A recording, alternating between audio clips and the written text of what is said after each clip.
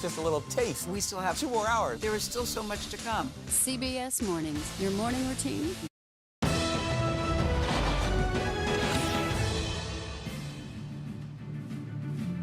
Hello, everyone. Thanks for joining us for a special edition of America Decides. I'm Lana Zapp. And I'm Alan Devlin. America has chosen the next president of the United States. CBS News has confirmed former President Donald Trump will once again live at 1600 Pennsylvania Avenue. This was a movement like nobody's ever seen before. And frankly, this was, I believe, the greatest political movement of all time. There's never been anything like this in this country and maybe beyond. Former President Donald Trump surpassed the needed 270 Electoral College votes early this morning to secure the victory. He'll now become the first president since Grover Cleveland to be elected to non-consecutive terms. He will also become the oldest president ever sworn into office when he takes that oath in January. The former president celebrated last night at his Mar-a-Lago estate, along with family, friends, and allies. Well, the race was not as close as many predicted. Trump beat Harris handily in several key battleground states. He also won the popular vote. That's something that he failed to do in the last 2 elections. CBS News projects Trump will also have help on Capitol Hill, with Republicans flipping control of the Senate. The House, though, remains a toss-up. We have team coverage following what's next. We're going to begin, though, with CBS News campaign reporter Olivia Rinaldi. You've been following the Trump campaign for us closely, Olivia. We are hearing Trump aides say that his transition team is moving quickly. What are the next moves for the president-elect's team? Yeah, good to be with you, Lana. We're hearing that the Trump transition team is likely to make quick work of these next few steps transitioning from the Biden administration to the Trump administration. I'm told that they're already starting to have several of those meetings that they'll be occurring over the next several days and weeks and months as we head into the next Trump presidency. It's likely to take place down here in West Palm Beach, which is where the campaign is headquartered. Now, that team consists of Howard Lutnick and Linda McMahon. Those are 2 of Trump's top donors and people who are close to him, often been traveling with him over the last few days, but also his 2 sons, Eric and Don Jr., and his running mate, Senator J.D. Vance. They will all be part of this transition, talking to different personnel, talking about different policy for the next Trump administration. But we also know that RFK Jr. and Tulsi Gabbard were named additional names that were added to that list back in August. That's a little bit of a nod to the big tent party that they believe they are creating of what they call the Make America Healthy movement in a nod to RFK Jr. And Trump last night was talking about his team that has surrounded him. That also includes his co-campaign managers, Susie Wiles and Chris LaCivita. Take a listen to what he had to say here about his team, about how he's feeling about this movement going forward. This is a great job. There's no job like this. This is the most important job in the world. Just as I did in my first term, we had a great first term, a great first term. I will govern by a simple motto: promises made, promises kept. We're going to keep our promises.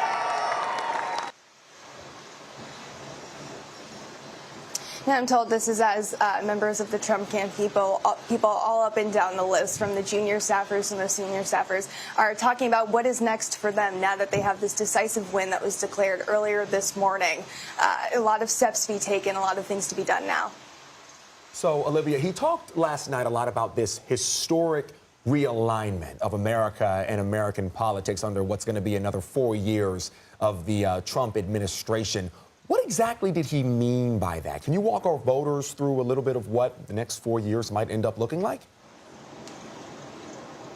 Well, it's a little bit of a twofold thing, a historic realignment of really the Republican Party. If you look at some of the people that broke towards the former president, they include a record number of Black Americans, record number of Latino Americans, particularly Latino men, suburban women still voting for Trump, Arab Americans in Michigan. So that's a little bit of the historic realignment there that he was talking about. But also his policies are going to be the starkest departure from the Biden administration. He's talking about strictly mass deportations for migrants that create crimes, and then later moving on to different migrants who are here in the country illegally. Also talking about excessive drilling and energy prices in the country. So that's a little bit what the historic realignment is, what Trump's administration could look like in the coming weeks and months. All right, Olivia Rinaldi there for us in West Palm Beach, Florida. Thanks. Well, we are still waiting to hear from Vice President Harris since the race was called. Earlier this morning, a dwindling crowd at what was supposed to be a Harris Wall celebration at Howard University in Washington learned they would not be hearing from their candidate at all as results were still coming in. We will continue overnight to fight to make sure that every vote is counted, that every voice has spoken. So you won't hear from the Vice President tonight, but you will hear from her tomorrow. Let's bring in CBS News campaign reporter Aaron Navarro from Washington. Aaron, thanks for being here with us. When exactly are we expecting Vice President Harris to speak today? And are there any early indications of what her remarks might actually end up sounding like? According to the Vice President's official schedule, we will see her speak at 4 p.m. this afternoon at Howard University behind me. We know that the second gentleman, Doug Emhoff, will be with her. Unknown yet if her running mate, Tim Walz, who we know is in D.C., will join her and speak as well. In terms of what she is going to say, we are waiting to see. This will be her first public remarks since the election was called. The campaign itself on this, what seems like a tense and touchy day for them, has also been quiet. But we expect her to acknowledge the results, and we also expect her to call former President Trump at some point this afternoon to officially concede.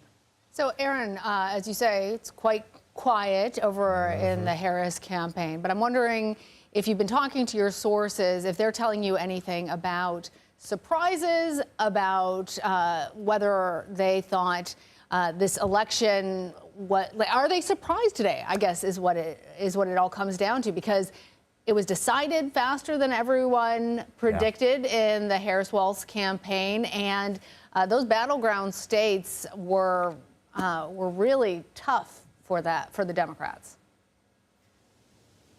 Now, the posture of the campaign going into Tuesday is that it would be close. They expected it to take a couple days. Even just talking to some staffers last night as the election results started trickling in, they had hotels here in D.C. for multiple nights, expecting to have a space at Howard to potentially declare victory. If it ended up that way, it did not. In part because Democrats I've been talking to say that the economy, immigration, they're grappling with how the party overall is talking to working class voters of any race and of any gender. And Aaron, this is eerily similar to 2016 when the Democrats thought they were going to win, did not, and then we saw Hillary Clinton end up not giving a concession speech the night of the election. Why do you think the campaign this time around decided to not have Harris deliver any kind of speech last night? She didn't even take the stage, was not seen on campus.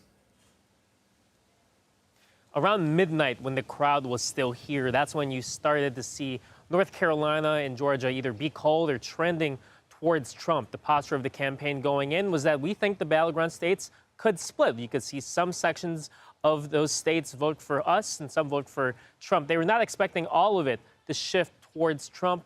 But as Cedric Richmond, the senior advisor, the only person to speak on stage here at Howard, said, he expected and said that there were more results left to be counted in big Democratic cities, in Detroit and Atlanta and Milwaukee. It just ended up being not as much turnout as they expected. All right, Aaron Navarro, thank you. So for more on the election results, I want to bring in our reporter panel now. Shelby Talcott is a politics reporter for Semaphore, and Braxton Booker is a national political correspondent for Politico.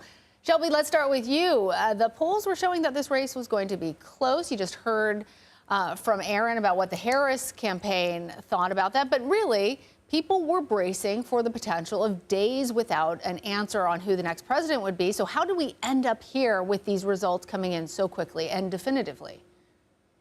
Yeah, listen, when I've talked to Donald Trump's campaign aides over the past few weeks, they certainly, most of them, believed that it was probably going to be an extremely tight race, just like Kamala Harris's team thought. Now, there were some people who thought if everything goes right for them, it could be this blowout scenario that we ended up having. But that was not the primary opinion within Donald Trump's campaign. And when I spoke to campaign aides last night, they sort of argued that one of the fatal flaws of Kamala Harris's campaign was that she focused too much on what they described as intangible issues, like democracy, like the January 6th riot at the U.S. Capitol, when so many Americans were more focused on tangible issues like the economy, like the cost of gas and the cost of groceries. Now, Braxton, over to you here. In 2020, Biden won 6 of the battleground states, but that was also an election where we saw a surge of mail-in voting due to the global pandemic.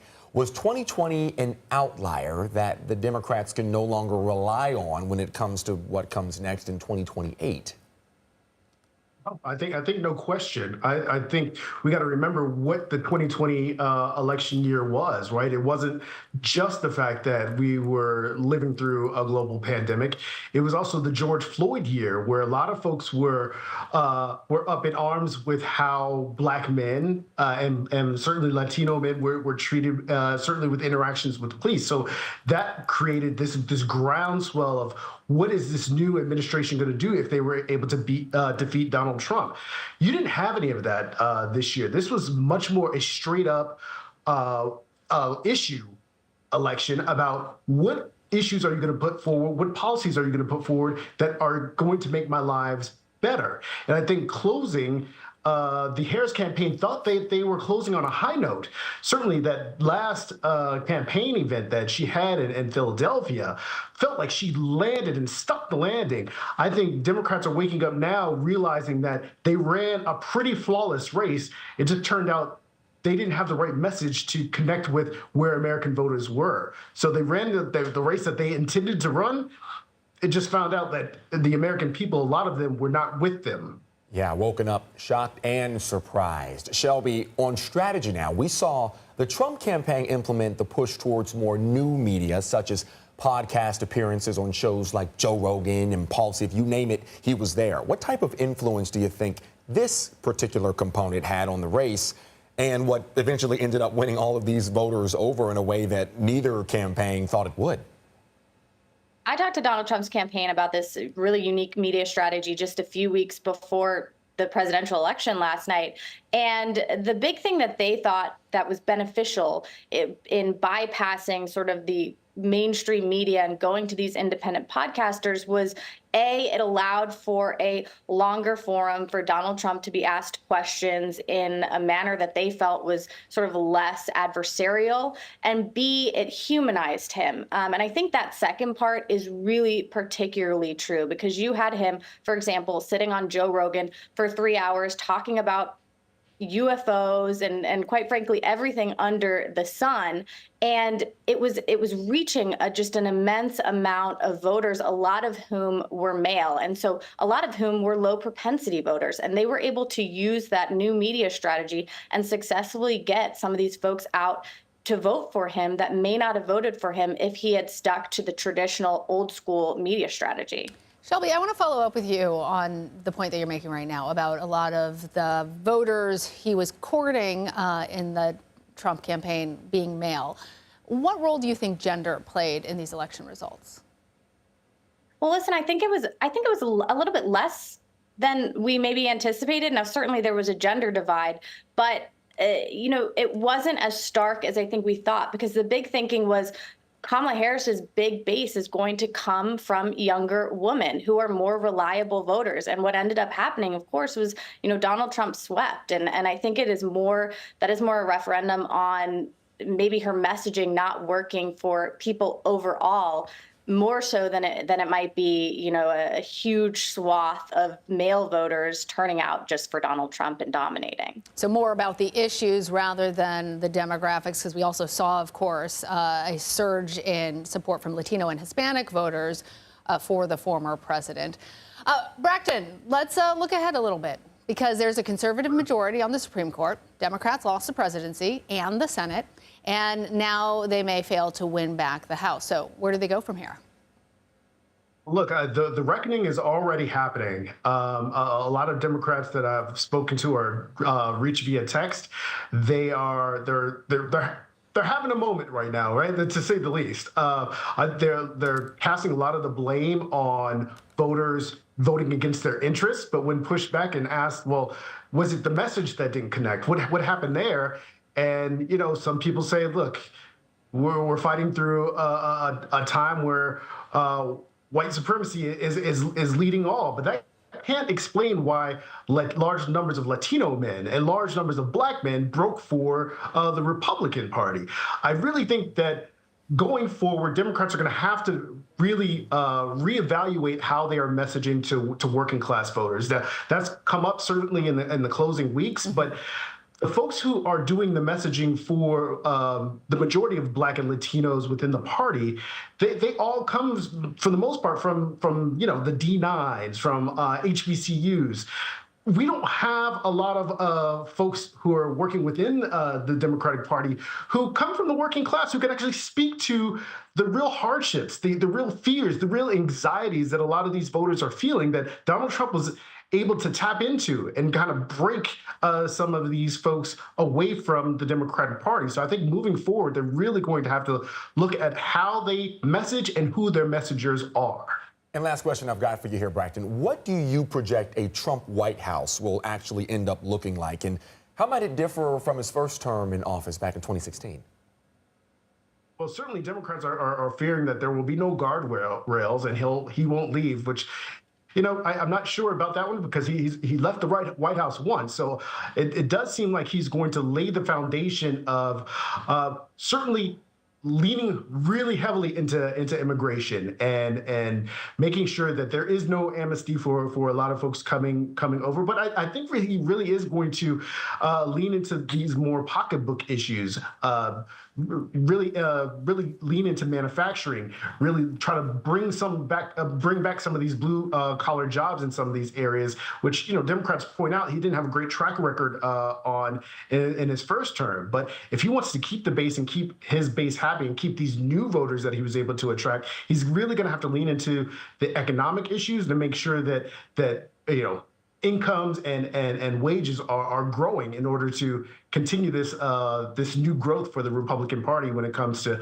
Black and Latino and other voters of color. And we're definitely going to dig more into those economic issues later today. A lot of work to do on both sides of the campaign, honestly. Shelby Talcott and Braxton Booker, thank you both. Abortion access was also on the ballot on Election Day. Coming up, how measures to protect reproductive rights fared in several states. This is a special edition of America Decides. Stay right here with us.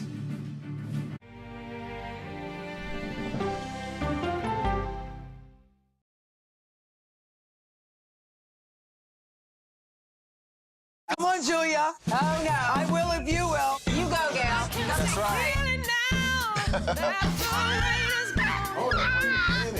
Let me see if you can find me. I want to make sure that my voice is heard, but also that I lift up other voices. You can't write a better script. Yeah, boy!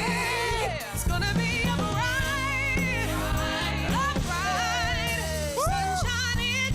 We'll see you 7 o'clock sharp.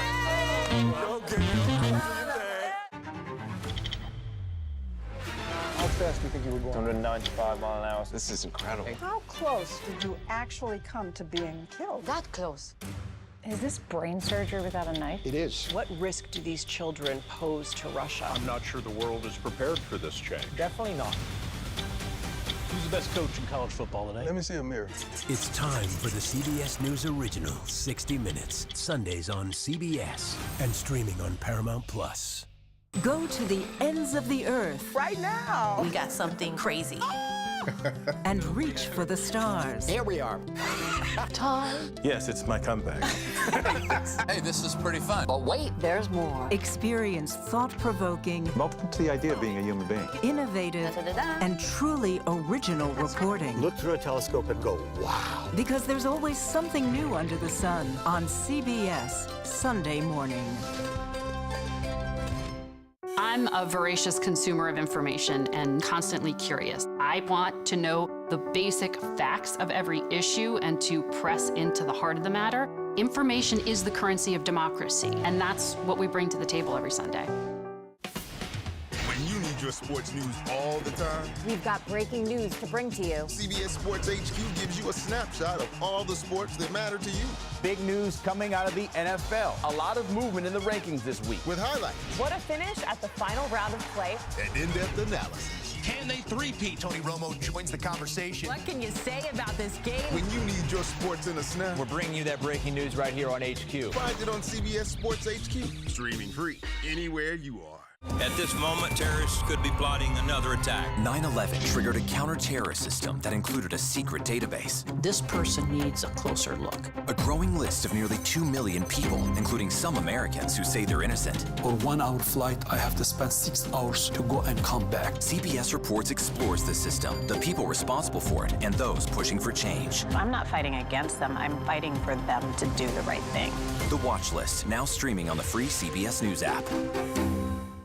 A CBS News investigation. People looking for love, finding their life savings gone. This could happen to anybody. And sometimes losing their lives. Anything for love.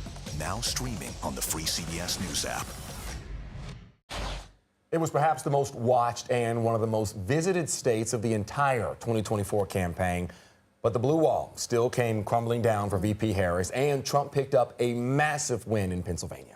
The Keystone State's 19 electoral votes made it the biggest prize of the battleground states. Harris actually spent her last full day of campaigning there. So what in the world happened? Well, CBS News correspondent Nikki Batiste joins us from Pittsburgh. She has answers to those questions. So, Nikki, both Harris and Trump spent so much time there in Pennsylvania. They made dozens of appearances in the months leading up to the election. This was a state that Biden won in 2020. So what do we know about how Trump was able to win it this go-round? It really comes down primarily to rural voters. And this is a state I know well. I grew up here, and I want to try to break it down. We hear a lot about Pittsburgh. We hear a lot about Philadelphia. It's a 6-hour drive between those two cities. This is a huge state with a lot of rural pockets, and those are the voters that came out and voted for Donald Trump. If you look at the map of Pennsylvania, it's a lot of red with a little bit of blue. And I talked with a lot of those voters yesterday. I grew up in a tiny county in rural PA in the middle of the state that voted 79% for Donald Trump yesterday. So there's one thing on their minds. The economy. That's what we kept hearing. The economy. These are people who have working class jobs, who are living paycheck to paycheck, who are going to the grocery store and weighing whether they can buy eggs or milk. And that is their reality for a lot of Pennsylvanians in these rural small towns. They want to hold on to their jobs, and they want change. They want Donald Trump, and that is what happened here. There's also a population of white Americans, white Pennsylvanians who maybe have some wealth, and they feel that Donald Trump will protect what they do have. I think that's a lot of what we saw here. We also, like much of the country, I think Kamala Harris's campaign was surprised by the number of women who voted for Donald Trump. I spoke with a voter who actually flipped her registration to Republican. Take a look at what she told me. Yes, and I was a Democrat my whole life until Trump. And you switched? I switched. Why? Because I just love everything he has to say, and he's for us, the American people. He doesn't need their money. He doesn't need to be a politician. He knows where all the bodies are buried, and they don't like it. It's the truth, and they don't like it.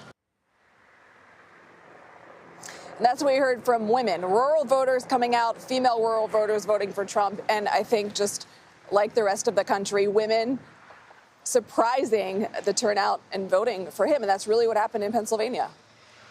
All right, Nikki, thank you as always. We're going to keep our eyes on that state for sure. One of the many successes for the Trump campaign in last night's presidential election came in your home state. Yeah. The battleground of Georgia.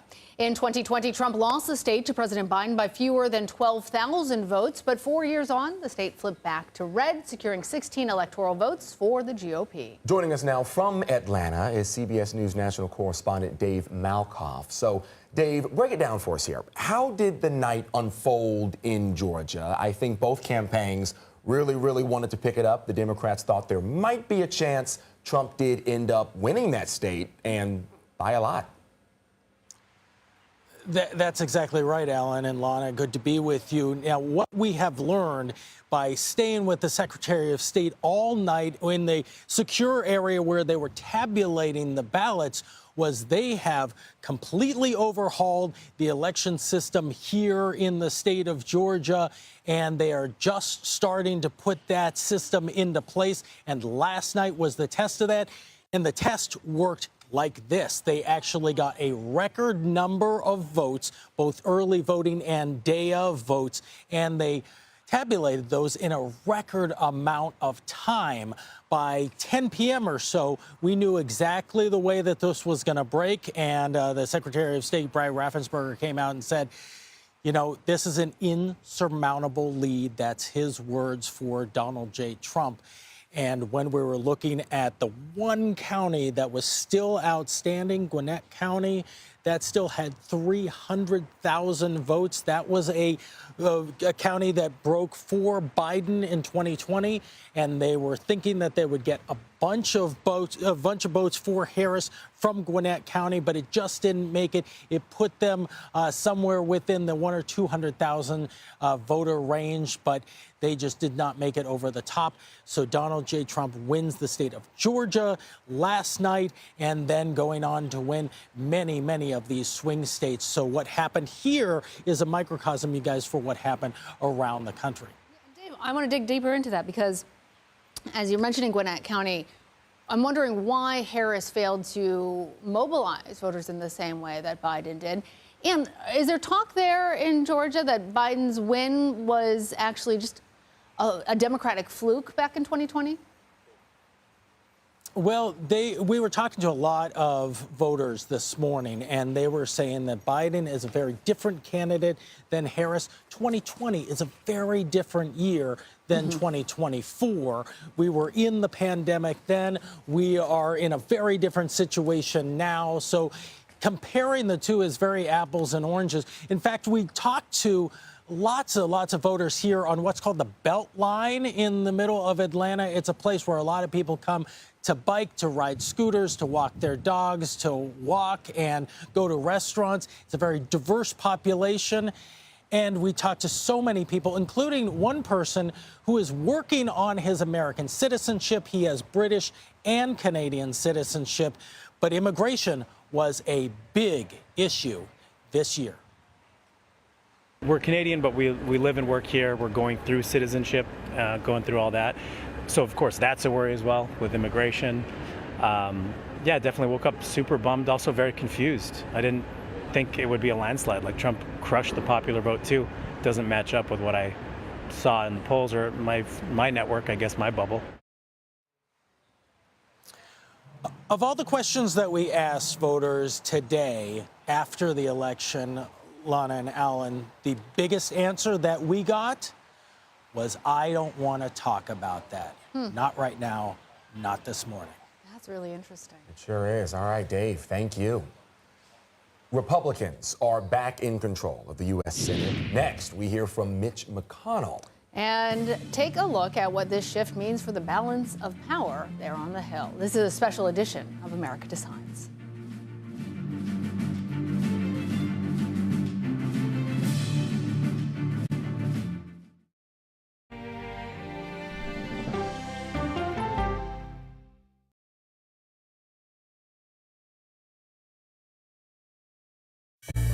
An original documentary from CBS reports. It was genocide, a deliberate effort by the United States government to eliminate the food source that was relied upon by Native American tribes. American bison were slaughtered and Native Americans displaced. And that's how tribes were subjugated to reservations and our lands were taken. But now, through conservation efforts at Yellowstone, Buffalo provided everything that we needed. Now they need help. a herd grows. We need to step up and help them. And a culture is reborn. When the buffalo return and come back, that's when our tribe will begin to heal. Yellowstone Bison Revival, now streaming on the free CBS News app. Oh, wow. Look at this. Let 60 Minutes take you on a private tour of the National Archives. So there may be treasures like this buried in boxes. Historical secrets from America's past. So this is original from 1778?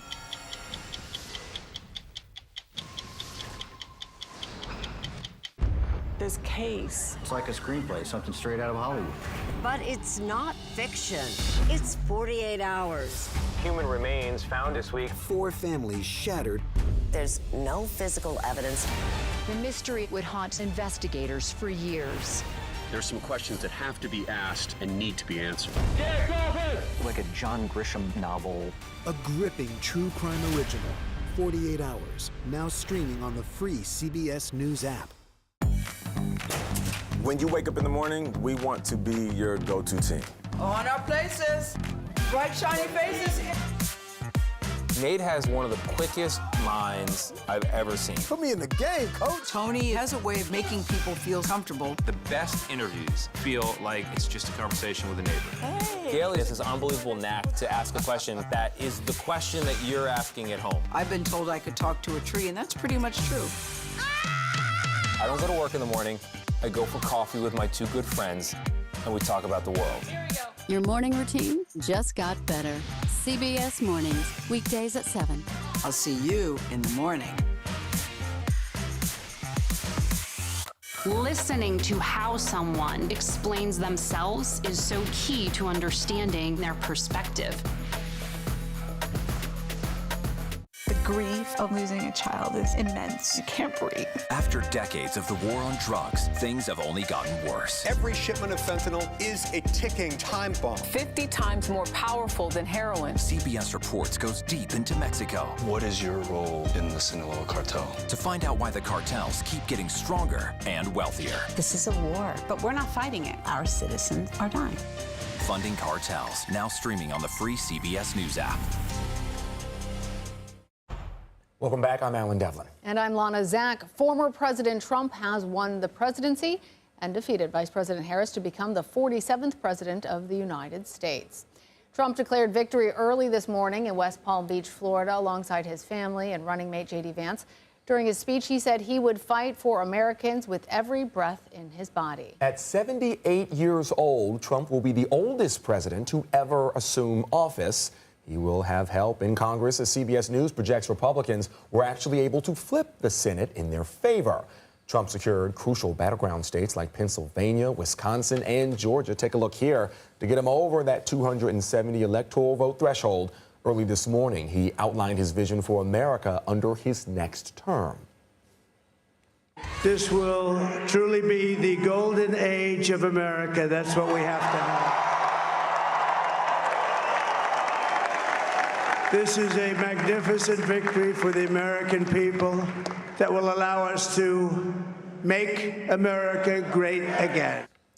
And his ability to control that agenda and get things passed is very much going to be dependent on which parties will control the 2 chambers of Congress. And for that, especially the House of Representatives, we still do not know the results.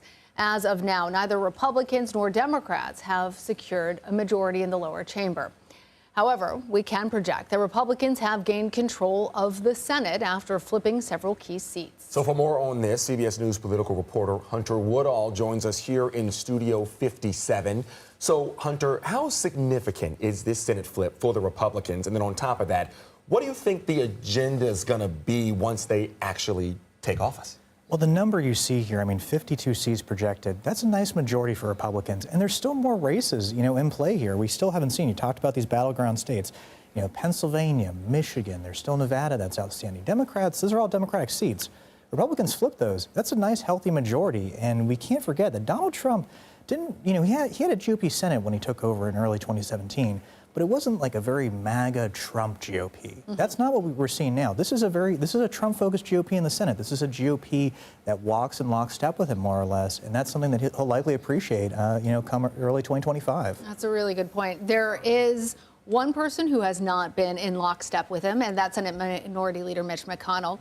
He addressed the congressional results earlier, so I want to play for our viewers a little bit of what he had to say. Well, I think one of the most gratifying results of the Senate becoming Republican, the filibuster will stand. There won't be any new states admitted that give a partisan advantage to the other side. And we'll quit beating up the Supreme Court every time we don't like a decision they make. So I think this shifting to a Republican Senate majority helps control the guardrails to keep people who want to change the rules in order to achieve something they think is worthwhile is not successful. And so there is a lot to unpack there, Hunter. Not the least of which is that McConnell said he was going to step down from his leadership position after the election. Who might we see him replaced by, and what will that portend for Trump's agenda? Well, this is one of the most interesting races in Washington, in the coming weeks. So you have South Dakota Republican Senator John Thune. You have Texas Senator John Cornyn. Very much they've been in GOP leadership and other roles. They're well known. They're well liked by Republicans. Then you also have Florida Senator Rick Scott, somebody who challenged McConnell a few years back, much more aligned with Trump. But again, this is a GOP that really does work with Trump, seems to like Trump at this point, so you're likely to see more of that approach. And what I'm so struck by hearing McConnell's words, he's been the leader on the Republican Party in the Senate since 2007. This is a massive change for Senate Republicans. Mm-hmm. So at the same time, we're still awaiting the results in several House races at this time. That one was not as easy or discernible late last night or early this morning. I know you've been on the clock for quite a while now. I understand it could be a pretty long while before we actually know what that's going to look like. That's absolutely true. And, that's the thing, sometimes the House just does take a while because even going through the math last night, as I had my, legal notepad out there, it was interesting because Democrats, they would win a seat in New York and then they would lose a seat in a state like Michigan. There's close races in Pennsylvania. Democrats were playing more defense last night than they likely anticipated. That's a big challenge when Republicans are having some success. There have been redrawn seats where they're winning in North Carolina. And right now, Republicans, Democrats, it's easy to see path for both of them. And it really will come down, I believe, to the California seats. And those can take a while to decide. And you talked a little bit as well about how the Senate is looking a certain way. It's more favorable for a Trump presidency. Do you believe the same thing implies with the House as well? Is this a more GOP Trump-centric House as it stands right now? Well, there's a bedrock of that very Trump, focused GOP in the House. And I did an analysis a few weeks before the election. Over 100 Republicans who objected to the election results on Jan 6th and the early hours of Jan 7th, they were running for re-election to the House or running for another term in the House. That just tells you how much of Trump's allies are really in that chamber, and that's just the bare minimum. And it's an interesting point that you raised earlier, that in the last go of the Trump presidency, there were Republicans that did not support his agenda. In this case, we're looking at a very different makeup of those members of Congress. If the House is in fact red, does that make a major difference for Trump's ability? Or if it's a blue House, will that be enough to put some guardrails on a full Trump agenda being enacted?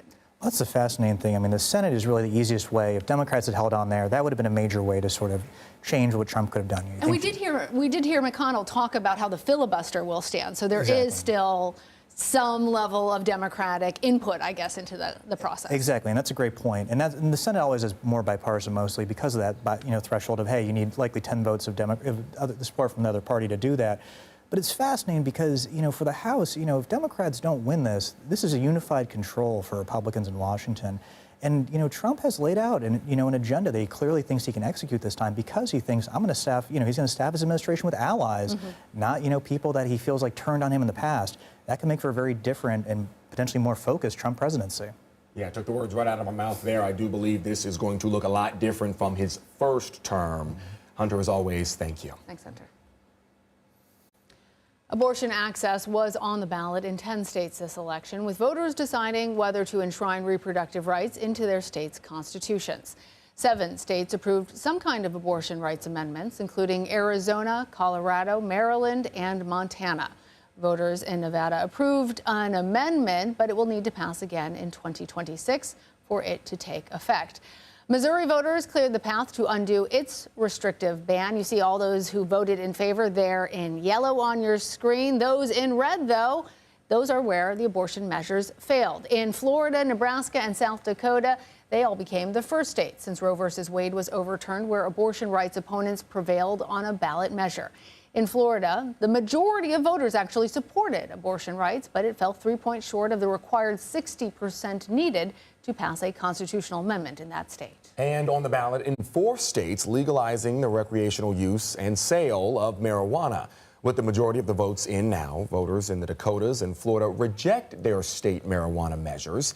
Nearly 53% of voters say no to Measure 5 in North Dakota, more than 56% voting against Measure 29 in South Dakota. Florida needs at least 60% of voters to say yes to Amendment 3, and votes for it sit at nearly 56%. In Nebraska, legalization did pass at the ballot box, but legal changes are expected in the state. Well, Donald Trump is still facing a slew of legal issues. We're going to explore what's next for those cases amid his election night win. And after the break, we're digging into how another Trump administration could impact the American economy. We'll be right back.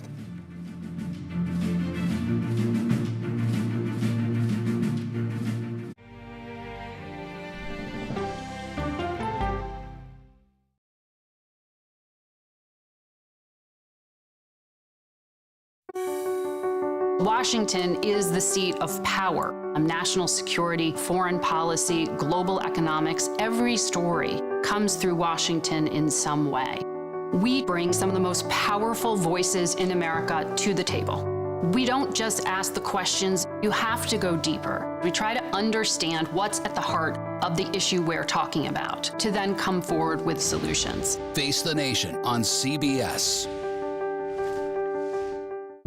The justices ruled that Harvard and the University of North Carolina violated the Constitution. In the aftermath of the Supreme Court decision to end affirmative action in college admissions, uncertainty sets in for some students of color. Affirmative action really gave us an equal opportunity. CBS Reports explores the historic decision and what it means for those chasing an opportunity to change their lives. I knew that college was the ticket to break this cycle. The end of affirmative action, now streaming on the free CBS News app. America Decides is your place for fact-based, unbiased reporting. At the White House, at the Capitol, on the campaign trail. What do you say to those in your party? Any cracks in the Republican Party? Our reporters and our anchors travel the country talking to voters like you about the issues that matter most. Immigration is really a factor right now that are going to be driving your decisions. What would you say to those who say, look, that's just democracy at work? Listening to you and bringing your voice into our coverage. I want a strong, proud America. Is democracy on the ballot in 2024? Let us help you decide. America Decides on CBS News 24/7. Stream our expanded 1-hour program Monday through Thursday at 5 p.m. Eastern. An original documentary from CBS Reports. AI is among the most world-changing technologies ever. Curing diseases, scientific breakthroughs, making lives better. They can help us with medical discoveries, scientific discoveries, doing better agriculture, having cures for things like Alzheimer's. It's also going to really transform the way we work. The uplifting potential of artificial intelligence is limitless. It gives you a friend, somebody to chat with 24/7 that is non-judgmental. He makes me feel loved and desired. And so are its downfalls. The problem with all this AI is that it's unpredictable and uncontrollable. The choices we make now will have lasting effects for decades, maybe even centuries. The ChatGPT revolution, now streaming on the free CBS News app. We are about to see American weapons in the hands of Mexican cartels. A gun pipeline to Mexico. We are arming the cartels. 100%, no doubt about it. Happening right under our noses. Who's doing something about this? Nobody. A CBS Reports exclusive. Most Americans have no idea that we are effectively arming the enemy next door. This is the story the American people need to know. Arming cartels, now streaming on the free CBS News app. The markets are open this morning, and the Dow surged to a record high amid news of another Trump presidency. The economy was top of mind for voters in this election. Trump ran on the promise of tax cuts and imposing new tariffs, which could end up raising prices for American consumers. I want to bring in CBS News business analyst Jill Schlesinger for more here. Jill, thank you for joining us. Give us a breakdown of some of the tariffs Trump is proposing and the impact it could end up having on our U.S. economy. Well, I mean, they had been talking about across-the-board tariffs almost on every country. And obviously, China has always been a focus. A lot of those Trump tariffs that were put on China were extended by the Biden administration. But to be clear, the tariff picture really complicates the story of economic growth, because if you look back in time, even just back to the Trump first administration, tariffs actually slowed down economic growth and caused prices to rise. And so it's going to be tricky. If these tariffs do come to fruition, they could actually increase the cost of some of the goods that we import from overseas. And you might say, well, okay, great, then I'll just buy the U.S.-made competitor. But in a lot of categories, there isn't a U.S.-made competitor. We kind of learned this with washing machines and dishwashers last time around. So we'll have to see. Generally speaking, tariffs are said to increase prices, which would also complicate the Federal Reserve's issue around trying to bring down the inflation rate. So, you know, we'll have to wait and see the details. Jill, I want to ask you more about what we can expect from the Fed, but as you were giving that answer, our viewers were seeing the New York Stock Exchange and a lot of green.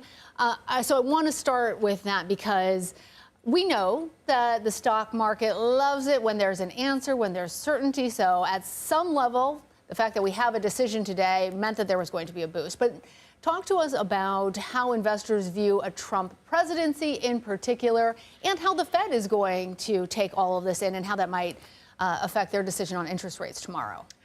Well, okay, so the first thing to remember is that from the Trump administration part one, now we have version 2.0, right? We know like kind of what the pathway is. And the pathway is lower taxes, right? And also an easier regulatory regime.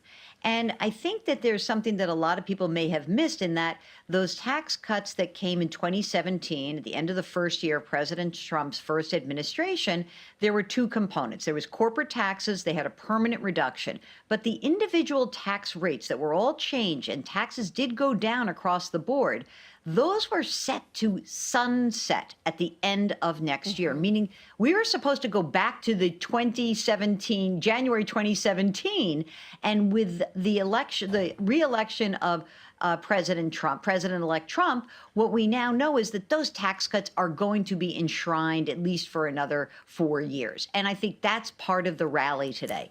But the other aspect of a less invasive regulatory regime can mean very good news for companies like banks.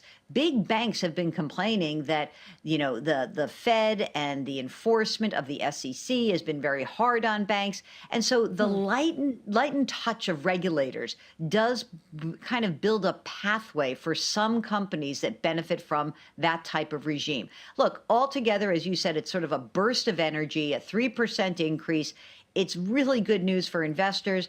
I will point out on the other side, for diversified investors, your bond positions are getting killed today. And the reason is that there is a sense among bond investors that we are going to see higher inflation. The Fed is going to have to keep rates higher for longer. And even if they cut, which they're expected to do tomorrow, that it will be a longer path to bring interest rates down for the Federal Reserve amid a Trump administration. All right, Jill Schlesinger, thank you.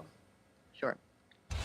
So the next Trump presidency will have an impact in countries around the world. Coming up, how global leaders are responding. This is a special edition of America Decides. Stay with us.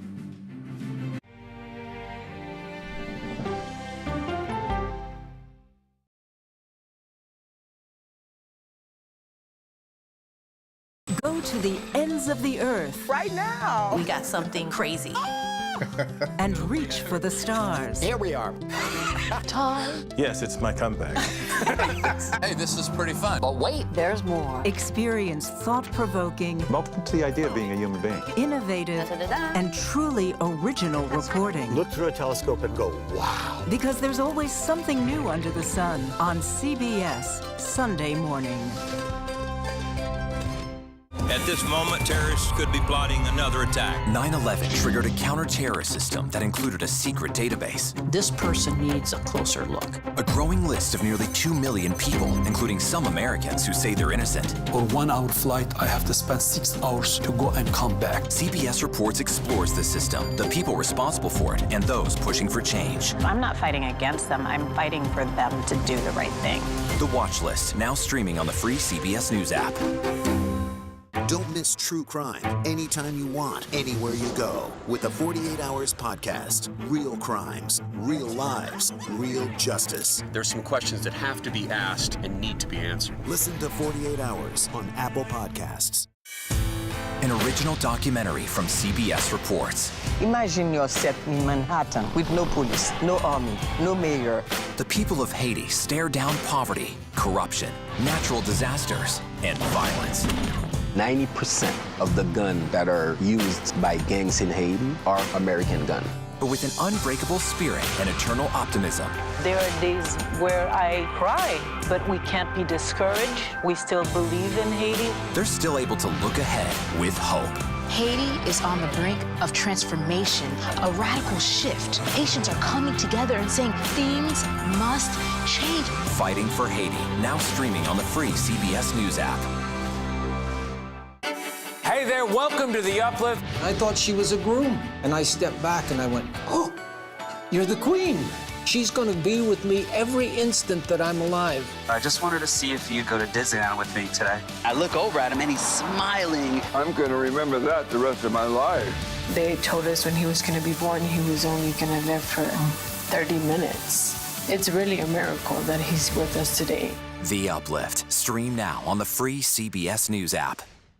When you wake up in the morning, we want to be your go-to team. On our places, bright shiny faces. I don't go to work in the morning. I go for coffee with my two good friends, and we talk about the world. Your morning routine just got better. CBS Mornings.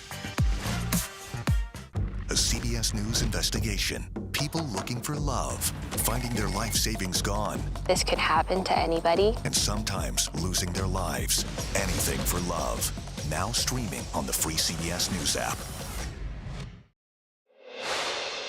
Welcome back to a special edition of America Decides. The country today processing the news of a second Trump presidency. And on that, I want to bring in CBS News election law expert and political contributor David Becker. David, is it fair to call this a blowout in favor of Trump? And how did he garner so much support in what was supposed to be a much closer election? Yeah, I mean, clearly there's, in the 21st century, our elections have been pretty close. The 2020 election was actually the largest margin of any presidential election in this century where Barack Obama wasn't on the ballot. I think it's likely that at the end of the day, 2024 will be even a slightly larger victory than that. So it was a very impressive political performance by President Trump and the Republicans. I think it was even more impressive public service success by the election officials all over the country who are facing years and years of disinformation, threats, harassment, and still perform so admirably even while foreign adversaries were attacking our system, trying to call in bomb threats and other issues to try to disrupt our system. The system worked very, very well. We had near record high turnout, probably just a shade under what we saw in 2020, probably nearly about 158 million, 159 million voters who cast ballots in this election once all the ballots are counted throughout the United States. And David, this election was decided very, very quickly compared to previous years. I was shocked when Georgia had 50%, 60% of their votes tabulated 2-3 hours after polls closed. CISA Director Jen Easterly says they saw no evidence of any malicious activity that had a material impact on election security. What does this say about the state of the electorate and security of our elections? Well, our elections right now are as secure, transparent, and verifiable as they've ever been. I think Jen Easterly is quite right based on what I saw as well. This election was likely the most secure ever. The 2020 election was previously the most secure ever. We run very secure elections in this country. We have almost all paper ballots. Well over 95% of all voters vote on paper ballots, which can be verified, recounted, audited to confirm that the machines counted correctly. Our voter lists are as accurate as they've ever been. Our infrastructure of our election technology is secure as it's ever been. And we've seen a lot of disinformation around that since 2020. But I think 2024 proved that our system works. Sometimes the voters choose different candidates. If your candidate loses, that doesn't mean the system didn't work and it wasn't secure. It just means the voters preferred a different candidate. All right, David Becker, thank you. Thanks. Reaction has been pouring in from around the world to Donald Trump's Election Day victory, with U.S. allies congratulating the 47th president. British Prime Minister Keir Starmer congratulated Trump on his election victory, calling it, quote, historic, and said he looked forward to the years ahead. French President Emmanuel Macron also congratulating the president-elect on his return to the White House, saying he's ready to work with him again. While Canadian Prime Minister Justin Trudeau called the friendship between his country and the U.S. the envy of the world, while congratulating Trump. Our Holly Williams is following global reaction to the U.S. election for us from Israel. So, Holly, thanks for being here with us, first up. And what more reaction have you been seeing coming in? Hey there, Lana and Zach. Well, look, many leaders of U.S. allies have sent fairly standard messages of congratulations to President-elect Trump. You just read some of them out now. But here in Israel, Prime Minister Benjamin Netanyahu is notably enthusiastic, calling Trump's victory history's greatest comeback and saying, quote, this is a huge victory. His office says the two spoke for 20 minutes tonight discussing Israel's security. The warmth of Netanyahu's reaction is perhaps not surprising, given apparent strains in the relationship between Netanyahu and the Biden administration over the war in Gaza.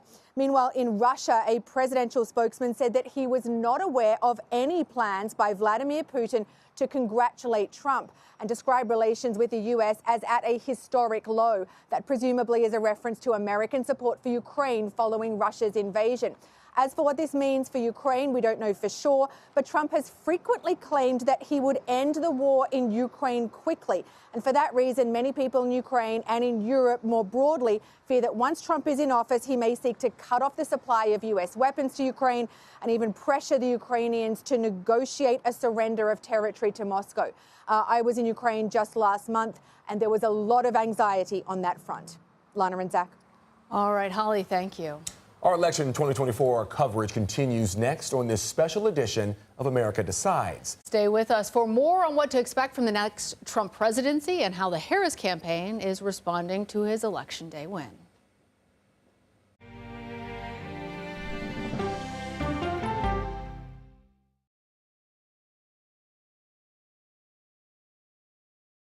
Okay, so let's just start at the beginning. Well, let me start with this. What is at stake here? What is the answer then? Do you know why? You want me to just keep going? Is that a good thing or a bad thing? Were there death threats? How is this possible? What's wrong with that argument? Are you saying they lied? Have you told the government that? Why won't you say the word crisis? You're not answering my question. This really Is that scary? Does that make sense? What do you mean? What does that mean? Did any of that make sense?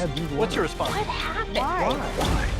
It's time for the CBS News Original 60 Minutes, Sunday on CBS and streaming on Paramount+. There is no more room in our city. New York City is receiving record numbers of migrants. Today, we're going to have more than 500 adults and children come through that door. Tensions rise as shelters reach max capacity. We don't have to take care of them. CBS Reports goes inside a crisis cities and families are facing as they fight to survive. The United States still has that glimmer of hope for people to come here. Fighting for a future. Now streaming on the free CBS News app. An original documentary from CBS Reports. Since you started La Soup in 2014, do you have any sense as to how much food you've rescued from the landfill? We've rescued 4.5 million pounds. I can't even fathom how much food that is. And that's one little person in one little city in America. We're going to call this chicken piccata. We did 450 of these meals today. This is the exact dish that you and I are going to have. Yep. Oh, my God. Is it good? Mm-hmm. Having a plan of how to keep people fed should be in every single city. If we eliminated food waste, could we eliminate hunger? Yes. Eating Trash, now streaming on the free CBS News app. America Decides is your place for fact-based, unbiased reporting. At the White House, at the Capitol, on the campaign trail. What do you say to those in your party? Any cracks in the Republican Party? Our reporters and our anchors travel the country talking to voters like you about the issues that matter most. Immigration is really a factor right now that are going to be driving your decisions What would you say to those who say, look, that's just democracy at work? Listening to you and bringing your voice into our coverage. I want a strong, proud America. Is democracy on the ballot in 2024? Let us help you decide. America Decides on CBS News 24/7. Stream our expanded one-hour program Monday through Thursday at 5 p.m. Eastern. When people say who's first to get in the morning, that would be me. Morning news matters because it sets the tone for your day, and it's a way of getting you started. Day to day, that first draft of history, it happens right here. We're going to uplift you. We're going to send you out your way. We'll take you places. We teach you new things. And we make you feel like, it's not all bad. People say to me, you always seem to be having a good time. And you know what? You're right. Your morning routine just got better. CBS Mornings, weekdays at 7. CBS News, 60 Minutes, Sunday on CBS. Superstar approaching, superstar approaching. Just get your popcorn and get ready. Come on, Julia. Oh, no. I will if you will. You go now. Yeah, boy!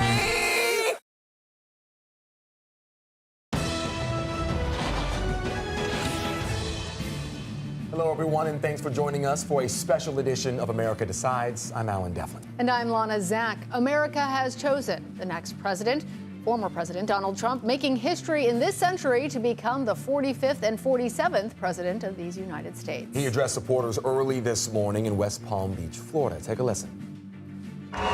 This was a movement like nobody's ever seen before. And frankly, this was, I believe, the greatest political movement of all time. There's never been anything like this in this country, and maybe beyond. The blue wall Democrats had been hoping for did not materialize. Trump took every battleground state that was called and leads in the remaining states. Trump also did something that he had not been able to accomplish in the past 2 elections. He won the popular vote. CBS News campaign reporter Torian Small is in West Palm Beach, Florida for us, following the Trump team. Torian, thanks for being here with us. We're hearing Trump aides say his transition team moving quickly. What are the next moves for the president-elect's team here on pretty much day one? Yeah, Trump officials tell CBS News that these meetings around Trump's transition will happen over the next couple of weeks, and it will also take place here in West Palm Beach. Who that looks like, who will be advising that, is still yet to be seen, but J.D. Vance and Donald Trump has previously stated that they're looking to include some of their late-game surrogates in these conversations, including RFK Jr., Tulsi Gabbard, and other prominent figures who came out like Elon Musk to endorse the president and take him across the finish line. Hey, Torian, you mentioned J.D. Vance, and there hasn't been a lot of conversation about him. It's been mostly focused on Trump today. But given the relationship that Trump had with his last vice president, I'm wondering if you can give us some insight into how Trump and Vance work together. Yeah, they are clearly on the same page. J.D. Vance has had to defend his previous stances against Trump, saying that he's turning the page after seeing his first term in office. J.D. Vance now is looking to push ahead this idea that another Trump term means prosperity for everyone. This is J.D. Vance, what he said last night after they declared victory at the convention center here in West Palm Beach. And under President Trump's leadership, we're never going to stop fighting for you, for your dreams, for the future of your children. And after the greatest political comeback in American history, we're going to lead the greatest economic comeback in American history under Donald Trump's leadership. On the trail, J.D. Vance served as the chief messenger for the Trump campaign. And again, his closing arguments in these final days were inflation and immigration, and once again underscoring that a Trump economy would fare much better than a Biden economy. And so, Torian, which demographics pulled through for Trump here in this election? The short answer, all of them, pretty much. You've got African-American men and women. You've got Latino men and women, both showing up for Trump more this time around than they did for Biden and the Democrats back in 2020. What else was on the table there?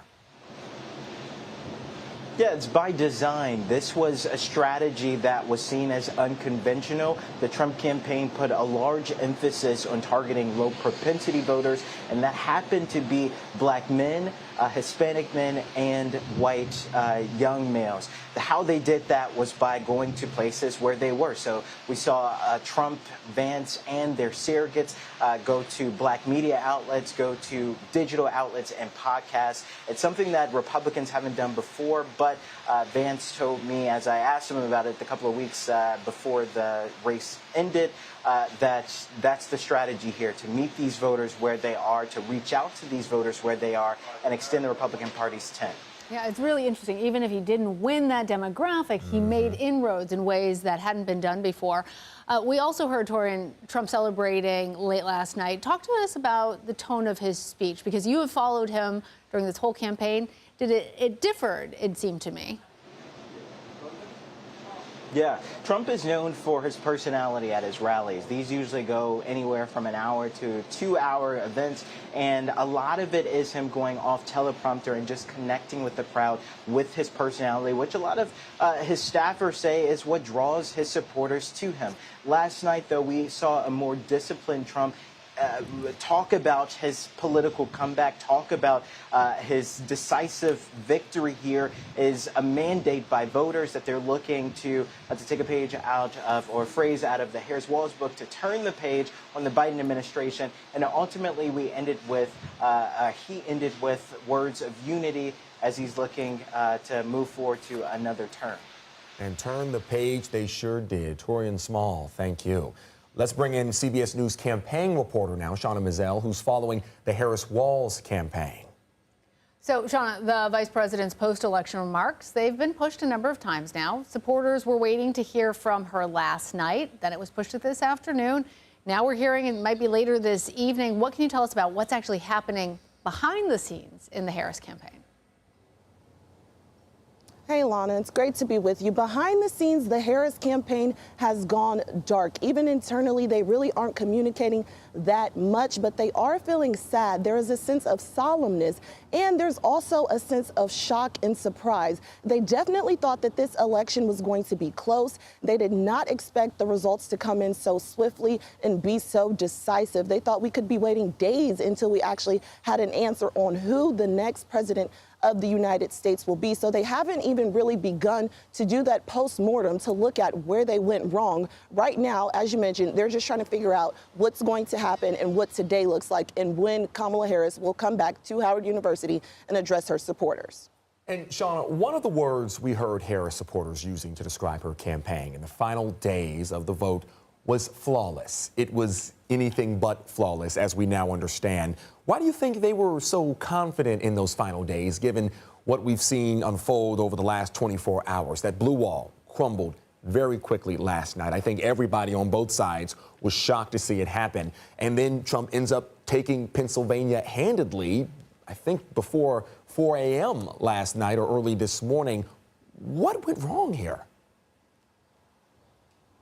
Well, I think, as has been said, this was a vibes election, a vibes campaign. And so they could have been looking at the vibes. They had a lot of celebrity endorsements. You had Cardi B, you had folks like Ricky Martin. So they were reaching out across the diaspora and really trying to increase their voter block, not just going to traditional Democrats, but reaching out to conservatives and expecting that endorsements from folks like Liz and Dick Cheney could actually help them and pull them across the finish line. They even were hoping that some of those comments made at that Madison Square Garden rally by former President Donald Trump's surrogates and supporters would be damaging enough to help them with voting blocks like Puerto Ricans and Latino voters. But what we saw is that was just not the case. You had black men coming out in support of former President Donald Trump, as well as Latino men. And so that was a big part of it. But I also think they expected abortion rights to be a very potent issue. As we know, this was the first presidential election since the Dobbs decision that essentially gutted those federal rights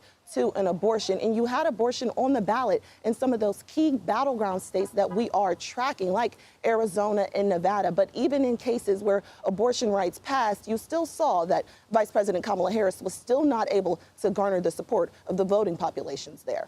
All right, Shauna Mizell, thank you very much. We also want to bring you now some breaking news. CBS News can project at this point that he has become the winner of Michigan and those electoral votes. That, again, part of that blue wall. Again, at this point, a projection from CBS News that is happening right now. Former President Donald Trump, the projected winner of Michigan. All 15 of those electoral votes going towards the former president. And we were just talking about that blue wall completely crumbling. We could see it was going this way towards Donald Trump. We now have that confirmation. The Harris-Walz campaign did not get a single blue wall state outside of, what are we looking at here? Maybe Minnesota. But it's a tough go for the Democrats, a strong showing for the Republicans here. Again, Donald Trump projected to win Michigan. Now, despite Donald Trump's election night win, he still faces 4 criminal indictments and a potential sentencing later this month. Trump and his allies were indicted both in Georgia for allegedly interfering in the 2020 election. Some of those charges were dropped. It's now on hold while a state appeals court considers Trump's request to get the district attorney, Fani Willis, removed from the case. Trump was also found guilty in May of 34 counts of falsifying business records in New York. Meanwhile, his federal election interference case is currently on hold pending an appeal, and his federal classified documents case was dismissed in July. But you'll recall special counsel Jack Smith has appealed that decision. Rebecca Green is an election law professor at William and Mary Law School and joins us now to talk more about the future of these cases. So, Rebecca, the president-elect is facing a sentencing later this month in the financial fraud case. What can we expect to happen there? Well, I think that Trump's strategy of delay is sort of what we've seen bear out in this process, and it's certainly paid off given what happened last night. And I think we can see some real pushback, likely, on all fronts in all of these cases. I think it will be a very tough call for the sentencing judge to sort of figure out how to navigate, sentencing a president-elect. But I think, the constitutional duties that incoming President Trump will have will certainly be weighing heavily on the judge in that case. And Rebecca, you heard me remind our viewers what was happening in terms of special counsel Jack Smith's cases. The president-elect has said also that he plans to deport the special counsel, Mr. Smith. Where do those cases stand? What happens next? Yeah, so the Department of Justice across different administrations has agreed on the principle that it should not prosecute a sitting president because of the constitutional duties that sitting presidents have. And so I think we can expect to see a push on that theory by a Trump administration that those various prosecutions should be sidelined while he's president. So where do you think, or where do the January 6th cases stand at this time? Can Trump pardon all of those people that are convicted?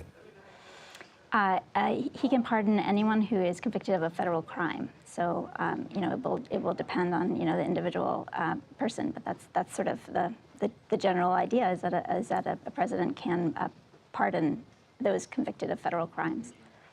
All right, Rebecca Green, thank you as always. It is a special day, a special edition of CBS News America Decides, and we are bringing you all of the updates because there are still several states that we are waiting for the final tally of those ballots, as well as several House races, some Senate races as well. We do have a projection from CBS News. We have now projected that the former President Donald Trump will win Michigan, a former blue wall state. So former President Donald Trump now sitting at 291 electoral votes. As a reminder, 270 were what were required to win. For more on the election, I want to bring in our political panel now. In Florida, we have Hogan Gidley. He is the former national press secretary for the Trump campaign and served as the principal deputy press secretary in the Trump administration. And here with us in Studio 57 is president of Solitary Strategies and Democratic strategist, Chuck Rocha. Hogan, I'm going to start with you. It is a big day for your team. How do you see this decisive win impacting the future trajectory of the Republican Party? Because in so many ways, the former president has remade what we think of when we think of the grand old party. No question. The coalition he built is historic, with record numbers of African Americans coming on board to support Trump, Hispanics as well. flipping some of the districts and the counties, rather, that have never gone for Republicans have gone for Donald Trump. Really an impressive win. The mandate is clear, not just winning, obviously, a massive landslide in the Electoral College, but the popular vote as well. So there can't be a claim that, oh, well, we won the popular vote, we should have some kind of say here. This is really big for the president. And honestly, his campaign focused on a couple of simple messages. Are you better off than you were 4 years ago? The people said no. And also, Kamala Harris broke it, and I can fix it. And you know that because he was president already, and we had record-setting success. Those messages were simple, they were clear, and they were obviously well-received, regardless of what the press tried to say or what the Democrats tried to say. The American people wanted a change. They wanted improvement. They wanted a return back to Donald Trump. So now here on the other side, where do you think the Democratic Party actually goes from here? And will this have a chilling effect on future attempts to have a woman at the top of the ballot? I think that there's going to be a lot of stuff that needs to go around for everybody to have a conversation about exactly why did this happen last night.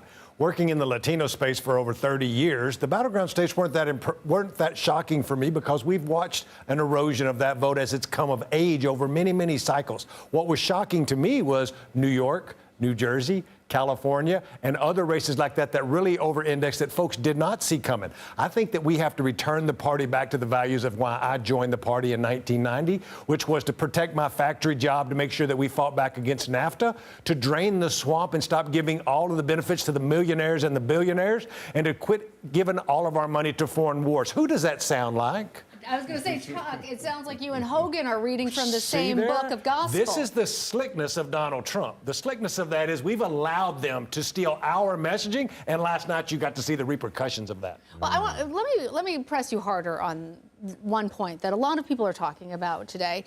We saw the Democrats put up a female candidate.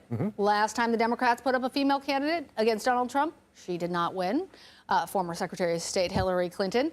When we saw the Republicans considering between Governor Nikki Haley, a female, and former President Donald Trump, she also didn't prevail. How much did gender play a role in this? I think if you say it didn't play a role, you're an idiot. I think that it definitely played a role, but I do not think it means that women aren't qualified to be president or that we can't elect one. I think it's just been the wrong time for both of them. Last night, Donald Trump made himself the change agent, and they hung Joe Biden around the neck. So that's why. All right, Hogan, let's get you back into this conversation because I know you are eager to do so. Let's talk about how you think Trump's going to approach the presidency this time around. How is this going to differ from the last time you and I were hanging out in the West Wing and asking you questions when you were representing the press office and I was a political reporter there? Yeah, you know, I think anybody who comes to an experience, having done it before, is going to have a whole lot more wisdom, a lot more discernment, a lot more knowledge of the actual office itself. And so Donald Trump gets Washington, D.C. in a way that he didn't get it before because he wasn't a mayor, he wasn't a governor, he wasn't a senator. He didn't understand the ebb and flow in that town. Now he does. And with a unified government, both having the House and the Senate, he can do a lot more things a lot more quickly for the American people because he's going to have a 100-day sprint here. You and I both know everything he does is probably going to be challenged from now until then. But for the most part, the American people stood up and said they wanted change. They wanted a return to those America First policies and America First principles. He gave them that before. And so now with his understanding of the minutia, if you will, or the inner workings of Washington, D.C., you're coming to this a second time around with a fresh set of eyes, and you've got that hindsight that is always 20/20 to help you along the way to avoid the pitfalls, the stumbles, and also keep your head down and move forward for the American people. I think he's going to do that really quickly. Are we to expect Elon Musk, RFK Jr. are going to be members of the administration? Well, it depends. I mean, obviously, there are a lot for them to consider, too. You have to be asked first, and it's always nice to be asked to dance, even if you don't want to. But regardless, they've got to figure out what they're going to do with their own finances. So they're going to put those on hold. They're going to divest all the things, all the questions you have. But Donald Trump was pretty clear. He wants to cut government waste, of which there are billions and billions every single year. Elon can help do that. And obviously, he wants to make America healthy again. And with some of the policies and some of the positions that RFK Jr. has, he'd be perfectly suited for that, too. A long way off for a decision there with Donald Trump and who he's going to ask. But, you know, these things are the questions that will get answered sooner rather than later. I said a long way off, but I guess in Trump world, a long way off may be a couple of hours. But nonetheless, I think those decisions are going to be made quickly, and they're going to be made in connection with what the American people wanted and what they got with these votes. All right, and Chuck, I want to bring you back in here. Did Harris make a mistake trying to win over moderate conservatives instead of focusing on the left, rallying the left, especially in places like Michigan, where not only did we just see Donald Trump take the state, but there were protests there against the Harris-Walz campaign? There were 47,000 people in Wisconsin that voted for Nikki Haley. It's not a bad strategy to go try to get them. 158,000 of them in Pennsylvania. You should be able to do both at the same time. Campaigns have become very, very modernized, where strategy and targeting becomes a thing. You've got to be able to go to swing voters, but also confirm your base. Be in black neighborhoods, talking to black men, talking to Latinos in Reading and Allentown, which we've covered a lot here on this network. You've got to be able to do all of that. What we proved last night and was proven to us is that that wasn't resonating and something wasn't landing. I don't know if it's the day of new media where you have to be in certain devices or in certain areas, but there are highlights for Democrats out there that show paths forward, like Ruben Gallego in Arizona, who is probably going to win that Senate race and overperform with Latino men, so there is a path back. I want to ask you both really quickly a similar question. Chuck, does he have a mandate? I do not think so. All right, Hogan, I imagine you're going to disagree with that, but given what you think is probably a very strong mandate, might we hear more about Project 2025, which at one point the Trump campaign was shying away from, but now if it feels like you have a mandate, are you going to go for it? Yes, he has a mandate, and no, you're not going to hear about Project 2025 because, as Trump said, he didn't have anything to do with that. This is kind of a misread, I think, by the media, and quite frankly, my good friend Chuck may be a little off here. It's simple. Were you better off? Are you better off today than you were 4 years ago? You weren't. You can't afford gas and groceries. Donald Trump talked about that. The border is wide open. Donald Trump talked about that. He doesn't like wars breaking out all over the world. Donald Trump had prescriptions for that, too. He had solutions to the problems the American people face. And the problem with Kamala Harris is you can't sell a bad product. She's inauthentic. She's less likable than Joe Biden. She's more radical than Joe Biden. The American people saw that. And it turns out, regardless of race, religion, color, creed, gender, you want to be able to have a better way of life, a lower cost of living. Kamala Harris and Joe Biden did not make that happen. Donald Trump did, and he's going to do it again. Very informative back and forth there. Hogan Gidley and Chuck Rocha, thank you both so much for joining us. Thanks much. Donald Trump is the president-elect, so what does this mean for the economy moving forward? We'll discuss next. Stay right here with us.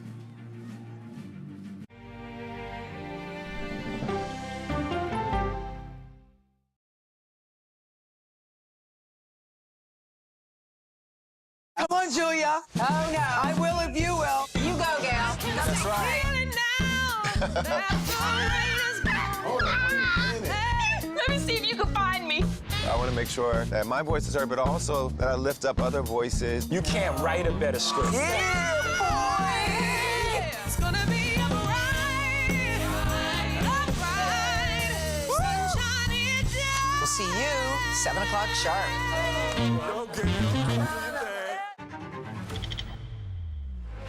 How fast do you think you were going? 195 miles an hour. This is incredible. How close did you actually come to being killed? That close. Is this brain surgery without a knife? It is. What risk do these children pose to Russia? I'm not sure the world is prepared for this change. Definitely not.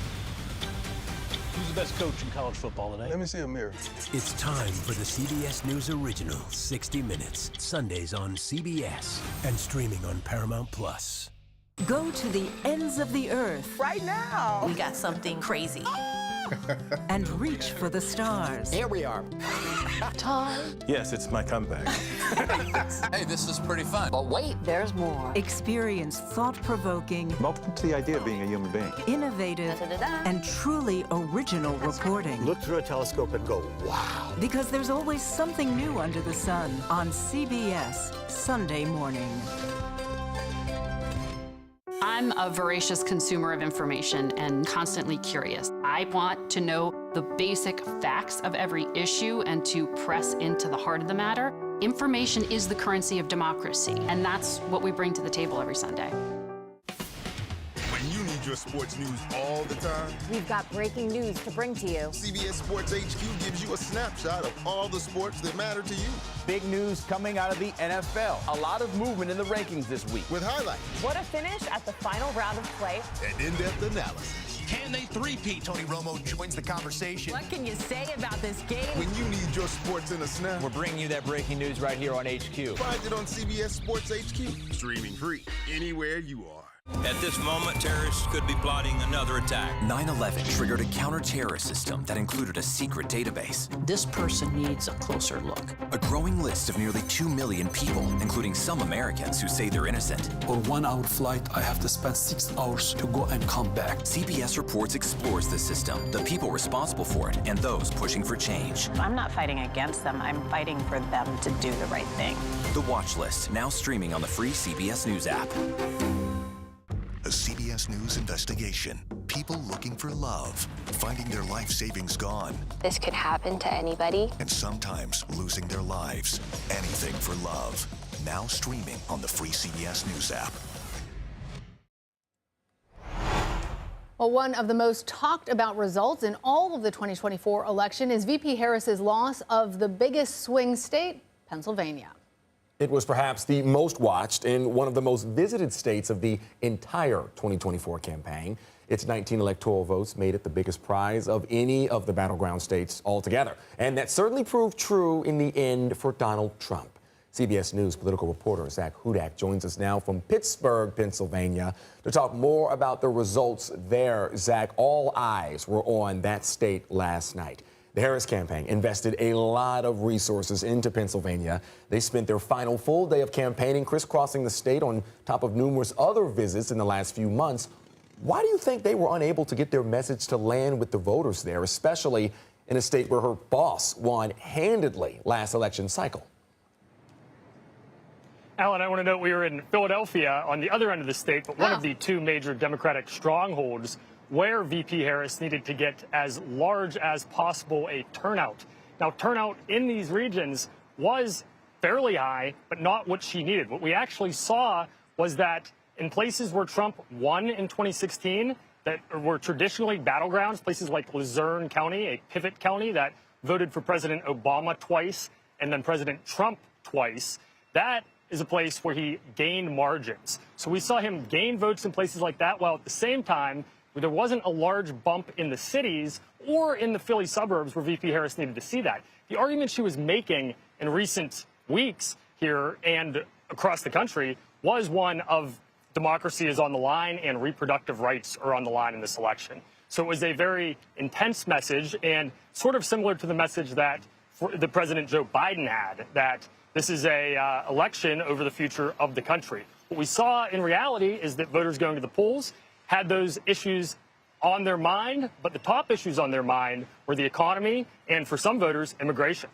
And as you were talking to us, Zach, we put up the poll results from Pennsylvania voters and the strong unfavorability rating that the vice president has or had among those voters. There are some folks wondering today if President Biden should have done a better job of helping Harris, setting her up for success, a better succession plan, waiting until the last moment to decide not to run, to turn things over to his vice president. How is Joe Biden a factor in Harris's loss in Pennsylvania? Alana, the short answer is that he was a drag on Harris in Pennsylvania. And if he had been here more for her, it probably would have hurt her more. We have heard from voters repeatedly that they are unhappy with the status quo and with the current administration. So any association that VP Harris had with him was actually hurting her for the most part. That also includes his ability, or I should say proclivity, for gaffes. He, just in this past week, seemingly accidentally called some Trump supporters a floating pile of garbage. And even though he immediately cleaned up those remarks, the Trump campaign seized on that. So if anything, Joe Biden was a liability to Kamala Harris and a major weight on her in the Keystone State here. All right, Zach Hudak reporting from Philadelphia. Thanks, Zach. The crumbling of the so-called blue wall of swing states, battleground states, that was key to Trump's victory. Up next, how his campaign won over voters in Wisconsin. We'll be right back.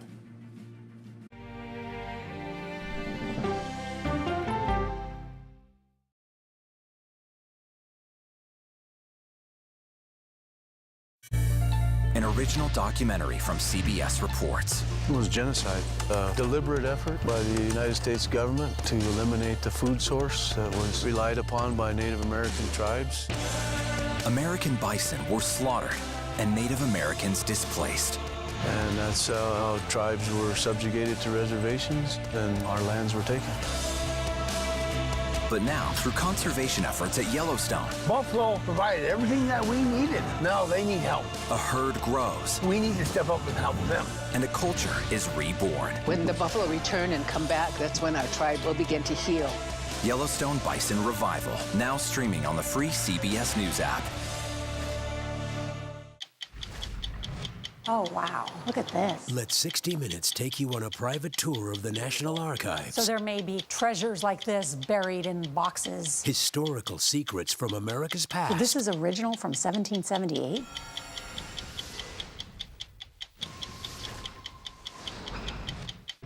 This case. It's like a screenplay, something straight out of Hollywood.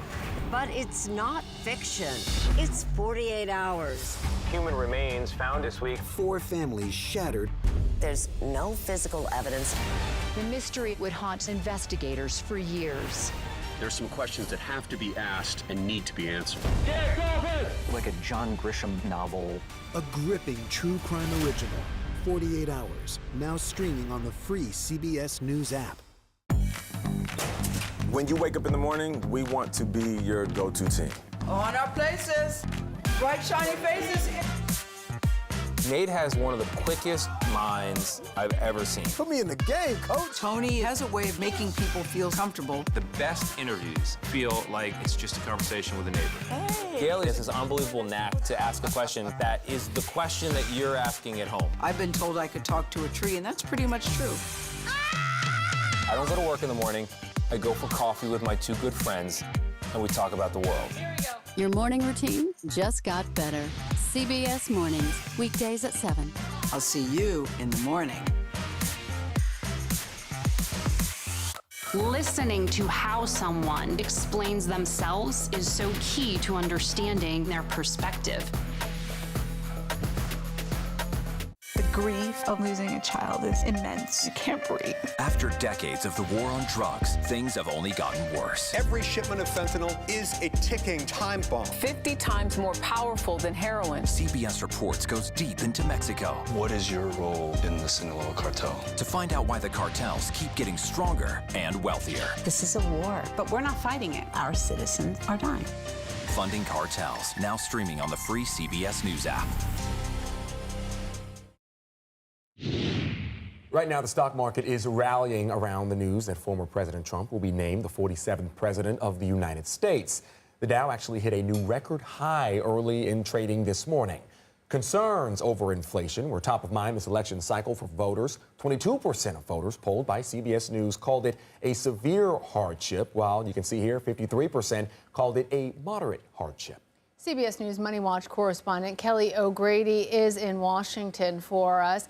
Kelly, it was a much different economic landscape last time with Trump as president. There was a global pandemic that was weighing on economic growth. People were sheltering at home. Businesses were closing their doors. Is there more promise for the U.S. economy this time around? You know, Lana, I think there definitely is. And you also have to think about pre-pandemic where the economy was. We were humming along under former President Trump. And I think voters remembered that. And a lot of the folks that voted for him said, well, you know what? I want to go back to that. I want to go back to what my pocketbook felt like then. In terms of what his term would mean for the economy, it's really hard to parse out. He suggested a lot of policies with very few specifics. So tariffs is a really good example. He's suggested imposing a 10% tariff on all goods imported into the United States. That could absolutely spike inflation, but he's also said, well, that's actually a negotiating tactic. So you could see increased revenue into our coffers and better economic conditions. Another great one is tax cuts, right? Americans could get some relief there, but that could also increase our debt. So just with every policy, there hasn't been enough details from the former president, but there could be good, there could be bad. As you said, though, the Dow right now, it is up close to 1,500 points. Investors really like this. They like the outlook for what it means for corporations. But as we all know, what happens with the market doesn't always mean exactly what's happening with your pocketbook, Alana. Yeah. All right, so let's combine two of the biggest components of this election, which is immigration and the economy. What kind of economic impact could the deportation of illegal immigrants have on our economy? So look, if it happens overnight, it would be huge. You're going to have a lot of laborers that aren't there.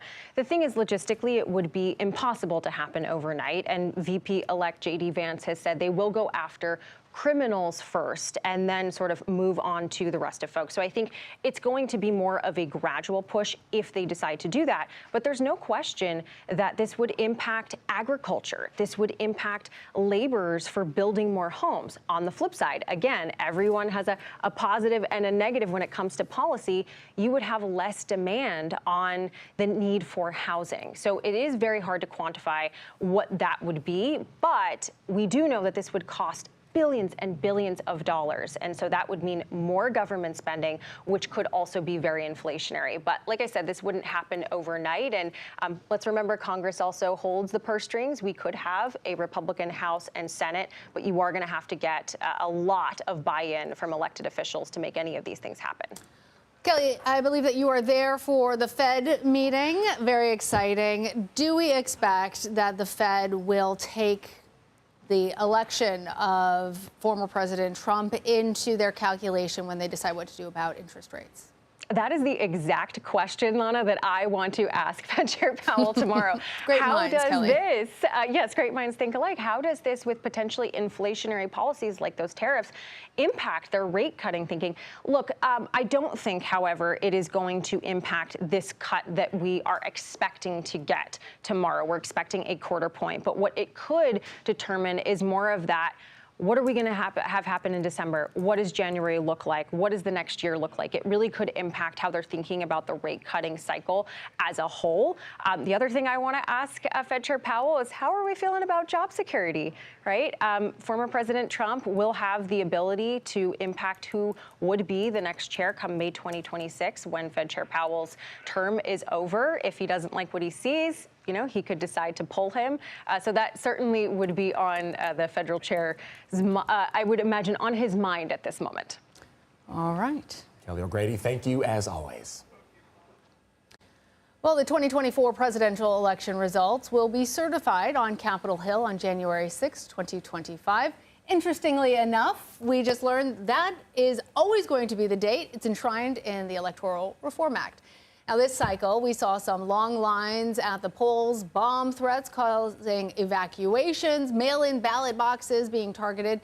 Might all of these factors or legal challenges further complicate the final certification? That is the question, a great question at that. For more analysis, I want to bring in Hunter Law School Professor James Sample and former Pennsylvania Secretary of State Kathy Boockvar. So let's start with you, James. Might we see any legal challenges in this election as it stands right now that might draw out the certification process as we move forward in the next several months here? I don't think we will. I think we've already seen numerous lawsuits and election-related challenges. In fact, amazingly, because the timeline for challenging the results of an election has moved up so far that we're now challenging results even before they happen, 2024 has already witnessed more election-related lawsuits than 2020 did, which is going to go down, of course, as the historic moment for lawsuit election challenges, short of Bush v. Gore, but certainly in terms of volume.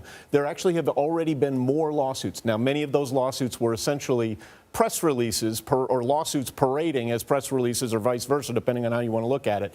But they were moving up the game. They were moving up the timeline. They sort of professionalized the operation that was kind of amateur hour in 2020, and then they didn't need them. Kathy, let's talk about your state of Pennsylvania. There were some challenges that arose, particularly, obviously, that challenge to the voters' mail-in ballot applications at kind of the last moment there. How do you see any of these challenges playing out in the future? As James says, now that it seems like we have a decisive victory, do you expect that that will all go away? Yeah, it's a great question. It's one of those million-dollar questions, right? I think we will probably see less of it pursued because the people who were actually bringing those challenges won most of the elections, right? So I think the motivation is different than it was. However, I think we will see that that most of that litigation will at least have some answer from the courts, which I think is really important because, frankly, it was groundless, and the courts have been throwing out those challenges, the ones that you're referring to again and again. The boards of elections have been throwing them out, and I think each cycle, to James's point, that we have this litigation, we sort of get rid of a range of these groundless, baseless challenges. And we did see some of the election officials and state officials there in Pennsylvania say, on election day, if you have a problem, report it right now. We don't want to hear about it after the fact. But James, let's talk a little bit more about the voting system in the United States, because all of these challenges, whether they are they have grounds or don't, or are just PR releases, as you said, all of them have weakened the perception of our ability to believe in our democratic process. Do we still have the safeguards that we need? But more importantly than that, in some way, can the American public believe in those safeguards? What happens if we don't? Well, I think I'll take the second half of your question first, because I think actually that's really the core issue. I think the reality is our elections were safe and secure in 2020, and they've been safe and secure in 2024. We have a messaging problem and a megaphone problem. The saturation of the message that there's voter fraud, the saturation of the message that there's cheating, the saturation of the message that undocumented immigrants are voting in our elections. And all of those lies perpetuated by, in many cases, foreign actors working through misinformation on social media. Absolutely, and domestic actors too. I mean, there's definitely an entity within the United States, or entities, with a message that wants to dissuade people from voting, that wants to suppress voters, and that wants there not to be faith in the system. We have kind of a heads I win, tails you lose dynamic. If elections are only deemed reliable by the winner, we have a real problem. The scoreboard operators, like the secretary here, are individuals of integrity and intelligence who do their jobs and who have done their jobs historically well. That was true in 2020. It's true this time. And that's true regardless of who wins. And Kathy, speaking of election integrity, we saw billionaire Elon Musk with his election sweepstakes on Twitter, online, on social media, kind of testing the limits of what is allowed in elections and election law for the most part. What do you take, or what is your thoughts on a billionaire stepping into the election cycle in the manner that he chose to here? Yeah, well, I think James hit it on the head, honestly, because there's been a very intentional effort to tear down faith in our country. And Elon Musk used his megaphone to do that, right? There's been a very deliberate attempt to spread conspiracy theories and disinformation. And this has now been going on for 4 straight years. And it's caused lasting damage. And I want to say, though, before we move on to anything else, I want to say what really happened yesterday is a demonstration of the heroes of our democracy, our election officials, because they were hit again and again and again. We dealt with disinformation, conspiracy theories, bomb threats, record challenges, record litigation.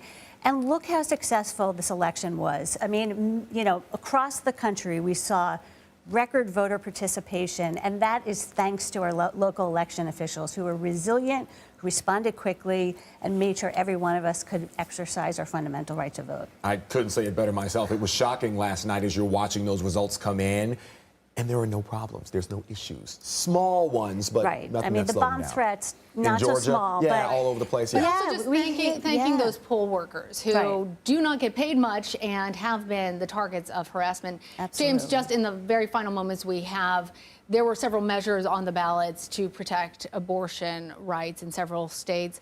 Do you expect that the Trump presidency is going to have any impact on abortion in this country? I think the Trump administration version 1 has already had a massive impact. I mean, the reality is that it's likely that Clarence Thomas and Samuel Alito will step down during the Trump administration 2.0. And what that likely means is that the Dobbs ruling, among many other very conservative, in many respects beyond the pale rulings, including the presidential immunity ruling, are going to be enshrined for a generation. Because when you replace two of the arch conservatives with their 40-year-old analogs, you're going to be locking in some very, very extreme jurisprudence for a very long time. And there were several Supreme Court appointments, lower court appointments during the last Trump presidency, and more to come. James Sample, Kathy Bookvar, thank you both.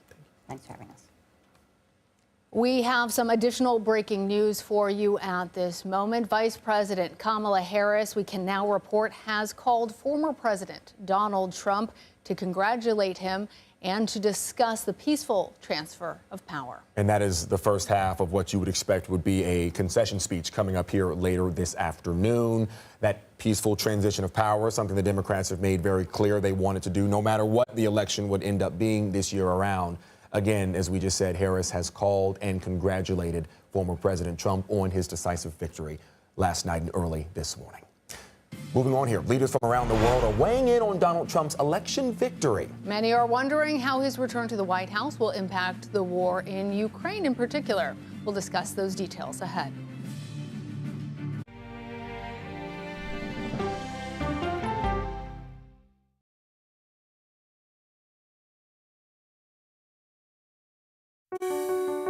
Washington is the seat of power. National security, foreign policy, global economics, every story comes through Washington in some way.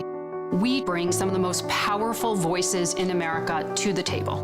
We don't just ask the questions, you have to go deeper. We try to understand what's at the heart of the issue we're talking about, to then come forward with solutions. Face the Nation on CBS. The justices ruled that Harvard and the University of North Carolina violated the Constitution. In the aftermath of the Supreme Court decision to end affirmative action in college admissions, uncertainty sets in for some students of color. Affirmative action really gave us an equal opportunity. CBS Reports explores the historic decision and what it means for those chasing an opportunity to change their lives. I knew that college was the ticket to break this cycle. The end of affirmative action, now streaming on the free CBS News app. America Decides is your place for fact-based, unbiased reporting. At the White House, at the Capitol, on the campaign trail. What do you say to those in your party? Any cracks in the Republican Party? Our reporters and our anchors travel the country talking to voters like you about the issues that matter most. Immigration is really a factor right now that are going to be driving your decisions. What would you say to those who say, look, that's just democracy at work? Listening to you and bringing your voice into our coverage. I want a strong, proud America. Is democracy on the ballot in 2024? Let us help you decide. America Decides on CBS News 24/7. Stream our expanded one-hour program Monday through Thursday at 5 p.m. Eastern. An original documentary from CBS Reports. AI is among the most world-changing technologies ever. Curing diseases, scientific breakthroughs, making lives better. They can help us with medical discoveries, scientific discoveries, doing better agriculture, having cures for things like Alzheimer's. It's also going to really transform the way we work. The uplifting potential of artificial intelligence is limitless. It gives you a friend, somebody to chat with 24/7 that is non-judgmental. He makes me feel loved and desired. And so are its downfalls. The problem with all this AI is that it's unpredictable and uncontrollable. The choices we make now will have lasting effects for decades, maybe even centuries. The ChatGPT revolution, now streaming on the free CBS News app. We are about to see American weapons in the hands of Mexican cartels. A gun pipeline to Mexico. We are arming the cartels. 100%, no doubt about it. Happening right under our noses. Who's doing something about this? Nobody. A CBS Reports exclusive. Most Americans have no idea that we are effectively arming the enemy next door. This is the story the American people need to know. Arming cartels, now streaming on the free CBS News app. And welcome back. We're going to take a look at another battleground here. Trump has won the state of Wisconsin by just 1 percentage point over Vice President Harris. Trump ended Democrats' decades-long winning streak in the state when he was elected in 2016, but President Biden took it over in 2020, defeating Trump by less than a percentage point there. It remains razor thin. Trump has now retaken the state. As you can see, CBS News is projecting the former president the winner of Wisconsin. Voters there said the economy and inflation were major factors in their vote for president. CBS News campaign reporter Katrina Kaufman is spending her time there in Milwaukee. So, Katrina, I want to get your take on this very close race. What put Trump over the edge there? Lana, I was talking to a source from the campaign this morning, and he said that part of it, he thinks, was really the number of times that both Trump and J.D. Vance came to this state. He thinks that it's underestimated what an impact that had here in Wisconsin. He also said that they had a very strong ground game that they also think people underestimated. Just last night, for example, I was at a GOP campaign watch party, and I met 2 volunteers who just in the last 2 months alone had knocked on over 20,000 doors each here in the state. But Trump really outperformed across the state. For example, there are these counties outside of Milwaukee that have typically gone red, but over the years they've been becoming more purple. It's a place where Democrats go to pick up votes. Trump still did very well in those counties. Also, the black vote in Milwaukee was up for Trump, as well as the Hispanic vote. We're really still assessing the data because it's so disparate in Wisconsin, the way the elections are done by municipality, that we're analyzing these demographics. Another thing is that yesterday, when I was talking to campaign sources, they were feeling very optimistic, hearing about lines in the rural areas here. There were long lines to vote, and they felt like that showed a really good sign for Trump, which ultimately played out at the end of the night here. And Kelly, the state had a constitutional referendum that passed related to non-citizen voting. Walk us through what that means for the people of the state now. So it doesn't actually change anything here. Only citizens of the U.S. can vote in Wisconsin, but this referendum basically changed one word. It had said that every U.S. citizen who is a resident of Wisconsin could vote in elections. They made it only instead of every, and they just felt like the people who supported this closed a potential loophole, because there are some places, not in Wisconsin, where non-citizens have been allowed to vote in local elections, school board elections, and they don't want there to be any ambiguity here. And this really also feels like a response to the rhetoric from Trump and Republicans this year about the potential for non-citizen voting in elections. Yeah, though, just to be crystal clear, only citizens can vote in the presidential election in Wisconsin or any other state. Katrina, thank you. Absolutely. Thank you. Abortion access was on the ballot on Election Day. Coming up, how measures to protect reproductive rights fared in several states. This is a special edition of America Decides. Stay right here with us.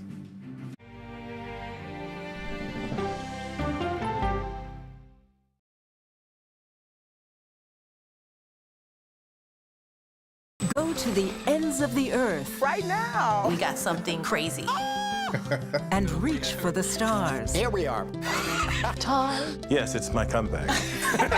Hey, this is pretty fun. But wait, there's more. Experience thought-provoking, I'm open to the idea of being a human being. innovative, and truly original reporting. Look through a telescope and go, wow. Because there's always something new under the sun on CBS Sunday morning.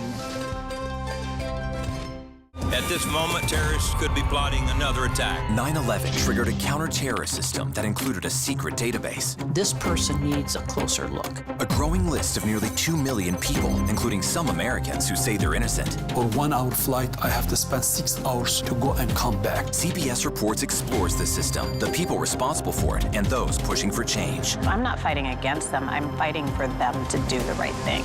The Watch List, now streaming on the free CBS News app. Don't miss true crime anytime you want, anywhere you go. With the 48 Hours podcast. Real crimes, real lives, real justice. There's some questions that have to be asked and need to be answered. Listen to 48 Hours on Apple Podcasts.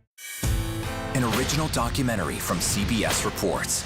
Imagine yourself in Manhattan with no police, no army, no mayor. The people of Haiti stare down poverty, corruption, natural disasters, and violence. 90% of the guns that are used by gangs in Haiti are American guns. But with an unbreakable spirit and eternal optimism.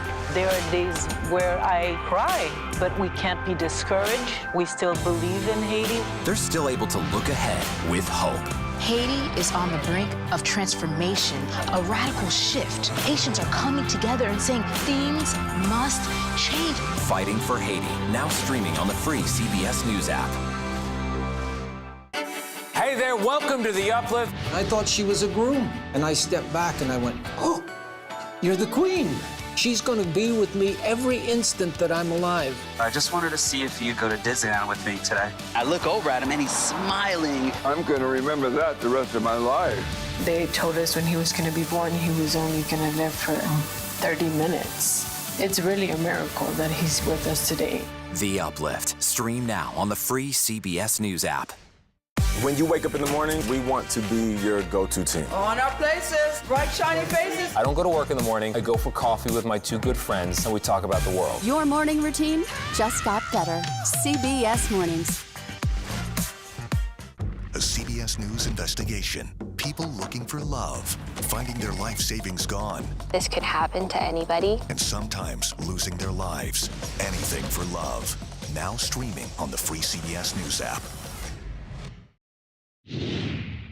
We have some additional breaking news for you now. CBS News projects that Senator Tammy Baldwin will hold on to her seat. She is a projected winner of Wisconsin. It is not enough for Democrats to retain control of the Senate, but it is one less seat that they lose. Again, Wisconsin Senator Tammy Baldwin now the projected winner. And now that we know former President Donald Trump will be returning to the White House in January, questions remain around what a new Trump administration will mean for U.S. foreign policy. James Waterhouse with our partners at BBC News has more from Ukraine. Here in Kyiv, I think President Zelensky, all the way down to his soldiers fighting on the front line, I think they're processing different shades of the unknown. Now, it is true, Donald Trump has said he would end this war in 24 hours. But what does that mean? Will he visit Kyiv? Will he visit Moscow? Will he withdraw support and force Ukraine to negotiate? I think Kyiv is very fearful of that because they need America to keep mounting its defense, and they have little to no faith in Russia honoring any kind of deal. And then there's the Russian side. If Donald Trump presents some kind of peace plan and Vladimir Putin rejects that, then there is a faint hope here that he might step up support for Ukraine. I think the Biden administration, while it's been a staunch supporter of Ukraine, it's been criticized for occasionally being indecisive. Perhaps a Donald Trump presidency might change that. But President Zelensky, he's a political operator. He will be looking to engage with Donald Trump. He has to. So he's already, if you look at his note of congratulations this morning online, he's talking about the political and economic opportunities of his country, as well as the merits of continuing to support Ukraine in this war. But let's be under no illusion. These are incredibly uncertain, anxious times for Ukraine, because future support that the country needs to defend itself against Russia, that's up in the air. That is far from assured. So you can be sure that Kyiv is going to be working very hard to try and get what assurances it can, but what isn't helping is progress, Ukrainian progress, on the battlefield with Russia making continued advances. Back to you. James Waterhouse, thank you. We have more election coverage ahead. I'm Lana Zach. I'm Alan Devlin. Don't go anywhere. CBS News 24/7 is right back.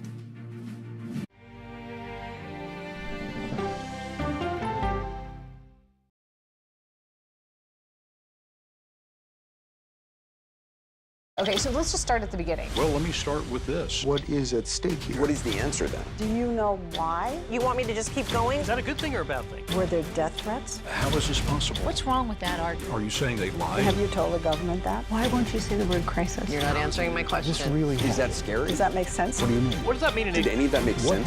What's your response? What happened? Why? It's time for the CBS News Original 60 Minutes, Sunday on CBS and streaming on Paramount+. There is no more room in our city.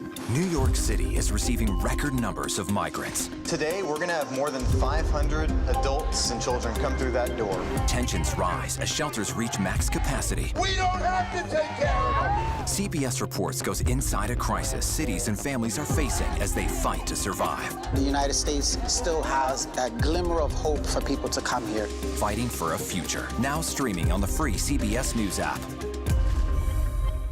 An original documentary from CBS Reports. Since you started La Soup in 2014, do you have any sense as to how much food you've rescued from the landfill?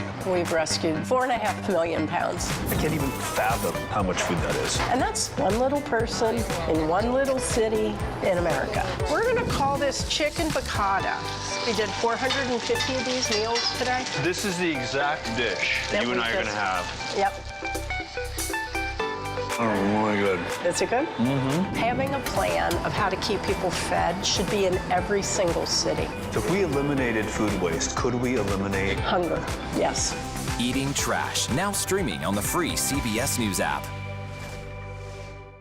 America Decides is your place for fact-based, unbiased reporting. At the White House, at the Capitol, on the campaign trail. What do you say to those in your party? Any cracks in the Republican Party? Our reporters and our anchors travel the country talking to voters like you about the issues that matter most. Immigration is really a factor right now that are going to be driving your decisions.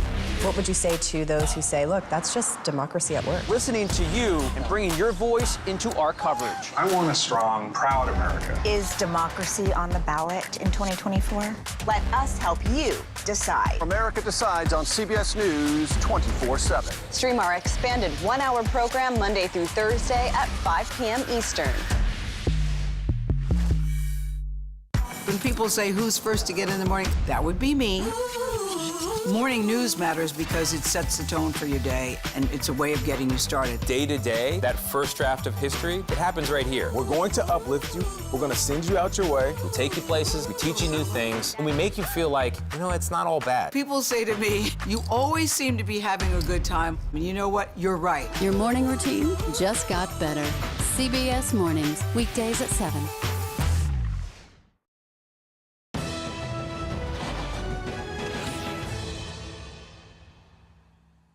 Welcome back to CBS News for this very special edition of America Decides. I'm Lana Zach. And I'm Alan Devlin. And there you have it. Donald Trump is about to give his victory speech to an enthusiastic crowd and loud applause. The former president is, of course, now the president-elect. That is right. He will return to the White House in January. It is, of course, a busy news day for all of us here. We are following all of the very latest, including the projections that we have coming in from state by state by state. We will continue to bring you all of the latest details as we have them for you, because we are looking at a lot of House races, Senate races.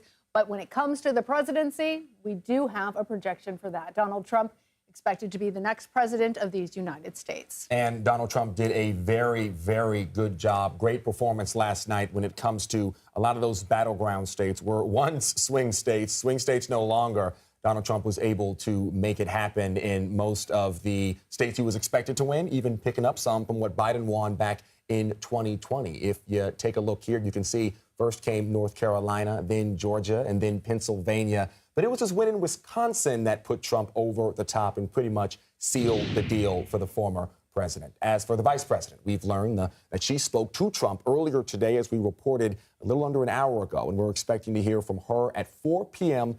Eastern. She's scheduled to speak at Howard University, a historically black university, her alma mater, and the site of her election night party. We'll bring you her concession speech live when it starts. And it really wasn't just one state that put him over the top. A lot of wins for the Republicans. We have team coverage on the results as well as what's next. Jake Rosen following the Trump team. Nidia Cavazos covering Vice President Harris. Political strategist Maura Gillespie and Chuck Rocha here with us to provide additional analysis. Jake, we're going to start with you. Tell us what worked so well for the Trump campaign this time around. Well, speaking with the senior Trump campaign advisor and political director last night, they felt really, really good about two things. A, their early voting numbers. And in a way, this was a big shift for the Trump campaign. Taking someone, a candidate, Donald Trump, who casted doubt on the electoral system for years, and having him embrace something that his campaign and the RNC felt that they could take advantage of. And they did. Those early numbers and early voting registration shifting in all these battleground states in their favor worked. Another thing, shifting low propensity voters, specifically white men and men in Latino and black communities, back into their direction. They felt really, really good about that operation. Going into yesterday, they felt that nothing had changed. Their confidence over the last couple of weeks had pretty much been steadfast, that they had been doing the right thing in all these metrics. And then when the results came in at 7 o'clock last night, they felt like they were validated across all of these communities and all these concerns and results. So clearly, the blue wall crumbled. How was the Trump campaign able to have such a success in the Midwestern battleground states? Well, again, they went back to two things, the economy and immigration. Bringing down prices, that promise from Donald Trump, part of that change message. When you look at our CBS News exit polling, people still felt, regardless of political party, that they wanted something to be a little different.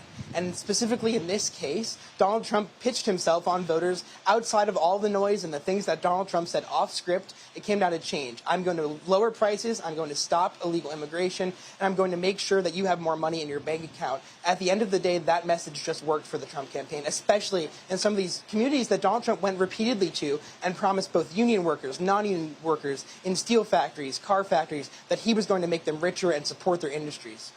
All right, Jake, thank you. Thanks, Jake. And now let's bring in CBS News campaign reporter Nydia Cavaros for more on the movements of the Harris team this afternoon. Nydia, what are we hearing from the Harris team? I understand it's not much at this hour, and we can expect, however, to hear from the vice president sometime later this afternoon.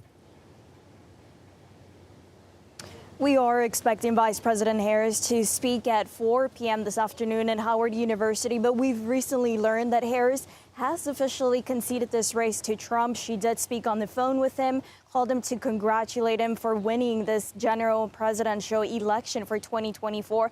And according to a senior Harris aide, Harris also discussed the peaceful transfer of power and the importance of being a president for all Americans. This is based off of what we're hearing from the campaign.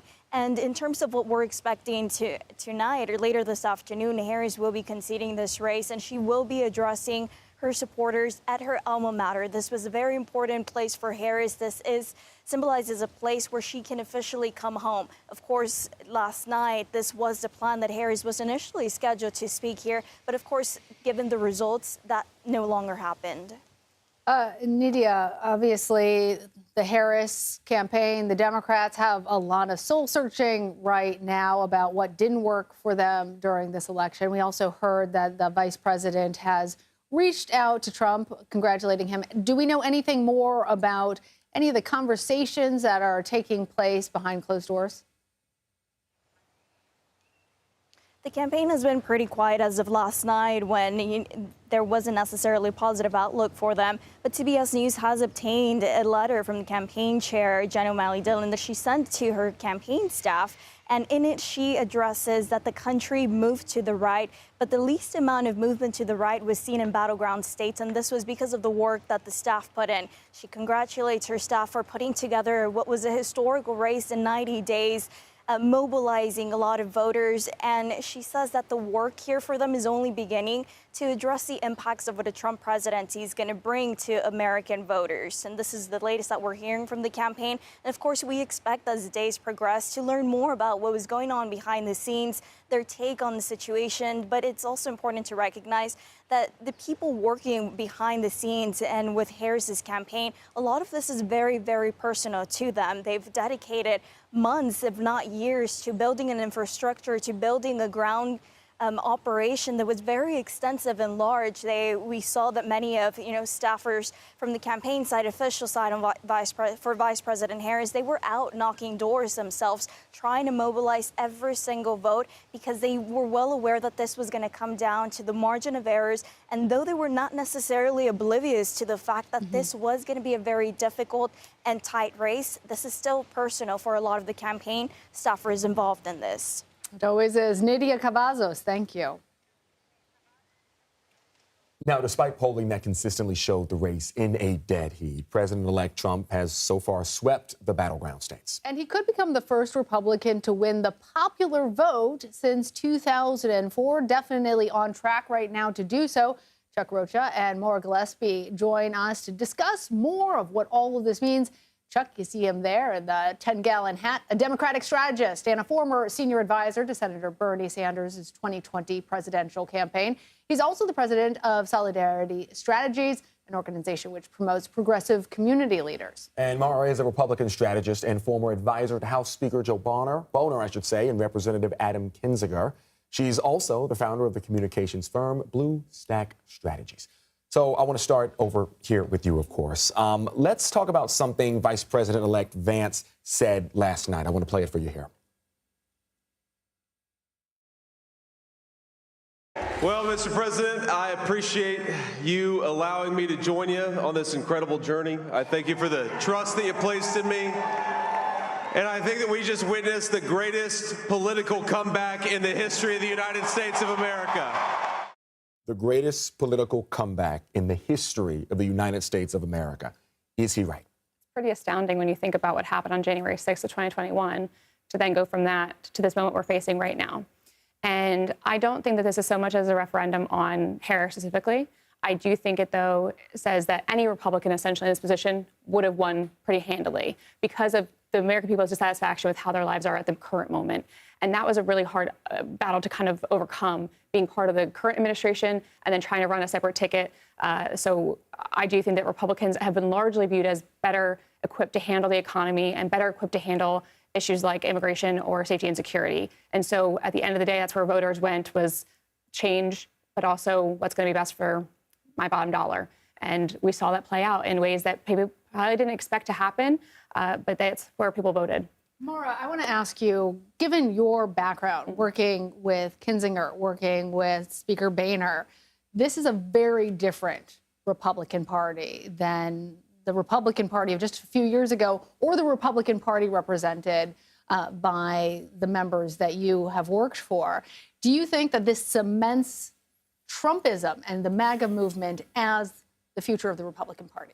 I don't, because I still have hope that the party that, again, I don't see that Donald Trump is really a true Republican. So many policy stances that he has taken don't fall in line with what conservative values actually stand for. But what I do think is that this moment really does give Republicans an opportunity. A Republican like John Thune, who can stand up at the Senate and kind of steady the ship and keep things from going off the rails. That's my hope for this.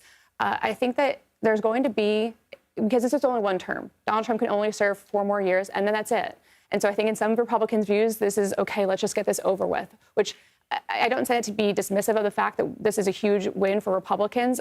I'm looking forward to policy getting discussed as opposed to Trump being up on stage saying outlandish and horrible things. I would like to see policy help the American people. But I also do think that in the years to come and years down the road, we're going to see this, kind of ignorance about what Trump has said. And people are going to say they didn't know that he was like this, or they didn't really hear that, they wouldn't have supported him if they did. And they're going to make excuses for the support they've given to him. I think there will be a reckoning at some point, and that we'll get back to where Republicans and Democrats can actually work together to advance policies that benefit the American people. But Chuck, I want to ask you to respond to that, because when he was in office the last time, he was impeached twice. He has faced 4 separate indictments. He is the first person with a felony record ever to be elected, and has been elected to 2 non-consecutive terms. Remember, the last time that happened was in the 1800s. Do you think that the Republican Party, from looking at these results now, is the party of Donald Trump and of MAGA, and will be in the future? I think it is now. I think it's up to the Republican Party on whether it is in the future. I said on this network last night that we should have had no chance to be in this election. Anybody who works on campaigns like I do sees the same polling that said that the majority of Americans thought the country was going in the wrong direction. That gave Donald Trump a huge advantage. We thought, though, from focus groups and polling, that enough people would be disturbed about what he says that would make them vote for her as vice president, as a change agent. He made a better case at being the change agent, even though it's like a bull in a china closet. Folks were so anxious about their own economic beings and remembering what it was like 4 years ago, no matter whose fault it is. Democrats will argue that we did it right and they did it right. At the end of the day, win, lose, or draw, I'm paid to win of elections. I lost elections last night because he did a better job at making himself the change agent, whether we like it or not, in the way that he did it.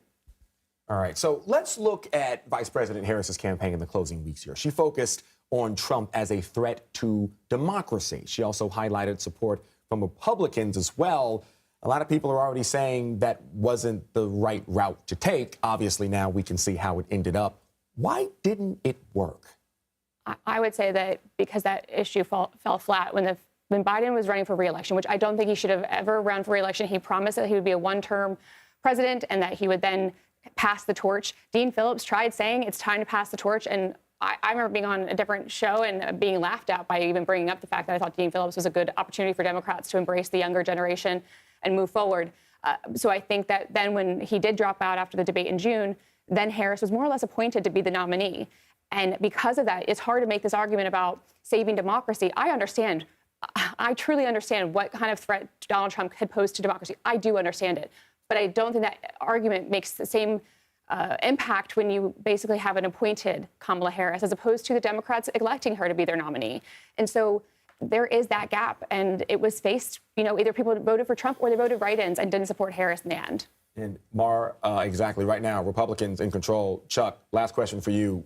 Where do Democrats go from here? There's going to be a reckoning, and I think that there needs to be. I think this is the wake-up call we needed. We were the party of the working class, blue-collar union member like I was when I was 19 years old and worked in a tire factory in Tyler, Texas. As I said on the prior segment, I joined the party to fight NAFTA and to make sure that rich people didn't have all the power in this. We've got to get back to that populist Bernie Sanders, Dick Gephardt, David Bonnier that people really want. They want a government that's going to work for them, and we need to give them those options of saying, we're with you, and we're going to prove that now. The race to 2028 starts right now. So thank you both for joining us here. Thank you. Stocks, you see them there rallying today on the news of Donald Trump's win. The Dow hit a record high in trading earlier this morning. Right now, the index up more than 1,400 points. The S&P 500 and NASDAQ also hit record highs today. For comparison, the Dow finished up around 1.3% the day after the election in 2020. I want to bring in right now CBS News business analyst Jill Schlesinger for more on today's market rally. So, Jill, what sectors are surging the most to drive this market rally post-election day? It started off out the gate, rockets up. Yeah, I mean, you really is an across-the-board kind of movement here. So this is a bit of a momentum play. But I think because there is this notion that a second Trump presidency will mean a lighter regulatory environment, you see the highly regulated industries starting to really lead the way. So, for example, the banking sector. Look at all the biggest investment banks. So you look at the JP Morgan Chase and Bank of America, Morgan Stanley, Goldman Sachs. They're up 10, 11, 12%. Why? Because maybe under a Trump administration, those banks will have to keep less money on hand, that they could invest more, that they can be a little bit riskier. And the same thing you see, say, with the energy sector. You're also seeing a lot of chatter, at least I'm hearing, about many companies saying, hey, this is going to be an easier antitrust regime. So there will be more deals that we could see. And of course, cryptocurrency seeing a big bounce because, again, that lighter regulatory regime could really pave the way for, Bitcoin going towards 100,000 for all intents and purposes. Jill, I hear you that all stocks are up, particularly those that are excited about having lesser regulations. But I want to ask you about one in particular. Donald Trump's social media stock, its ticker DJT, also is having a major rally today. He is a major shareholder in that company. Does his nomination or does his status as president-elect become a conflict of interest? I mean, I guess it could, but whoever's buying that stock is really buying that conflict. And I'm not sure whether the SEC under a Trump administration, with probably a friendlier SEC in general, with more Republican commissioners, are going to clamp down on it. I don't see any reason why they actually would, frankly. Most presidents put all of their assets and investments in what's called a blind trust. Trump didn't do this the first time around, so I don't expect to see it the second time around. All right, Jill Schlesinger, thank you. Sure. A major shift in the balance of power on Capitol Hill. Coming up, what's at stake as the GOP takes back control of the U.S. Senate. And CBS News projects Trump as the winner in 3 battleground states, including 2 in the so-called Blue Wall. How Blue Wall voters decided what was most important to them, we dig in ahead.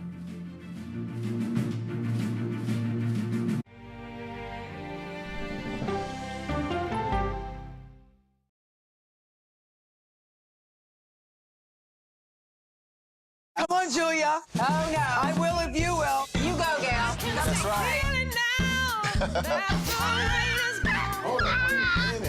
Let me see if you can find me. I want to make sure that my voice is heard, but also that I lift up other voices. You can't write a better script. Yeah, boy! It's gonna be a ride. Sunshine down. We'll see you 7 o'clock sharp.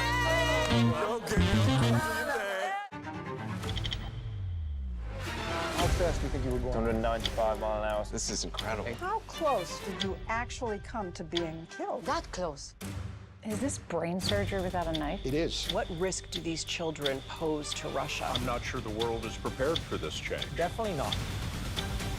Who's the best coach in college football today? Let me see a mirror. It's time for the CBS News original, 60 Minutes, Sundays on CBS and streaming on Paramount+. Go to the ends of the earth. Right now. We got something crazy. And reach for the stars. Here we are. Time. Yes, it's my comeback. Hey, this is pretty fun. But wait, there's more. Experience thought-provoking, I'm open to the idea of being a human being. innovative, Da-da-da-da. and truly original reporting. Look through a telescope and go, wow. Because there's always something new under the sun on CBS Sunday morning. I'm a voracious consumer of information and constantly curious. I want to know the basic facts of every issue and to press into the heart of the matter. Information is the currency of democracy, and that's what we bring to the table every Sunday. When you need your sports news all the time, we've got breaking news to bring to you. CBS Sports HQ gives you a snapshot of all the sports that matter to you. Big news coming out of the NFL. A lot of movement in the rankings this week. With highlights. What a finish at the final round of play. And in-depth analysis. Can they three-peat? Tony Romo joins the conversation. What can you say about this game? When you need your sports in a snap, we're bringing you that breaking news right here on HQ. Find it on CBS Sports HQ. Streaming free anywhere you are. At this moment, terrorists could be plotting another attack. 9/11 triggered a counter-terrorist system that included a secret database. This person needs a closer look. A growing list of nearly 2 million people, including some Americans who say they're innocent. For 1 hour flight, I have to spend 6 hours to go and come back. CBS Reports explores the system, the people responsible for it, and those pushing for change. I'm not fighting against them. I'm fighting for them to do the right thing. The Watch List, now streaming on the free CBS News app. A CBS News investigation. People looking for love, finding their life savings gone. This could happen to anybody. And sometimes losing their lives. Anything for love. Now streaming on the free CBS News app.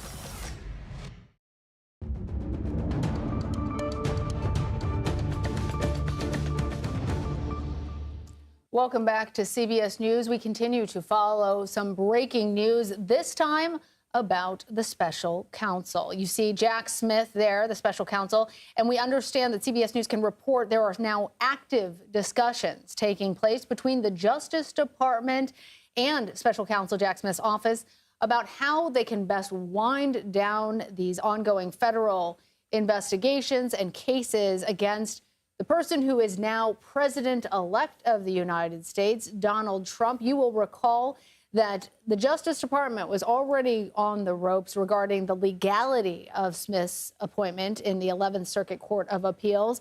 Judge Eileen Cannon had said that the special counsel appointment was illegal. There are now questions, given that he is the president-elect, and there is a strong belief that presidents of the United States should not be facing prosecution. that special counsel office and investigation will be wound down. Exactly. And this is something that they've been talking about for a while now regarding what these cases would look like if then former President Donald Trump, now President-elect Donald Trump, did regain the White House. We're now getting a better understanding.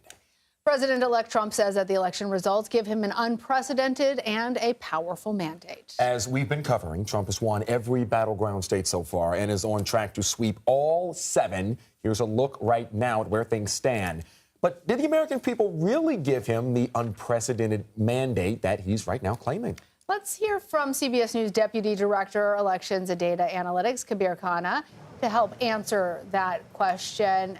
Kabir, is this an unprecedented sweep by the former president?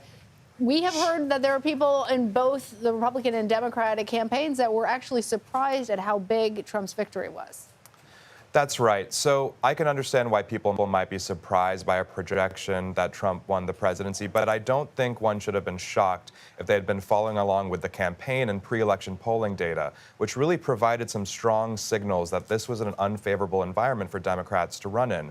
When we exit polled people yesterday as they came out of their voting places, the majority said that they were dissatisfied or downright angry about things in the country today.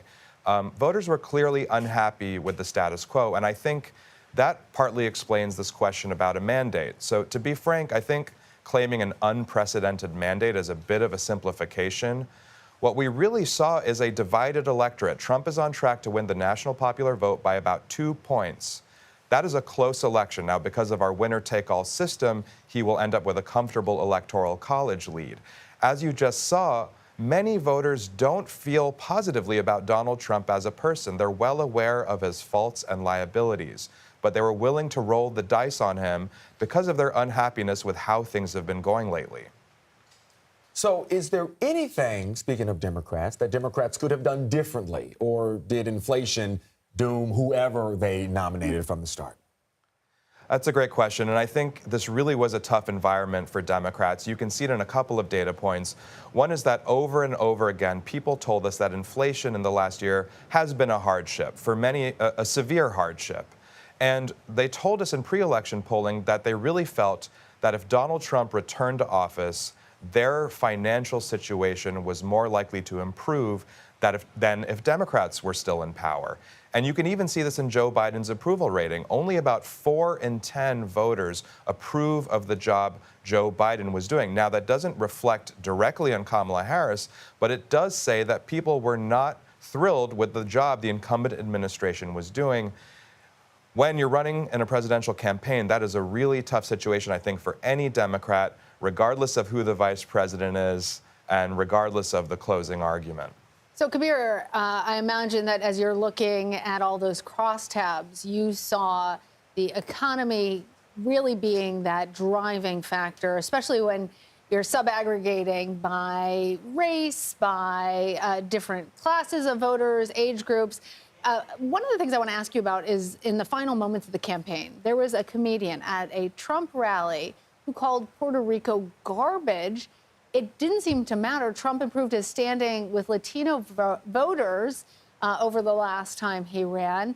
Is this because of the economy?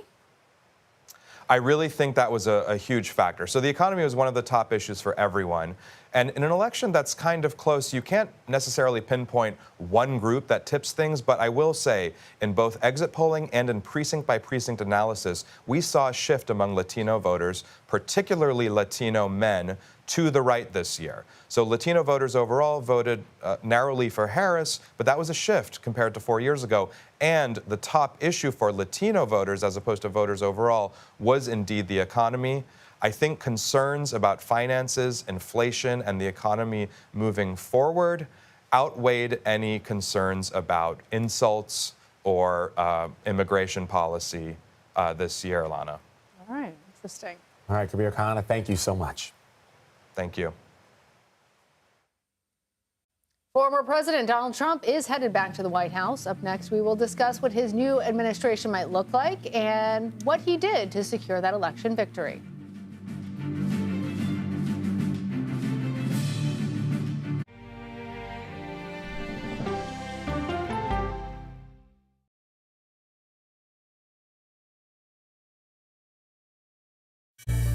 An original documentary from CBS Reports. It was genocide, a deliberate effort by the United States government to eliminate the food source that was relied upon by Native American tribes. American bison were slaughtered and Native Americans displaced. And that's how tribes were subjugated to reservations and our lands were taken. But now, through conservation efforts at Yellowstone, Buffalo provided everything that we needed. Now they need help. a herd grows We need to step up and help them. and a culture is reborn. When the buffalo return and come back, that's when our tribe will begin to heal.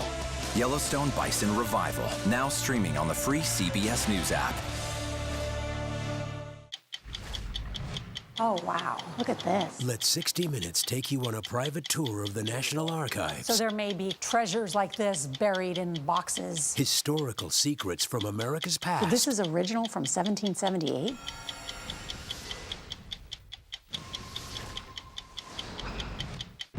This case. It's like a screenplay, something straight out of Hollywood. But it's not fiction. It's 48 hours. Human remains found this week. 4 families shattered. There's no physical evidence. The mystery would haunt investigators for years. There's some questions that have to be asked and need to be answered. Like a John Grisham novel. A gripping true crime original. 48 hours. Now streaming on the free CBS News app. When you wake up in the morning, we want to be your go-to team. On our places. Bright, shiny faces. Nate has one of the quickest minds I've ever seen. Put me in the game, coach. Tony has a way of making people feel comfortable. The best interviews feel like it's just a conversation with a neighbor. Hey. Gail has this unbelievable knack to ask a question that is the question that you're asking at home. I've been told I could talk to a tree, and that's pretty much true. I don't go to work in the morning. I go for coffee with my 2 good friends, and we talk about the world. Your morning routine just got better. CBS Mornings, weekdays at 7. I'll see you in the morning. Listening to how someone explains themselves is so key to understanding their perspective.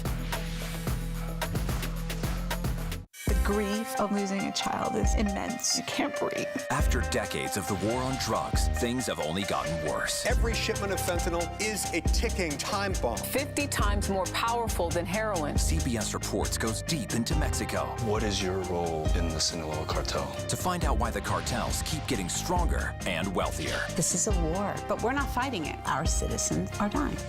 Funding Cartels, now streaming on the free CBS News app.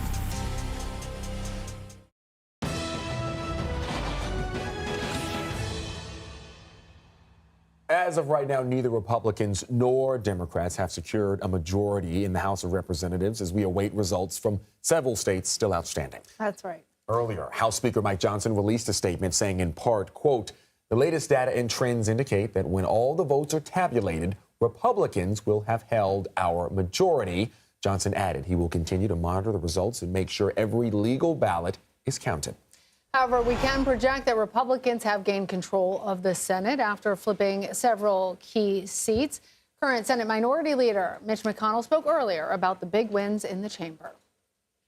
Certainly a happy day for the GOP. And let me start by congratulating President Trump. I had really hoped I'd be able to hand over to my successor the majority. I've been the majority leader. I've been the minority leader. The majority's a lot better. Well, for more now, I want to bring back in CBS News political reporter Hunter Woodall. He joins us here in Studio 57. Hunter, Republicans knew that there were going to be some pickups in the Senate. They thought that they were going to get control over that chamber, especially given that Democrats had a razor-thin majority previously. But was it still surprising that they picked up as many seats as they did? And when you look at this map, I mean, this is a map that favored Republicans. You know, they had Democrats had to defend so many more seats. There had been that thought, okay, you know, Republicans are well primed to win the West Virginia Senate race. The Montana Senate race, beating John Tester there, they were hopeful. When they started, you know, winning Ohio, knocking out Senator Sherrod Brown, then things started looking really good. So it's interesting that right now we're talking, you know, 52 projected seats. That's the floor. And there's still those outstanding races in the battlegrounds like Pennsylvania, Michigan, Nevada. Republicans are feeling pretty good right now about where the Senate stands. Absolutely. And also, Hunter, for the first time, we've got 2 black women and a Korean American are going to be elected this time around. We've got Angela also Brooks, who is the Democrat out of Maryland, and then we've got she won against, Republican former Governor Larry Hogan. I apologize. And then in Delaware, Democratic Congressman Lisa Blunt Rochester won. Talk to us a little bit about, I guess you'd call it the diversification of our political government as it stands this election around. There's so much getting focused and lost in the Republicans' sweeping victories as we're seeing it so far, but there were a few wins in there. And that's the striking thing when you look at what happened last night. Obviously, there was that thought of, Vice President Harris, she would have become the, first black woman to become president. And, obviously a lot of folks. And she didn't have to choose. Absolutely. No, it's a great point. And, she would have represented so many firsts. When you look at these election results last night, there's still a lot the Democrats could be excited about, given that, this is now, they've doubled the amount of women that, have served in the, been elected to the chamber, black women in the chamber. And this is a historic first. And they're both very, dedicated public officials. They've served in different offices before. They'll bring a very, interesting perspective at a time when Democrats are going to look for energy during this, second Trump administration. Very interesting how it paints a tapestry of the United States. Hunter Woodall, thank you. President-elect Trump will head into the White House with a Republican Senate, the House of Representatives. Still too early to call, but he may need both chambers to enact the wide-ranging legislation that he's already proposing. Well, Trump has promised that if elected, a mass deportation of undocumented immigrants would take place right away. He also promised economic moves like tax cuts and tariffs on imported goods. Mario Parker and Sophia Kai join us now from our Washington bureau. Mario is the managing editor at Bloomberg. Sophia is a national politics reporter at Axios. Good to have both of you with us. Sophia, I'm going to start with you. What do you think the biggest thing was in terms of Trump's campaign strategy that caused such a decisive win for him?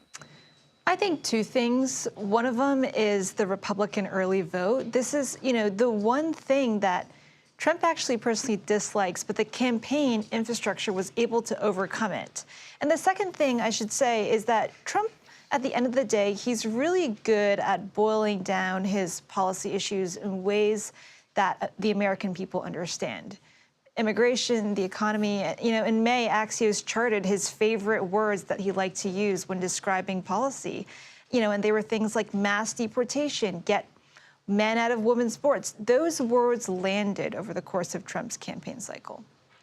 And now, Mario, over to you. Let's start to look at what a second Trump administration will look like. Elon Musk played a massive role in his campaign in its final weeks. What part could the tech billionaire actually play in the Trump administration come his inauguration? Well, one thing about Trump is he rewards loyalty, particularly political loyalty. So that's A. Second of all, what he said is he would essentially hand the keys of the government over to Elon Musk in order to cut wasteful spending, right? Elon Musk has said that he thinks that he can maybe cut about a quarter of the deficit or upwards of that, trillions of dollars, if you will. So we can expect him to have that type of role in the administration. We won't expect him to have a cabinet position, right? Because there's no way that we could see that billionaire divesting from some of his most valuable companies. But again, he will have the president's ear.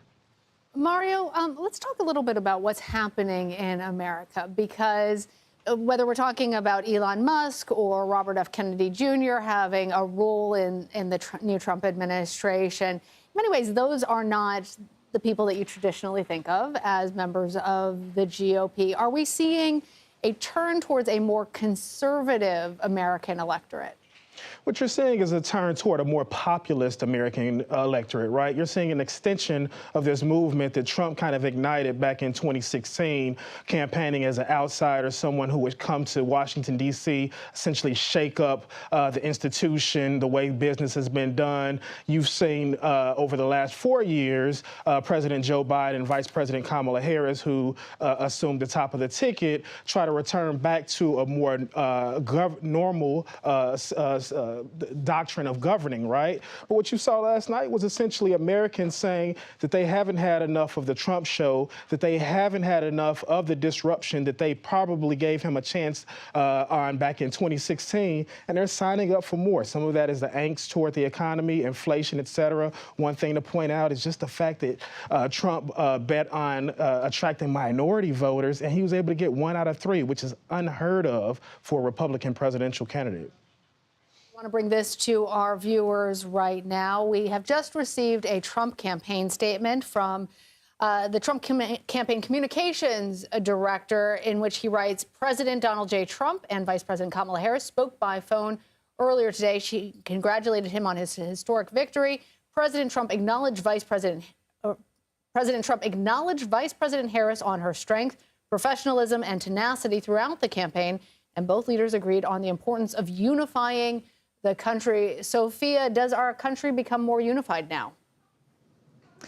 Look, I think what everyone can agree on is, who the president-elect is. And something that's striking from, phoning into swing states yesterday was that election officials across the board told me that it was a fairly calm and, dare I say, boring day. And I think that is a good thing for democracy. And, the quickness of the election and how quickly votes were counted also tells us something, that the system is indeed working. And Sophia, Project 2025, it has been a talking point of both campaigns pretty much for the most part for the last several months. Can you refresh our memory on what exactly is in Project 2025 and how it may or may not guide policy in the second Trump administration? We know he's done his absolute best to distance himself from anything to do with it. Yeah, and the reason why Republicans have been so afraid to use that term is because Democrats had weaponized it. But now that Donald Trump has won the race, I think you're going to see Trump officials and transition officials who I'm told are going to be moving into the campaign spaces, West Palm Beach, to start that period of building out the policy. And I can tell you that they are going to be turning back into this large book written a lot by former Trump officials, health policy, cyber policy, you name it. There's no way to avoid that. And those preparations have already been started, and they'll continue in the days and weeks and months following. Mario, I want to close out this chat by going back to what we said at the very beginning, some of the things on Trump's agenda that he has articulated, tax cuts, tariffs on imported goods, but also that deportation of undocumented immigrants. Do you expect that that Democrats will be able, either through the filibuster or if they retain control of the House, to put a pause on any of those things, or do you expect to see them implemented right away? Well, I would expect, honestly, to see them implemented right away. I was part of a team of Bloomberg reporters that went down to Mar-a-Lago to speak with the former president over the summer about his economic policy. And the immigration, the deportation is a central tenet of that policy. He believes, and to Sophia's point related to the Project 2025, that he has executive power to take some of these actions on day one, and that there have been those within his transition team and his former administration that have laid the groundwork for him to do that and make the legal case for those type of actions. All right, Mario Parker, Sophia Kai, appreciate you both. Thank you. Thanks. Well, Donald Trump won the state of Georgia, getting a little bit over 10% of the black vote there. Coming up, we're in Atlanta with a look at why this key demographic didn't give Dems the same boost it did in 2020. Stay with us.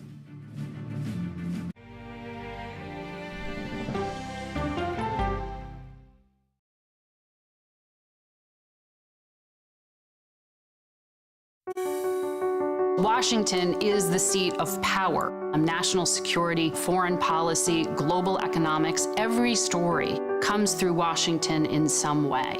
We bring some of the most powerful voices in America to the table. We don't just ask the questions, you have to go deeper. We try to understand what's at the heart of the issue we're talking about, to then come forward with solutions. Face the Nation on CBS. The justices ruled that Harvard and the University of North Carolina violated the Constitution. In the aftermath of the Supreme Court decision to end affirmative action in college admissions, uncertainty sets in for some students of color. Affirmative action really gave us an equal opportunity. CBS Reports explores the historic decision and what it means for those chasing an opportunity to change their lives. I knew that college was the ticket to break this cycle. The end of affirmative action, now streaming on the free CBS News app. America Decides is your place for fact-based, unbiased reporting. At the White House, at the Capitol, on the campaign trail. What do you say to those in your party? Any cracks in the Republican Party? Our reporters and our anchors travel the country talking to voters like you about the issues that matter most. Immigration is really a factor right now that are going to be driving your decisions. What would you say to those who say, look, that's just democracy at work? Listening to you and bringing your voice into our coverage. I want a strong, proud America. Is democracy on the ballot in 2024? Let us help you decide. America Decides on CBS News 24/7. Stream our expanded one-hour program Monday through Thursday at 5 p.m. Eastern. An original documentary from CBS Reports. AI is among the most world-changing technologies ever. Curing diseases, scientific breakthroughs, making lives better. They can help us with medical discoveries, scientific discoveries, doing better agriculture, having cures for things like Alzheimer's. It's also going to really transform the way we work. The uplifting potential of artificial intelligence is limitless. It gives you a friend, somebody to chat with 24/7 that is non-judgmental. He makes me feel loved and desired. And so are its downfalls. The problem with all this AI is that it's unpredictable and uncontrollable. The choices we make now will have lasting effects for decades, maybe even centuries. The ChatGPT revolution, now streaming on the free CBS News app. We are about to see American weapons in the hands of Mexican cartels. A gun pipeline to Mexico. We are arming the cartels. 100%, no doubt about it. Happening right under our noses. Who's doing something about this? Nobody. A CBS Reports exclusive. Most Americans have no idea that we are effectively arming the enemy next door. This is the story the American people need to know. Arming cartels, now streaming on the free CBS News app. Georgia, once again, watched as a key battleground state in this election, and CBS News projects that Donald Trump flipped the peach state back from Biden's 2020 win with nearly 51% of the vote. For her part, Vice President Kamala Harris received 48%. Well, Georgia is a state that Harris hoped to carry with the support of black voters. 86% of that demographic voted for the vice president, while only 12% voted for Trump. And here to discuss the latest is CBS News congressional correspondent Nicole Killian. So, Nicole, about 33% of the population in Georgia is black. Many of them right where you are there in Atlanta. This all according to the U.S. Census Bureau. And even though black voters overwhelmingly supported the vice president, it still wasn't enough this time around. Counties like Fulton County, Gwinnett, DeKalb, they couldn't get it done. Why? Well, look, I think it's important to keep a couple of things in mind. Certainly the vice president didn't perform as well with African-American voters here in Georgia as President Biden did, although for the most part, it was on par. I mean, she lost maybe about 2 points relative to President Biden in the state back in 2020, garnering about 86% support among African-American voters. So from that standpoint, while it was a slight slide, as we kind of said in the run-up to this election, every little margin, every demographic matters. And we did see the Trump campaign really try to make a play for African Americans, particularly here in Georgia, and particularly going after African American men. I can tell you in terms of the organizing from the Trump campaign, they probably within the last couple of weeks leading up to the election held upwards of, 18, 19 events here in Georgia. And while that doesn't seem like a lot, it is the most events that they held out of any battleground state throughout the final course of the election. And just more broadly speaking, the Trump campaign and Republican operatives in the state really feel that their ground game for the most part was underestimated, that while Democrats certainly did have maybe more money, more numbers, more door knocks. At the same time, they too were running their own ground game, particularly in more rural parts of the state. So from that standpoint, that is why they felt confident ahead of the election that they would be able to pull this out. But, being able to chip away at the margins of some of those critical demographics like African Americans here in Georgia certainly made a difference as well. Well, the demographic conversation is so interesting, Nicole, because here we have a black candidate running for the highest office. It's only the second time that a party has put forward an African-American candidate.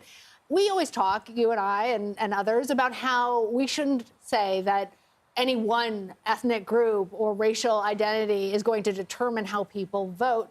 And even though black voters represent 14% of the electorate nationally, we saw during this election in which a black woman was running, more black men, as you point out, leave the Democratic Party and vote for the Republican. Should it be something that we just understand now that black voters are not a foregone conclusion as any demographic group that are going to vote for a particular party? Well, I think it's always been the case that African Americans, Latinos, any group is not a monolith. Right. Where you're talking even, based on gender, men, women. I mean, everybody kind of votes based on their values for the most part. And I would note with respect more specifically to African-American men, certainly the percentages were more pronounced in places like North Carolina, where I think the former president picked up about 20% support from African-American men. And that is notable. But even here in Georgia, I would say the margins were kind of more on par what we have seen in previous cycles. And I would also argue that, you have to kind of look on the flip side of the equation in that the vice president really underperformed with white men and white women. And that also is a critical factor, particularly women, considering that was a key demographic that the campaign was counting on. Also interesting.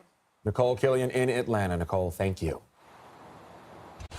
And some news right now just into CBS News from where you're looking right here at the White House. President Joe Biden has spoken with Vice President Harris. We just confirmed that here in the last several minutes. He congratulated the vice president on her historic campaign. This information coming out of the White House. We also learned President Biden has spoken by phone with President-elect Trump and congratulated him on his victory. President Biden expressed his commitment to ensuring a smooth transition and emphasized the importance of working to bring the country together, something very similar we just heard out of the phone call with Harris to Trump. Biden also invited President-elect Trump to meet with him in the White House. There's no date set on that yet, but when we learn it, we'll let you know. So it was perhaps the most watched and one of the most visited states of the entire 2024 campaign, Pennsylvania. But the blue wall came crumbling down for Vice President Harris. And Donald Trump picked up a big win with the Keystone State's 19 electoral college votes. And it's got a lot of campaign experts wondering today how in the world he was able to do so. Well, in a state where Harris seemed to be polling strongly leading up to the election, it was supposed to be at least close. Though it was not particularly close, and we want to hear more from CBS News national correspondent Nikki Batiste. She is live there for us in Pennsylvania, the Keystone State. Nikki, you've been speaking with voters on the ground in the last 24 hours. You know Pennsylvania. You are a child of Pennsylvania. Why did this state break so definitively for Donald Trump? I think there are two big groups. Number one, rural voters. Everyone expected rural voters to come out and vote for Trump, but not in the numbers that they did. Look, as you said, I'm from rural central Pennsylvania. This is a huge state. People talk about Pittsburgh on one side, Philadelphia on the other. They're 6 hours apart. But there's a huge population that live in different rural communities across the country. If you look at the map, it's red. And those are the people who came out in large numbers. Those are the people who are largely working class, who are, in many cases, living paycheck to paycheck, whose number one and singular priority is the economy, is inflation. And that's what I heard over and over again from voters here, from people that I know from my home county in central PA. They're worried about money, and that's really what drove them to the polls. The other group, and we saw this across the country, is women. Most of the women I spoke with are supporting Trump, and one woman I want you to hear from actually flipped parties. Yes. And I was a Democrat my whole life until Trump. And you switched? I switched. Why? Because I just love everything he has to say, and he's for us, the American people. He doesn't need their money. He doesn't need to be a politician. He knows where all the bodies are buried, and they don't like it. It's the truth, and they don't like it. Women, rural voters, that's what got Donald Trump this key critical state. All right, Nikki Batiste, thank you. So with Donald Trump's victory, what does this mean for immigration policy and for people here from all different stripes once he takes office? We're going to take you right to Arizona along the U.S.-Mexico border for what changes we could see. You're streaming CBS News 24/7.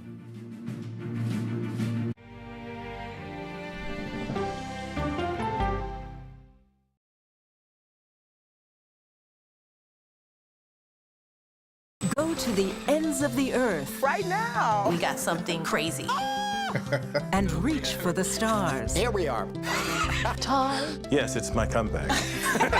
Hey, this is pretty fun. But wait, there's more. Experience thought-provoking, Welcome to the idea of being a human being. innovative, and truly original reporting. Look through a telescope and go, wow. Because there's always something new under the sun on CBS Sunday morning.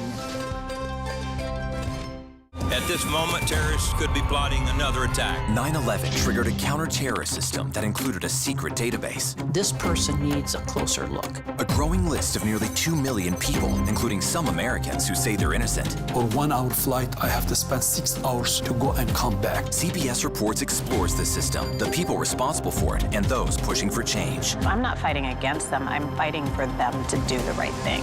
The Watch List, now streaming on the free CBS News app.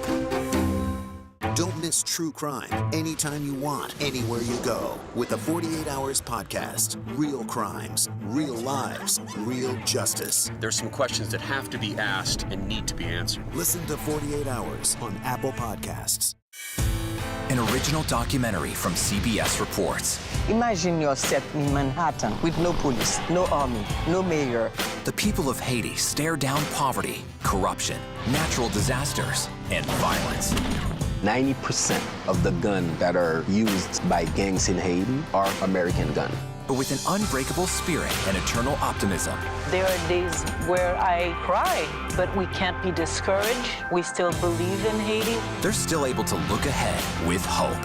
Haiti is on the brink of transformation, a radical shift. Haitians are coming together and saying things must change. Fighting for Haiti, now streaming on the free CBS News app. Hey there, welcome to The Uplift. I thought she was a groom, and I stepped back and I went, oh, you're the queen. She's gonna be with me every instant that I'm alive. I just wanted to see if you'd go to Disneyland with me today. I look over at him and he's smiling. I'm gonna remember that the rest of my life. They told us when he was gonna be born, he was only gonna live for 30 minutes. It's really a miracle that he's with us today. The Uplift, stream now on the free CBS News app. When you wake up in the morning, we want to be your go-to team. On our places, bright, shiny faces. I don't go to work in the morning. I go for coffee with my 2 good friends, and we talk about the world. Your morning routine just got better. CBS Mornings. A CBS News investigation. People looking for love, finding their life savings gone. This could happen to anybody. And sometimes losing their lives. Anything for love. Now streaming on the free CBS News app. Immigration was one of the main topics Trump focused on while campaigning. He has vowed to conduct mass deportations and take action against policies in so-called sanctuary cities. CBS News immigration and politics reporter Camilo Montoya Galvez is in Nogales, Arizona, near the U.S.-Mexico border. Camilo, what changes is Trump saying he's going to enact as president as it pertains to border policy? How likely is this going to happen, and how soon might we expect them to take effect? Hi, Lana, that is completely right. President-elect Trump has promised to undertake a radical and seismic shift in policy here at the U.S.-Mexico border. He has made this issue into a defining theme of this presidential campaign, and he has done so arguably successfully yet again, just like in 2016. he is obviously promising to oversee the largest deportation operation in American history, to deploy the National Guard here at the border to stop and arrest migrants who are crossing into the country illegally, to reinstate policies like the Remain in Mexico rule that requires migrants to wait on the other side of this border for their asylum cases to be adjudicated. He has also talked about the idea of ending birthright citizenship for the children of undocumented and unauthorized immigrants. And all of his changes, not all of them at least, will occur here at the U.S.-Mexico border. He has talked about restricting legal immigration, suspending refugee admissions, enacting legal screenings, ideological screenings for legal immigrants, and also reinstating that notorious travel ban that mostly affected Muslim-majority countries. And unlike 2016, a lot of his allies believe that the public is now behind them on these policies. After all, poll after poll is showing that more Americans are supporting and embracing tougher immigration policies, including that mass deportation operation. All right, Camilo Montoyo Galvez. Thank you, Camilo. Well, we are staying on top of all of the developments coming out of the 2024 election. Stay right here with us.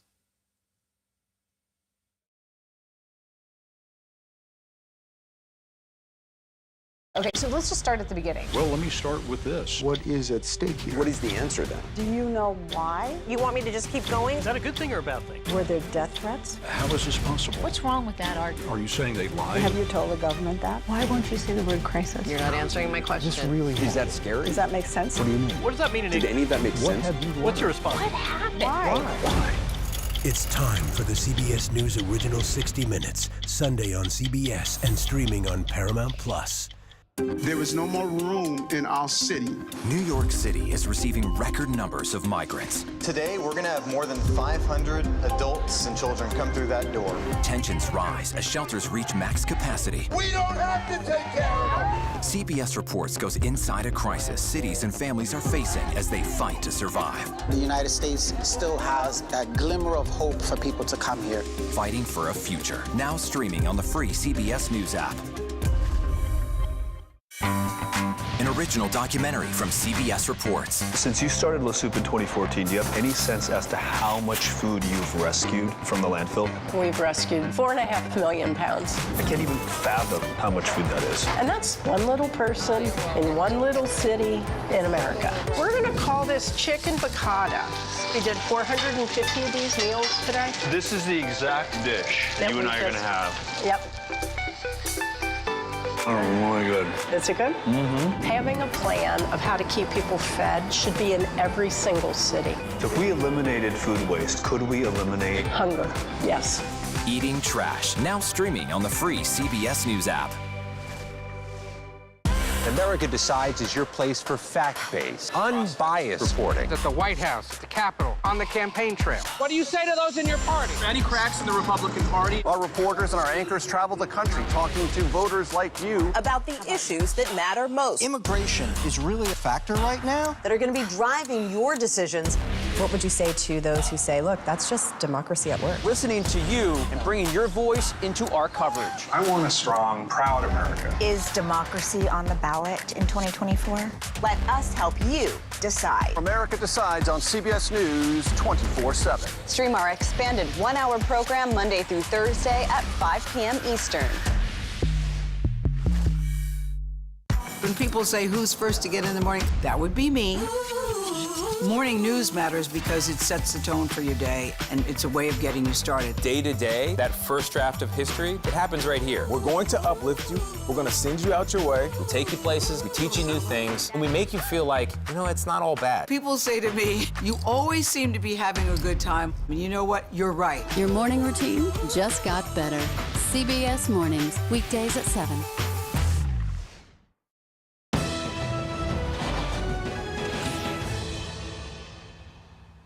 We are at this moment just an hour away from the vice president's planned concession speech. She is expected to return to Howard University in Washington, D.C. with the second gentleman, Doug Emhoff, by her side. The location, of course, has some special meaning for the vice president. It is her alma mater, a historically black university, and the site of her election night party. We're going to take you live to Howard as soon as she starts speaking.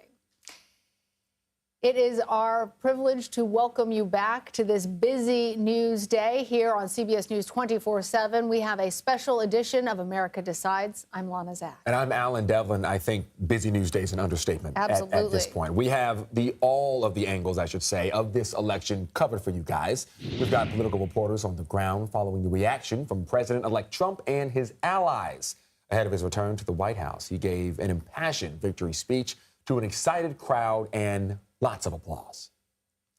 America has given us an unprecedented and powerful mandate. We have taken back control of the Senate. Wow, that's good. Consistently, we saw in exit polls that one of the winningest issues for Trump was the economy. And I want to give you now a live look at how the Dow is doing. Look at all of that green. It is up more than 1,400 points. The S&P 500 and the NASDAQ have also seen gains today. We're going to talk about the economic impact of the election in just a few minutes. But let's start with our political team. CBS News campaign reporter Aaron Navarro is in Washington following the vice president. But we're going to begin with Jake Rosen covering the president-elect in West Palm Beach, Florida. So let's start with you.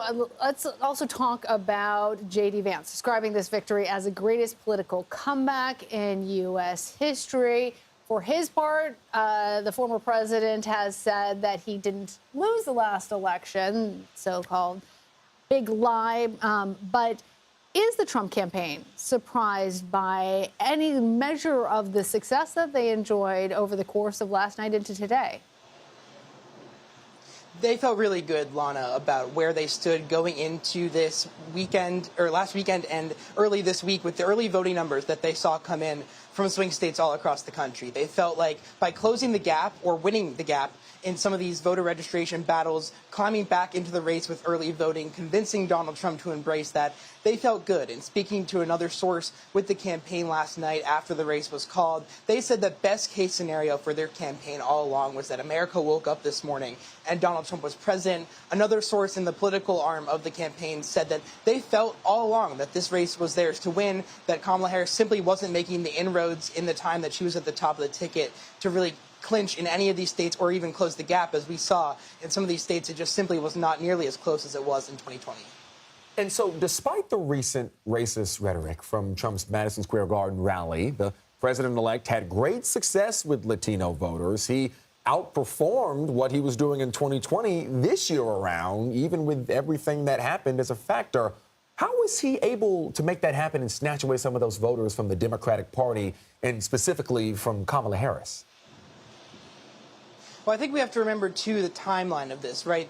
That comment and the comments throughout that day at Madison Square Garden, which were rather inflammatory from not just that comedian, but other speakers, was so close to the election that many Americans had already decided. Some had already cast their ballots and felt confident in their vote for Donald Trump. And this goes back to the campaign's push for winning back the mail vote. And speaking with a source last night, they felt really confident that the key to this election, to win back the White House for Donald Trump, was to win back the mail vote, specifically the white mail vote. And along with that, their messaging all along on immigration, the economy, trans issues, leaning into those podcasts that Donald Trump did for months going into the election across Joe Rogan and other popular podcasts and YouTube hosts. They felt that by winning back that vote, that they would have a shot at this. It obviously worked. As a part of that, the black male vote and the Latino male vote swung in historic ways towards Donald Trump, something that they had talked about for a long time, but we saw its fruition last night.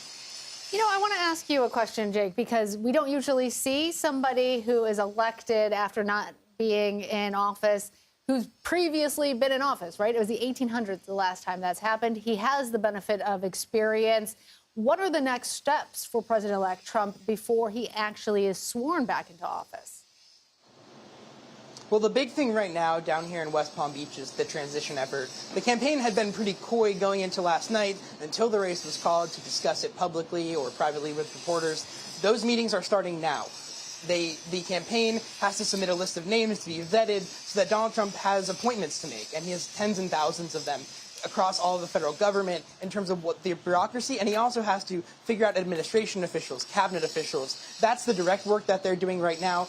But we saw from the White House put out a statement saying that President Biden had called Donald Trump and invited him to come to the White House to meet, to kind of do a photo op and share their plan for at least a conversation about what uniting America looks like. Those are some of the things that we'll see when Donald Trump starts to begin to return to Washington, a place that he has not been too often since he left the Oval Office on January 20th, 2021. Not too often at all. Jake Rosen, thank you. Now let's go to Washington now, where CBS News campaign reporter Aaron Navarro is following the Harris team for us. So, Aaron, we know inflation was a key issue for American voters. Does the Harris campaign and Democratic Party feel as though they focus too much of their efforts on Trump's rhetoric and potential threat to democracy, very vague and tangible components of their campaign, instead of focusing of the Americans' pockets? That's where it seems like Trump was able to really gain some ground with the economy. Hey, good to be with you here at Howard University, where in about an hour we'll see Vice President Harris give her concession speech. The economy itself was a hole that Harris campaign had to dig themselves out of. And it was tricky because they couldn't match Biden's electorate, but they also couldn't separate themselves enough from the Biden administration, which in the months and even the year leading up to this election was unable to convince voters, even though, yes, some inflation numbers were down, they were unable to convince voters that they had a grip on how to handle the economy. Now, in the closing weeks of the race, you would hear Harris talk about her economic plan, and her last couple of rallies, she didn't even mention Trump by name. Regardless, it was baked in. Voters that had the economy top of mind had their mind up that they wanted to change. Aaron, what does the Harris campaign feel like they got wrong in this? What did they think that they should have done differently? Oh. Did we lose him? Hopefully, Aaron, you're still there out at Howard University. Yes. All right. Can you hear me? Yes. Go ahead, Aaron. Sorry about that. This campaign themselves have been pretty tight-lipped. Obviously, a touchy day for them going into this loss. But from talking to Democratic officials, they do believe that inflation was a devastating issue that they were unable to really combat and draw even on. They also think that maybe the tack to the right from talking to some progressives, having appearances with Liz Cheney was not the right move, maybe alienated some younger voters, progressives, but definitely a lot of hand-wringing to see where they went wrong, what they misread in such a big way about the electorate. So, Aaron, now the results are in. The Democratic Party still trying to figure out what in the world happened this election cycle. You've got Joe Biden, who's leaving office here in a couple of months, honestly. Kamala Harris will remain as probably the most well-known active Democrat in the party. What happens now? What comes next? Where do we see Harris going in the next couple of months and years as a Democratic frontrunner? As is the duty of the vice president, she will actually have to certify former President Trump's win in Congress next January. So in terms of official tasks, that is one that is notable. In a letter sent by the Harris campaign chair to their staff, she said broadly that Harris will, quote, remain in this fight politically as they look to buck the Trump administration and what they're looking to do. But certainly this opens the floodgate, and I know we just ended, this opens the floodgate to 2028. There are a lot of Democrats on the bench who, when Biden stepped out, they were in the conversation to potentially get in. That did not happen. Harris got the majority of the support. Look for those governors in those swing states to be active, maybe go to Iowa or New Hampshire in the next couple of years. All right, Aaron Navarro, thank you. So right now, stocks on Wall Street may as a whole be surging on news of former President Trump's win, but renewable energy stocks took a hit in the S&P 500 today. Oil stocks, however, are up on the news. Shares of Chevron and ExxonMobil are in positive territory. I want to bring back CBS News business analyst Jill Schlesinger for more market analysis. Jill, as we are drilling down into the energy sector in particular, how do you think that the president-elect's policies might influence the global oil market? I mean, I think this is just nutty. We're talking about one day. So can we just all calm down? I have to be clear about this. It's one day. We don't know what these policies are. In general, we know that highly regulated industries like the oil and gas sector, like banking, like those kinds of industries that are looking to consolidate, they could see some benefit under a Trump administration. But you know what, gang?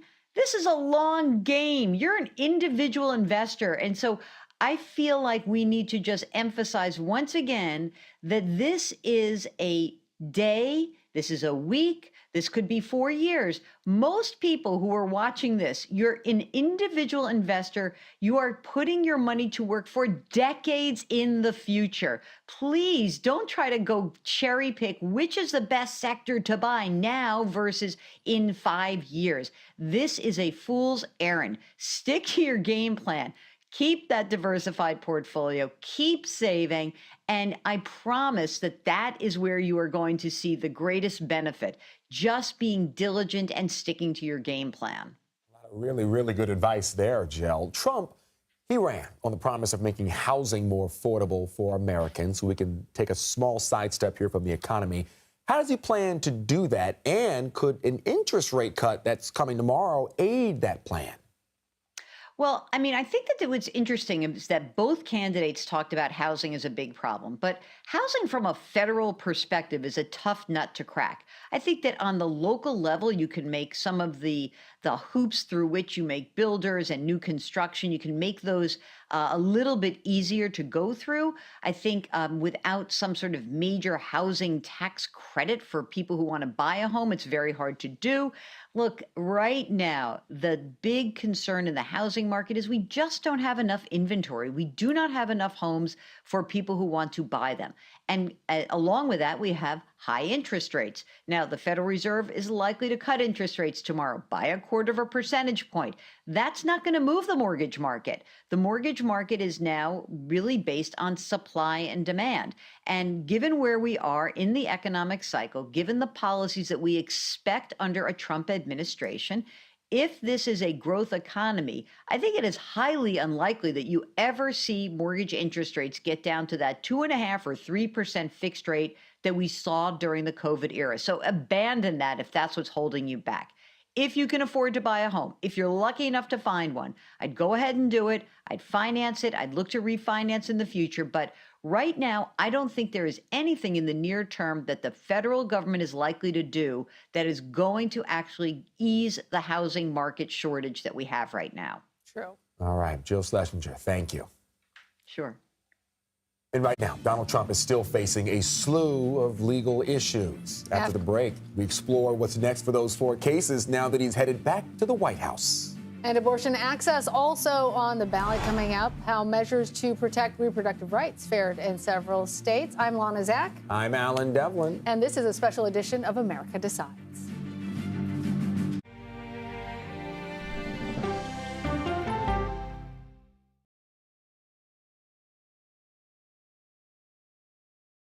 Come on, Julia. Oh, no. I will if you will. You go, gal. That's right.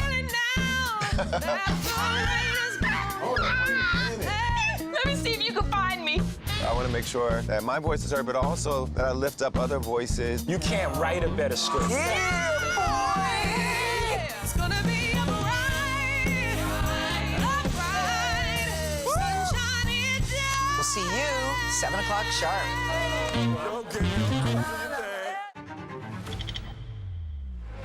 How fast do you think you were going? 195 miles an hour. This is incredible. How close did you actually come to being killed? That close.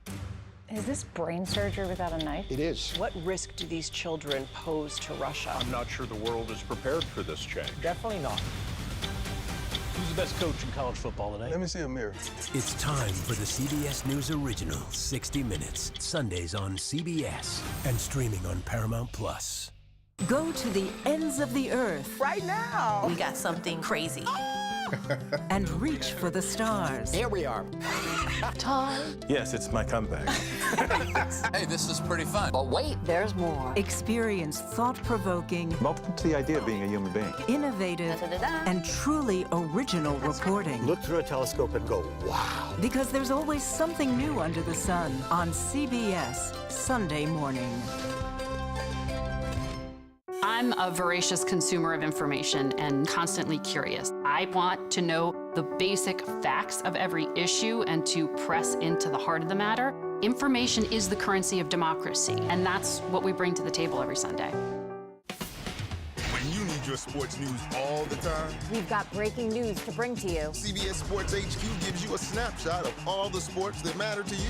Big news coming out of the NFL. A lot of movement in the rankings this week. With highlights. What a finish at the final round of play. And in-depth analysis. Can they three-peat? Tony Romo joins the conversation. What can you say about this game? When you need your sports in a snap, we're bringing you that breaking news right here on HQ. Find it on CBS Sports HQ. Streaming free anywhere you are. At this moment, terrorists could be plotting another attack. 9/11 triggered a counter-terrorist system that included a secret database. This person needs a closer look. A growing list of nearly 2 million people, including some Americans who say they're innocent. For 1 hour flight, I have to spend 6 hours to go and come back. CBS Reports explores the system, the people responsible for it, and those pushing for change. I'm not fighting against them. I'm fighting for them to do the right thing. The Watch List, now streaming on the free CBS News app. A CBS News investigation. People looking for love, finding their life savings gone. This could happen to anybody. And sometimes losing their lives. Anything for love.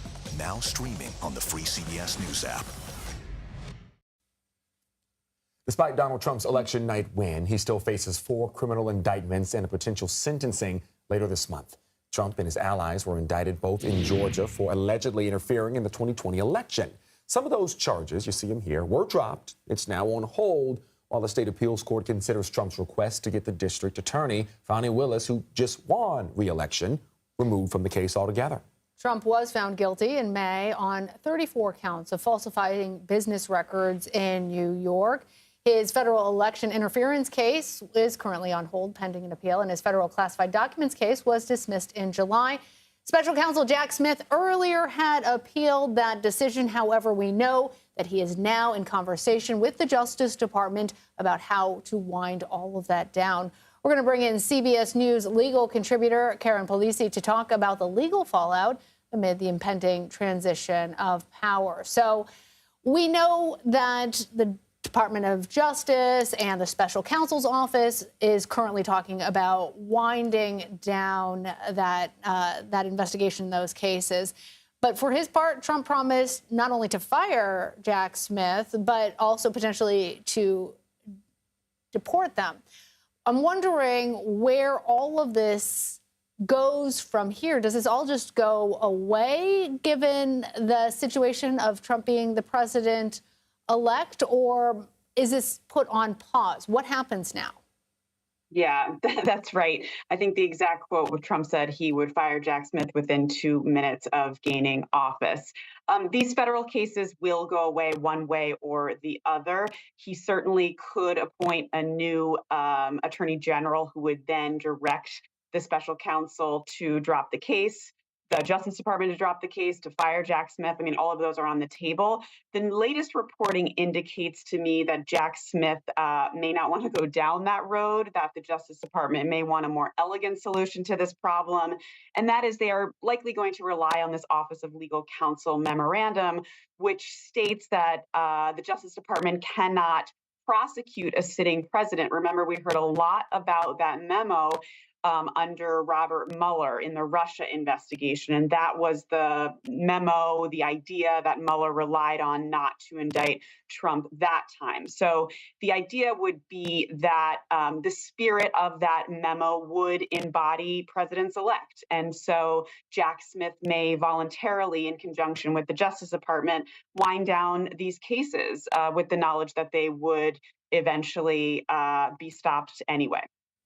So, well, will Trump be criminally sentenced in November, or will the immunity ruling we're talking about wipe away the convictions for falsifying the business records specifically?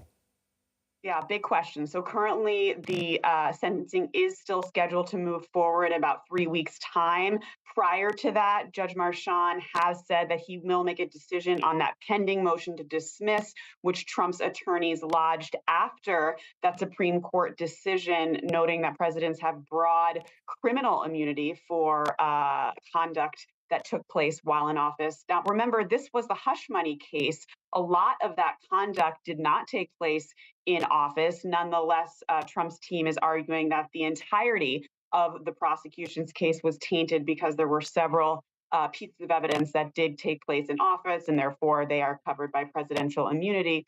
We'll see what Judge Marchand does in terms of whether or not he kicks the sentencing down the road and how the ruling on the motion to dismiss plays into that, whether or not he does even sentence Trump at all. But the bottom line is Trump won't be serving any time prior to gaining office, after those 4 years, he serves those 4 years. He likely will sort of stay the entire issue pending his appeals. Remember, he is certainly going to appeal that conviction. That takes time in New York State. So, the bottom line, however it shakes out specifically on the technicalities, is he's really evading any accountability for any of his criminal wrongdoing because of his election to the presidency this time. And it is so interesting that as you're talking about Judge Marchand, it's worth reminding our viewers that he's a judge on the New York State Supreme Court. When we're talking about federal pardons and things like that, the president-elect doesn't necessarily have the same jurisdiction or broad control. Exactly. Caroline Polisi, thank you. Thank you. Well, this election marks the first time that Americans voted for president since the Supreme Court overturned Roe v. Wade back in 2022. And 7 states approved some kind of abortion rights amendment, including Arizona, Colorado, Maryland, and Montana. You see them all there in yellow. Voters in Nevada, also in yellow, approved an amendment, but it will need to pass again in 2026 for it to take effect. And Missouri voters cleared the path to undo its restrictive ban. Meanwhile, in Florida, Nebraska, and South Dakota, all of them failed to pass measures that would protect access to the procedure. For more, I want to bring in Oriana Gonzalez. She's a reporter covering politics and abortion for Notice, a nonprofit, nonpartisan news outlet affiliated with the All Britain Journalism Institute. So, Oriana, as we mentioned, this is the first presidential election since the Supreme Court overturned Roe versus Wade more than 2 years ago. At the time, everybody thought that moment would be pivotal in this election. People were in the streets. They were protesting. Democrats were hoping abortion rights would help deliver them the White House this time around. But CBS News exit polls show only 14% of voters actually ranked it as the most important issue, trailing things like democracy, trailing things like the economy. What happened here in the 2 years as we take a look at some of those most important issues and where they align with the voters of America? So what we're seeing here is that, we can't understate this. It is the first presidential election to take place since Roe v. Wade was overturned. And so to that end, it's kind of unprecedented territory that we're in, right? So I had talked to a couple of polling experts ahead of Election Day who had said that this idea that, that we have gotten used to of seeing Democrats really have this advantage, this post-Dobbs advantage, might not exactly be, it might not translate to the presidential election. So by that, I mean, in 2022, for example, we saw Whitmer, we saw in Michigan, Beshear in Kentucky, 2 governors' campaigns that ended up winning because they centered abortion in their messaging. And granted, this was only a couple of months after Dobbs. It was truly the top issue that a lot of voters were thinking about. And what's happening now, it's been over 2 years since Dobbs happened, since Roe v. Wade fell. And it's been a little bit of distance. And also, given that it's a presidential election, unlike a midterm election, there are a lot of other topics that voters were paying attention to that were kind of clouding this spotlight that abortion had been under in the midterms in 2022 and, of course, in special elections in 2023. So, again, this advantage that we had seen right after Dobbs moving for Democrats was not necessarily something that, we should have been prepared for or expected to see this time around. That being said, it did catch a lot of Democrats by surprise. I want to drill down a little bit on this because Missouri is an interesting case study. CBS News projects Donald Trump won there by about 16 points. Obviously, he's opposed abortion rights. He campaigned on that in the first go-round. But voters there in Missouri also opted to protect access to the procedure in the state. So on one hand, they're voting for the candidate that led to the overturning of Roe v. Wade. But then on the other hand, they're voting to enshrine a right to reproductive freedom in their state. What does this suggest about voters? So definitely Missouri stands out because, as you said, this is the one state that had a near total abortion ban, that has a near total abortion ban in place. And voters kind of are living under that law, are the ones that decided, okay, no, I'm going to vote for an amendment that is poised to overturn that law. Obviously, important to mention, too, Missouri is the first state that has passed an amendment like this one that is poised to get rid of a near total abortion ban. Ohio did it last year, but they had a 6-week ban. But it's very particular to see it. South Dakota, for example, it failed in South Dakota, so we really have to kind of see what happens with abortion from now on. All right, Oriana Gonzalez, thank you. Thank you for having me. Bomb threats were called into some Georgia polling sites yesterday. How those non-credible threats were traced back to Russia. We're going to dig into foreign election interference after the break.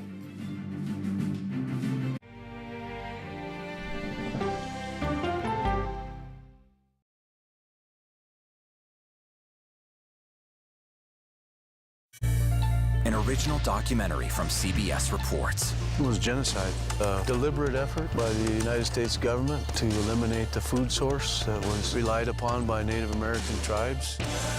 American bison were slaughtered and Native Americans displaced. And that's how tribes were subjugated to reservations and our lands were taken. But now, through conservation efforts at Yellowstone, Buffalo provided everything that we needed. Now they need help. a herd grows. We need to step up and help them. And a culture is reborn. When the buffalo return and come back, that's when our tribe will begin to heal. Yellowstone Bison Revival, now streaming on the free CBS News app. Oh, wow. Look at this. Let 60 Minutes take you on a private tour of the National Archives. So there may be treasures like this buried in boxes. Historical secrets from America's past. So this is original from 1778?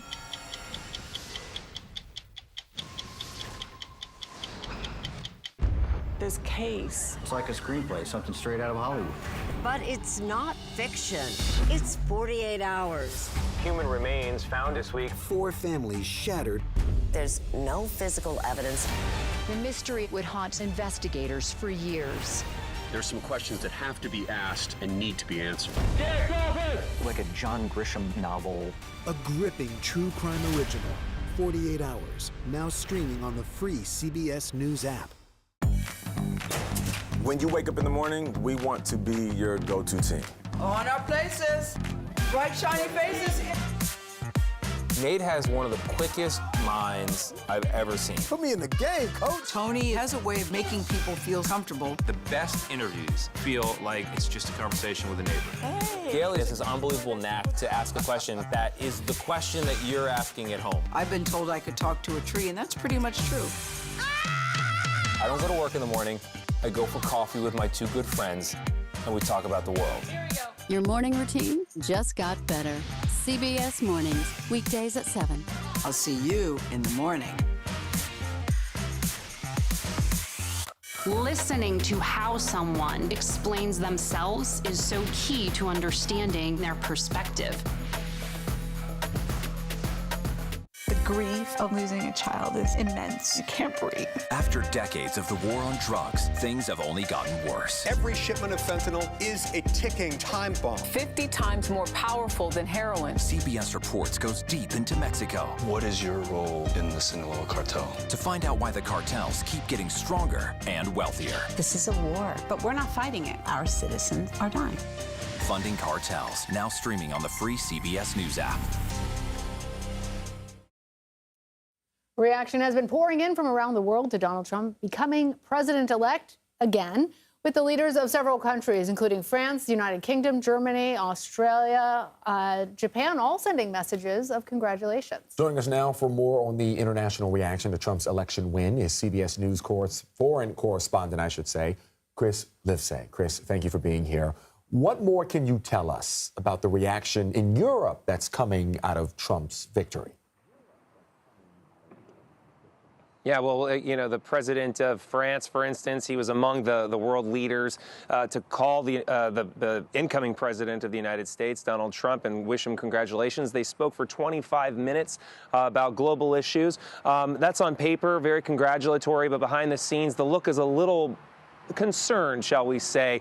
The leaders of France and Germany are now encouraging the rest of Europe to form a more united front throughout the European Union in reaction to the election of Donald Trump. They're afraid of things like tariffs on European goods, but the big one is really Ukraine, right in the backyard of the European Union. Donald Trump has talked about pulling out of NATO in the past. He's also been very critical of the billions and billions of U.S. dollars sent to Ukraine in its fight against Russia. In fact, the president of Ukraine was also very quick to congratulate Donald Trump in his victory, but also behind the scenes, he must be very concerned about things that Donald Trump has said, such as ending the war even before he comes into office in just one day, without providing any details on how he would do that. Of course, Ukraine is concerned that the only way you could end the war that quickly is by making concessions to Russia that Ukraine could never deal with. I also want to ask you about the other war that the United States has been very much involved in. Has there been any response from the Middle East with the war in the region between Israel and Hamas? Likely a conflict that the new Trump administration is going to have to tackle.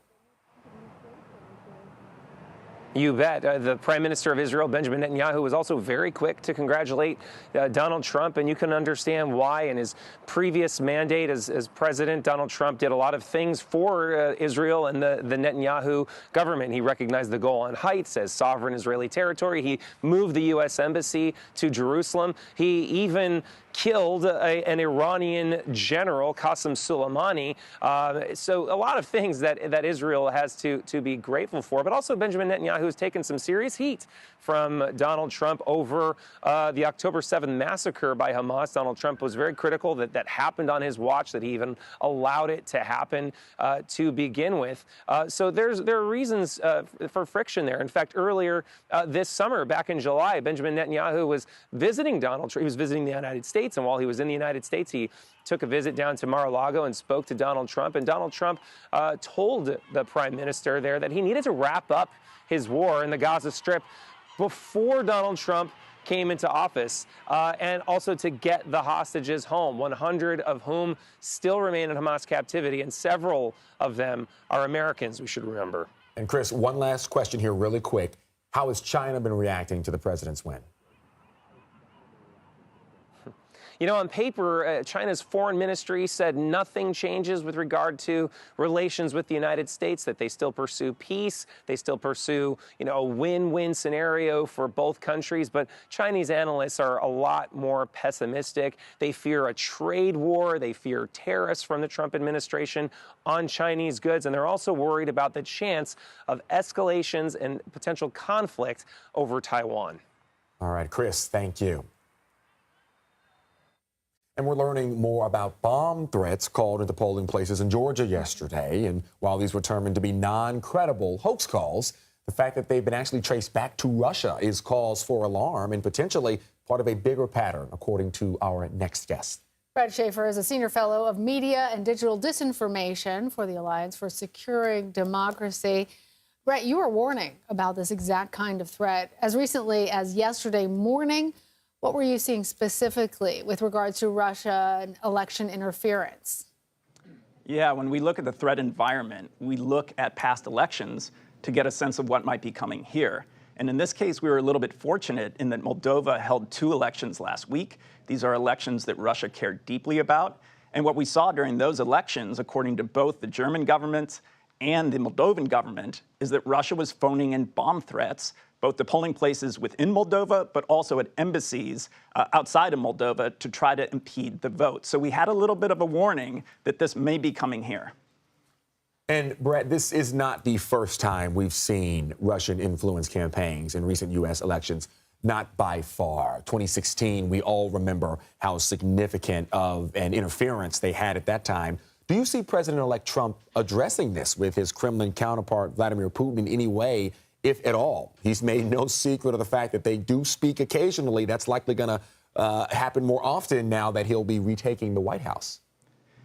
If this does indeed turn out to be the Russians who are behind this, and I would add that as a note of caution, we know that these threats originated from Russia. We don't yet have clear proof that the Russian government was involved. But if the Russian government were involved in this, there needs to be a clear, decisive, bipartisan response. This isn't meddling. This isn't Russian trolls spreading some divisive memes around social media. These were terroristic threats made to polling places in an attempt to suppress the vote. So that's egregious criminal behavior, regardless of who's behind it.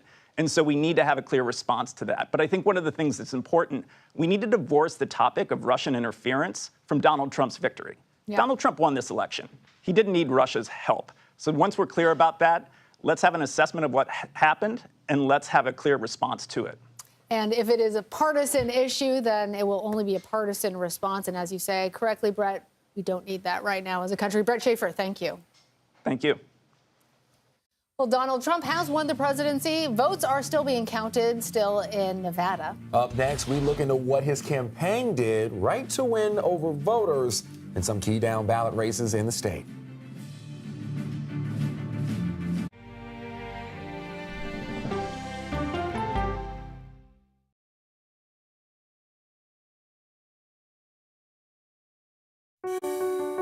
Washington is the seat of power. National security, foreign policy, global economics, every story comes through Washington in some way. We bring some of the most powerful voices in America to the table. We don't just ask the questions, you have to go deeper. We try to understand what's at the heart of the issue we're talking about, to then come forward with solutions. Face the Nation on CBS. The justices ruled that Harvard and the University of North Carolina violated the Constitution. In the aftermath of the Supreme Court decision to end affirmative action in college admissions, uncertainty sets in for some students of color. Affirmative action really gave us an equal opportunity. CBS Reports explores the historic decision and what it means for those chasing an opportunity to change their lives. I knew that college was the ticket to break this cycle. The end of affirmative action, now streaming on the free CBS News app. America Decides is your place for fact-based, unbiased reporting. At the White House, at the Capitol, on the campaign trail. What do you say to those in your party? Any cracks in the Republican Party? Our reporters and our anchors travel the country talking to voters like you about the issues that matter most. Immigration is really a factor right now that are going to be driving your decisions. What would you say to those who say, look, that's just democracy at work? Listening to you and bringing your voice into our coverage. I want a strong, proud America. Is democracy on the ballot in 2024? Let us help you decide. America Decides on CBS News 24/7. Stream our expanded one-hour program Monday through Thursday at 5 p.m. Eastern. An original documentary from CBS Reports. AI is among the most world-changing technologies ever. Curing diseases, scientific breakthroughs, making lives better. They can help us with medical discoveries, scientific discoveries, doing better agriculture, having cures for things like Alzheimer's. It's also going to really transform the way we work. The uplifting potential of artificial intelligence is limitless. It gives you a friend, somebody to chat with 24/7. That is non-judgmental. He makes me feel loved and desired. And so are its downfalls. The problem with all this AI is that it's unpredictable and uncontrollable. The choices we make now will have lasting effects for decades, maybe even centuries. The ChatGPT revolution, now streaming on the free CBS News app. We are about to see American weapons in the hands of Mexican cartels. A gun pipeline to Mexico. We are arming the cartels. 100%, no doubt about it. Happening right under our noses. Who's doing something about this? Nobody. A CBS Reports exclusive. Most Americans have no idea that we are effectively arming the enemy next door. This is the story the American people need to know. Arming cartels. Now streaming on the free CBS News app. We're still waiting for some results to come in on House races to determine exactly which party will have control of the lower chamber. But we now know that Republicans will take control of the Senate. The GOP flipped states like West Virginia and Ohio, surpassing the 51 seats needed to lock in a majority and flip party control in their favor. We are also still waiting to hear who will replace outgoing Arizona Senator Kyrsten Sinema. Democratic Congressman Ruben Gallego leads Republican Kari Lake right now. Gallego, an Iraq war veteran, crept ahead early on last night. Kari Lake is a former TV news anchor in Arizona. She has been a strong ally of President-elect Donald Trump. And one of the Senate seats that flipped is in Ohio. Trump-backed Republican Bernie Moreno unseated Democratic Senator Sherrod Brown. Moreno campaigned on issues such as immigration and the economy, pretty much mirroring Donald Trump's strategy. And another seat also flipped here in Montana. Republican and former Navy SEAL Tim Shea defeated three-term Democratic Senator John Tester. Texas Senator Ted Cruz managed to hold on to his seat. He defeated Democratic Congressman Colin Allred. Well, we're also following some historic wins from this election. The new Congresswoman from Delaware will enter the House as the first openly transgender person to be elected to Congress. Democratic State Senator Sarah McBride defeated Republican John Whalen. But that's not the only historic win out of Delaware. The state elected its first female senator. Democrat Lisa Blunt Rochester defeated her Republican challenger, Eric Hansen. She'll replace Democratic Senator Tom Carper. And the first Korean-American senator will head to Washington in the next term. Andy Kim, a Democrat, is replacing New Jersey Senator Bob Menendez, who resigned following his corruption conviction. And Alabama sending Shamari Figures to the House to represent a brand new district. You might remember the Supreme Court ruled last year that the state's old congressional districts discriminated against black voters, and new lines were drawn. Michigan was one of the big battleground state wins for Trump. It was just called a few hours ago here. Trump won overwhelmingly in Republican-leaning parts of the state and improved his margins enough in Detroit to win back the state that he lost to Biden in 2020. It's also been notable this election cycle for its large Muslim and Arab population, as some voters opted for a third-party choice in protest of the Biden administration's policies in Gaza. CBS News national correspondent Usher Qureshi is in Dearborn, Michigan for us. So, Usher, Green Party candidate Jill Stein actually received 18% of support there in Dearborn. But across the state, we see about 1.7% of voters opted for a third-party choice, straying away from Trump or Harris. Did this, I guess, turnout for Stein and third-party candidates, did that cost Harris the state? Well, probably not enough votes to cost her the state, but clearly a symbolic victory for a lot of folks here in the Dearborn area, where we have a very large, the largest concentration of Middle Easterners in the United States. There'd been a lot of discussion leading into the polls as to what they were going to do, given what was going on in Gaza, Lebanon, and Yemen. A lot of folks here, fractures happening, whether or not they were going to vote uncommitted in the primaries and whether or not they would support a third-party candidate like they did in this case. But this was unprecedented. If you look back to 2020, for example, where Dearborn clearly went for Biden 60%, Trump 40%, the third-party votes really made a difference here in Dearborn and set a message to the Democrats in terms of what was important to the people here who were going to the polls. Where else did we see Harris lose support in the state? And I'm also wondering, Usher, what lessons Democrats might take from these results. Yeah, I think, I was at a watch party last night and talking to voters here even today. You hear from them, and there were a couple of big issues, obviously, as we mentioned, the war in the Middle East, but also the economy, the cost of living, inflation. It's a common theme. It's obviously what we've been hearing across the country, but also a big issue here in Michigan. And that's one of those places where voters who I talked to, even voters who voted for Kamala Harris, said that they didn't feel like the messaging that was coming across cause from the Democrats was strong enough that they were going to have a plan to deal with the everyday costs of goods and the everyday costs of living and rent that have been rising over the last few years. So that's been a big issue that voters here in Dearborn Heights, in other areas across the state have been talking about. And it's one of those ones that obviously the incumbent inherits the problems that exist in the country right now with the economy. They say it all the time. It's the economy dummy. And that was a big issue here in Michigan as well. Michigan also finished its ballot counts much faster than it did in 2020, along with a slew of other states. So what changed there in Michigan?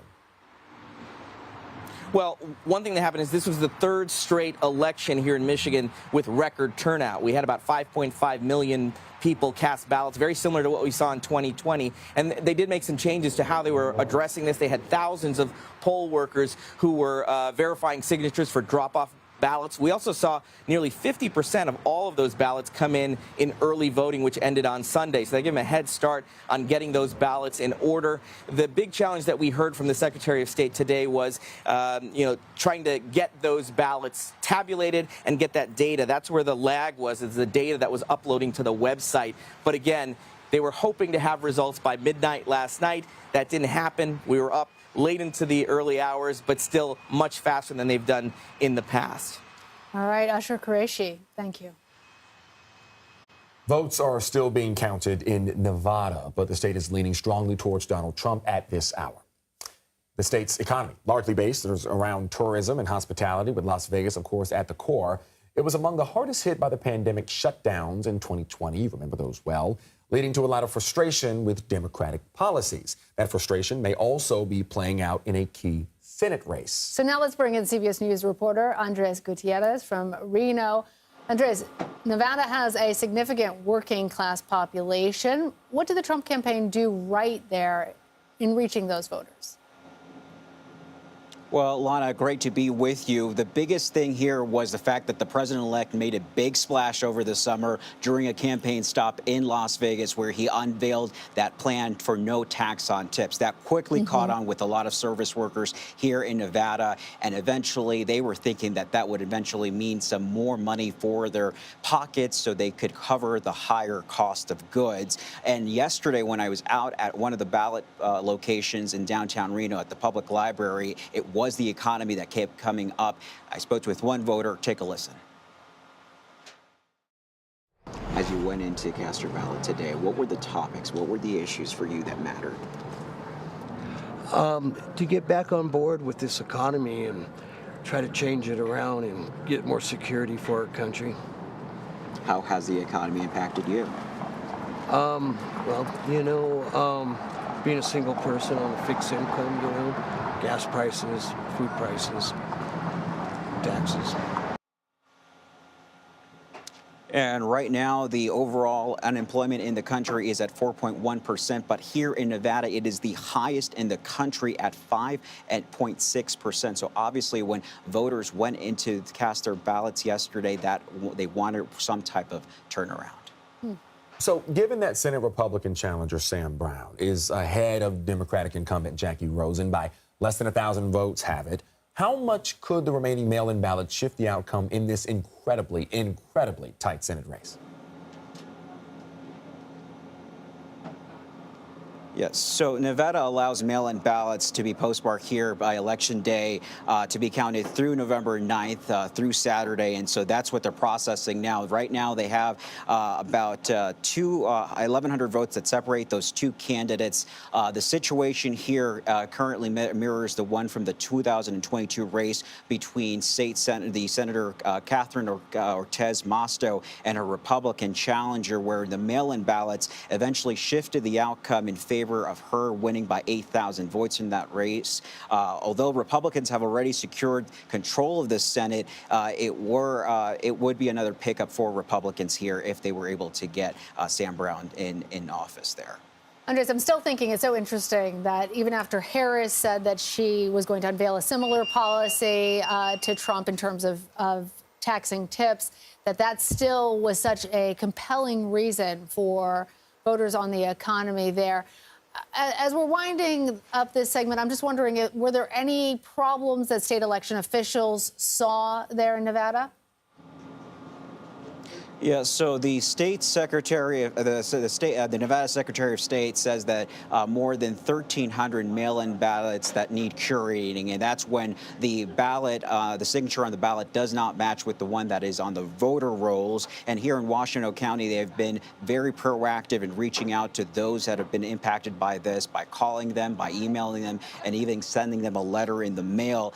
In a statement, the Secretary of State said that a lot of this has to do with young kids, that it's the first time that they're voting, and they just simply don't have a signature to be able to verify that with. But voters will have until November 12th to correct their signatures. And it is important to note that none of these results that are coming in are final until the state certifies their election on November 15th. And we will get more into those details in just a little bit. Andres Gutierrez, thank you. So with Donald Trump now the president-elect, what's next in the election process? It's a good question. We walk you through the steps from now until Inauguration Day. And I also want to give you this live look at Howard University in Washington. You see there, a crowd is gathering for Vice President Kamala Harris's remarks. She is scheduled to speak at 4 p.m. Eastern. We will take you there live as soon as it starts. Stay with us.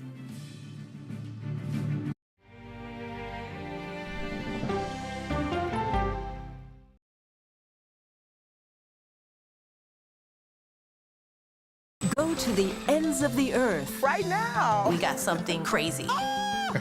And reach for the stars. Here we are. Time. Yes, it's my comeback.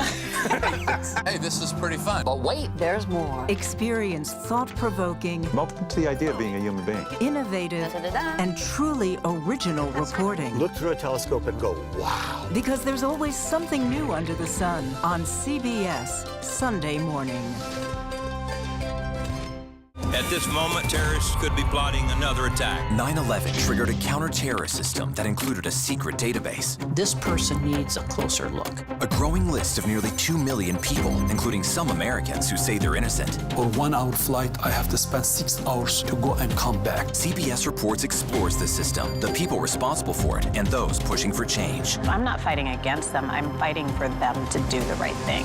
The Watch List, now streaming on the free CBS News app. Don't miss true crime anytime you want, anywhere you go. With the 48 Hours podcast. Real crimes, real lives, real justice. There's some questions that have to be asked and need to be answered. Listen to 48 Hours on Apple Podcasts. An original documentary from CBS Reports. Imagine yourself in Manhattan with no police, no army, no mayor. The people of Haiti stare down poverty, corruption, natural disasters, and violence. 90% of the guns that are used by gangs in Haiti are American guns. But with an unbreakable spirit and eternal optimism. There are days where I cry, but we can't be discouraged. We still believe in Haiti. They're still able to look ahead with hope. Haiti is on the brink of transformation, a radical shift. Haitians are coming together and saying things must change. Fighting for Haiti, now streaming on the free CBS News app. Hey there, welcome to The Uplift. I thought she was a groom, and I stepped back and I went, oh, you're the queen. She's going to be with me every instant that I'm alive. I just wanted to see if you'd go to Disneyland with me today. I look over at him and he's smiling. I'm going to remember that the rest of my life. They told us when he was going to be born, he was only going to live for 30 minutes. It's really a miracle that he's with us today. The Uplift. Stream now on the free CBS News app. When you wake up in the morning, we want to be your go-to team. On our places, bright, shiny faces. I don't go to work in the morning. I go for coffee with my 2 good friends, and we talk about the world. Your morning routine just got better. CBS Mornings. A CBS News investigation. People looking for love, finding their life savings gone. This could happen to anybody. And sometimes losing their lives. Anything for love. Now streaming on the free CBS News app. Well, now that Donald Trump is the president-elect, we wanted to look at what happens between now and Election Day. And Lana's been taking a closer look and digging in on this. Lana. Hey there. As a reminder to us all, America has the electoral college system.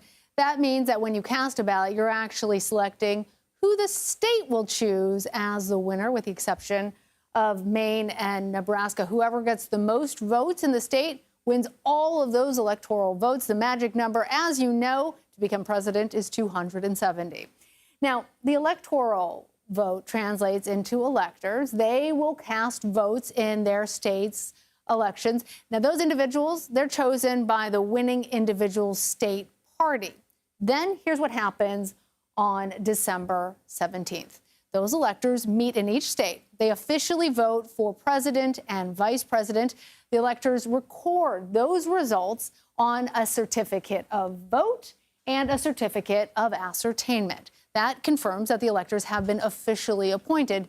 And if you'll recall, the certificate of vote is what several people in Georgia were indicted for allegedly trying to forge back in 2020.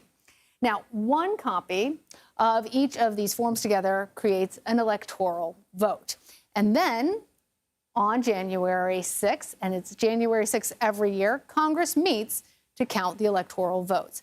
During this time, members of Congress are able to make any objections to electoral votes. We're familiar with that. Those objections are then considered by each chamber separately before they come back together. And once those are all resolved, the president of the Senate, who is currently Vice President Kamala Harris, declares the individuals elected president and vice president of the United States. And all of this takes us up to Election Day, Inauguration Day, rather, on January 20th. And when the vice president and president-elect take their oaths of office, officially, they will start a new administration. All right, and that does it here for me and Lana, but we have more election coverage ahead on this special edition of America Decides. Here's a live look right now at Howard University. We are moments away from remarks from Vice President Kamala Harris, where she is expected to publicly concede the election to now President-elect Donald Trump. We're going to bring you there live when she starts speaking. As soon as it happens, that's coming up in just minutes. You're streaming CBS News 24/7.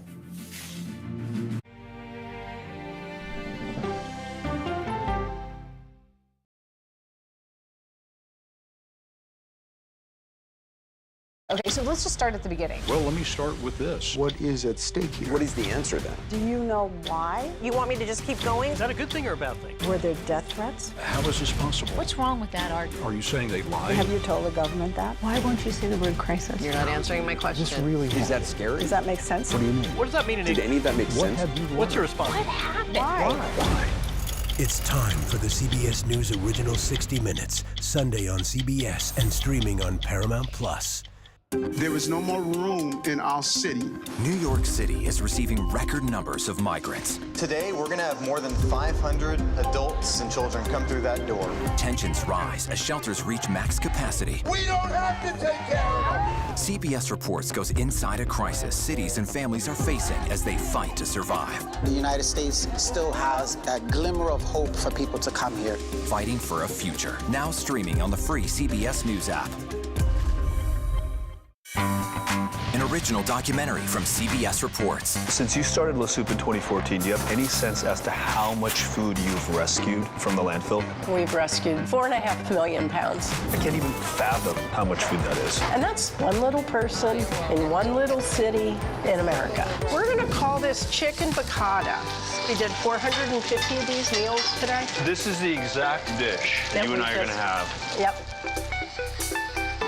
Oh, really good. Is it good? Mm-hmm. Having a plan of how to keep people fed should be in every single city. So if we eliminated food waste, could we eliminate hunger?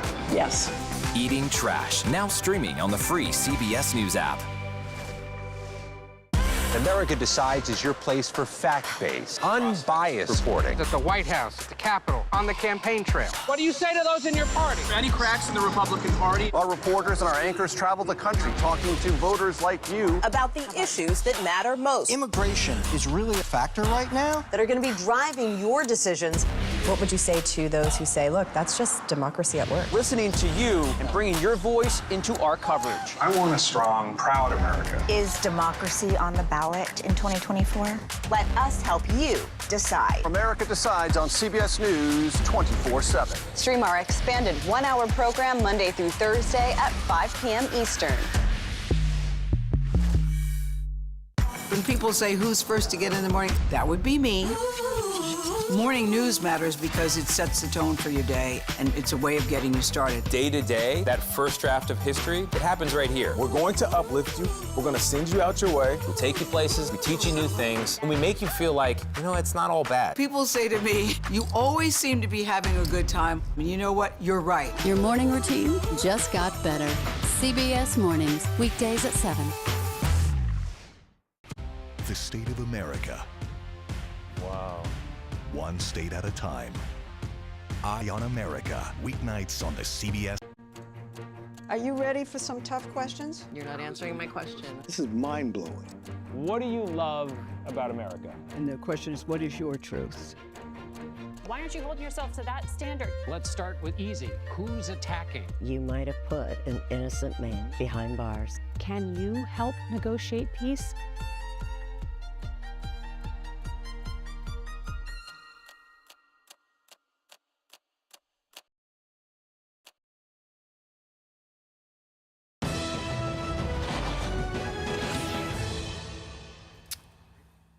Hello, everyone. Thanks for joining us here on CBS News 24/7. I'm Doug Williams. And I'm Lindsay Reiser. Good to be with you on this day after Election Day. It's 4 p.m. Eastern at the White House, which former President and now President-elect Donald Trump will once again call home after an unexpectedly convincing victory in the 2024 presidential election. We're going to give you a live look at Howard University in Washington, D.C. Vice President Harris set to speak for the first time after her election loss. In just a few minutes, we will, of course, bring you there live as soon as she steps to the podium. You'll remember, if you were watching our coverage just last night, Vice President Harris, I should say, was expected to address the crowd as the evening went on. Eventually, the crowd was spoken to and told that the vice president would not be addressing the crowd. That was before most, if not all, of the blue wall states had been called.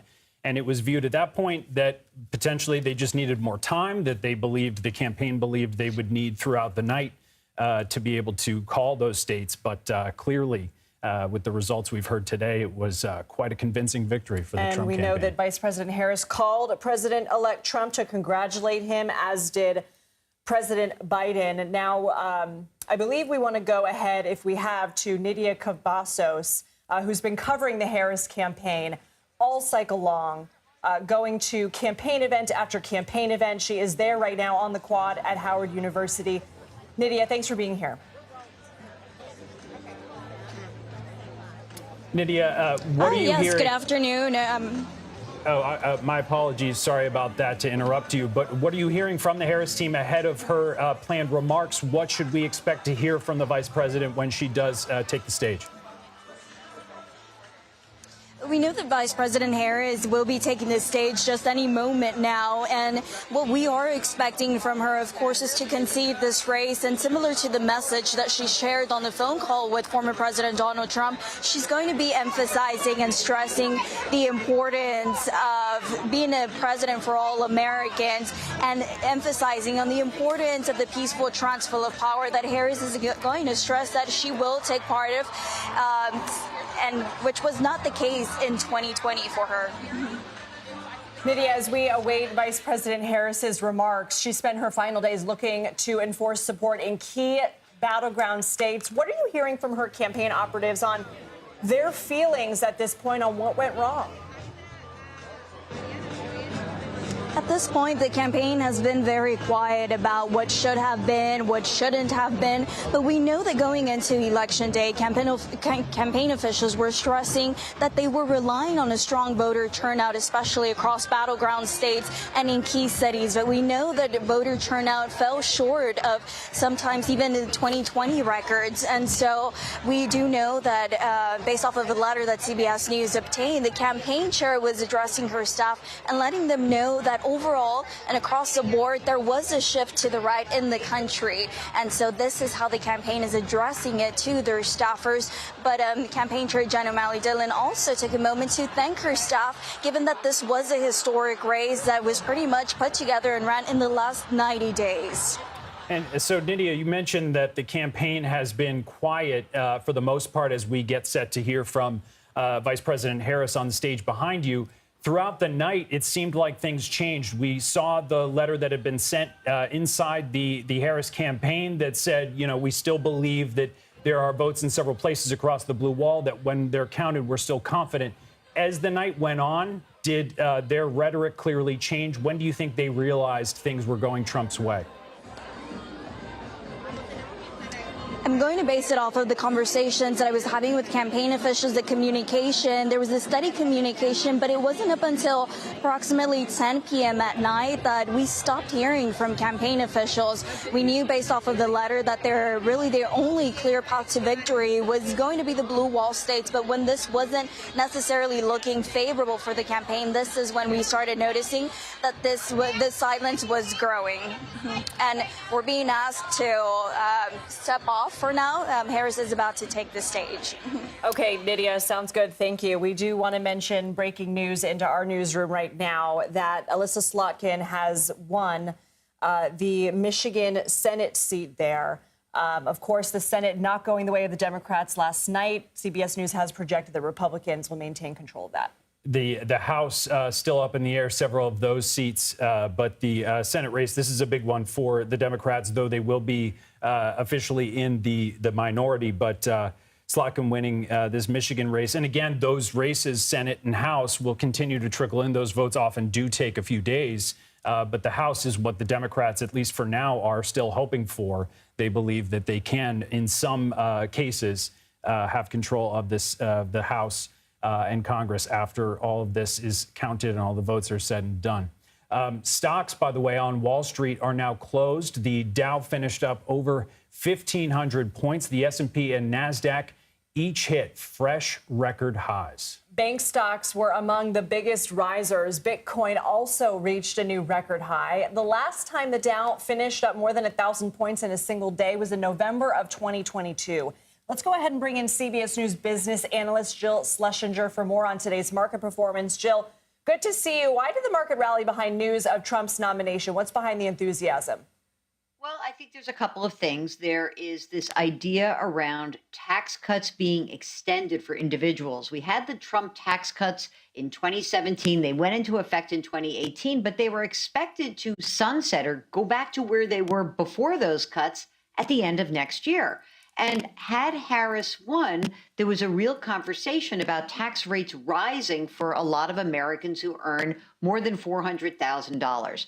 And now with a Trump second presidency, it looks like those tax cuts will become enshrined, at least for the foreseeable future. That's a big boost. There's also an idea around regulation.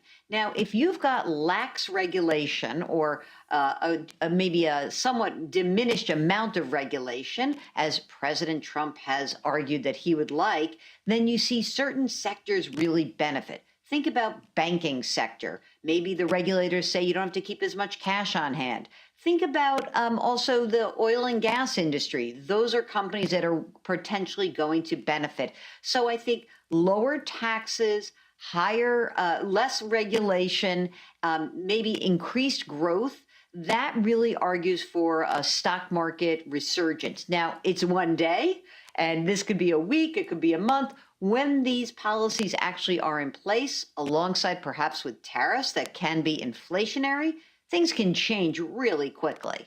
Jill, it's that last part I wanted to ask you about because Trump's critics throughout the campaign had said that those tariffs and the hikes in tariffs would lead to further inflation. Are we supposed to read into the stock market performance today that those fears are not being seen right now as far as what President Trump will actually put in place once he is back in the White House? You know, I just have to say, after doing this for a long time, my first job on Wall Street is I was a commodities trader, and sometimes euphoria and emotions gets the best of everyone, forgetting about the algorithms that make the trades. And I think that there is this generalized sense like it's all going to be great. And you know what? Sometimes that first day reaction is spot on, and oftentimes it's not. And we really need to see what the impact of what proposed tariffs would be. Generally speaking, I think it will absolutely shock consumers if there are broad-based tariffs and the price of goods starts to rise more dramatically. And secondarily, if we have strong growth and we do see inflation stick around a little bit longer, that means the Federal Reserve is not going to cut interest rates as aggressively or as quickly as originally thought. So a lot of things at play here. Again, it's a one-day reaction. I hope that people are not trading based on what they think is going to happen. We are going to know what happens. And importantly, if you're a long-term investor, you look through days and weeks, even administrations, and you are long-term in nature. You stick to your game plan. You don't mess around with it, and don't try to pick bottoms or tops. Jill, the Federal Reserve will issue a decision on interest rates tomorrow. This is after that lackluster jobs report from October. Should Americans expect a cut?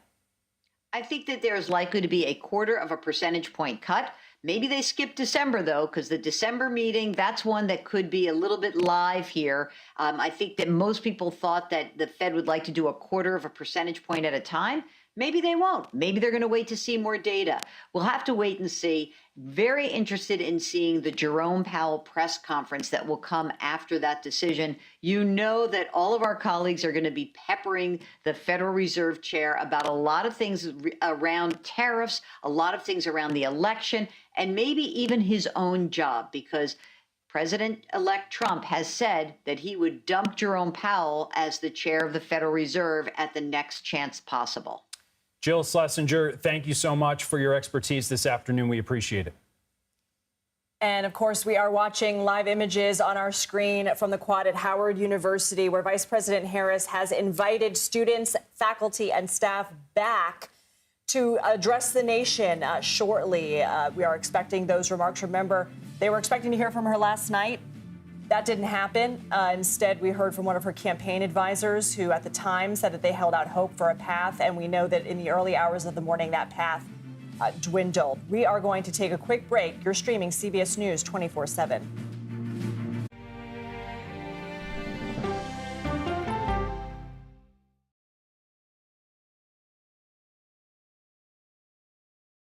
Come on, Julia. Oh, no. I will if you will. You go, gal. That's right.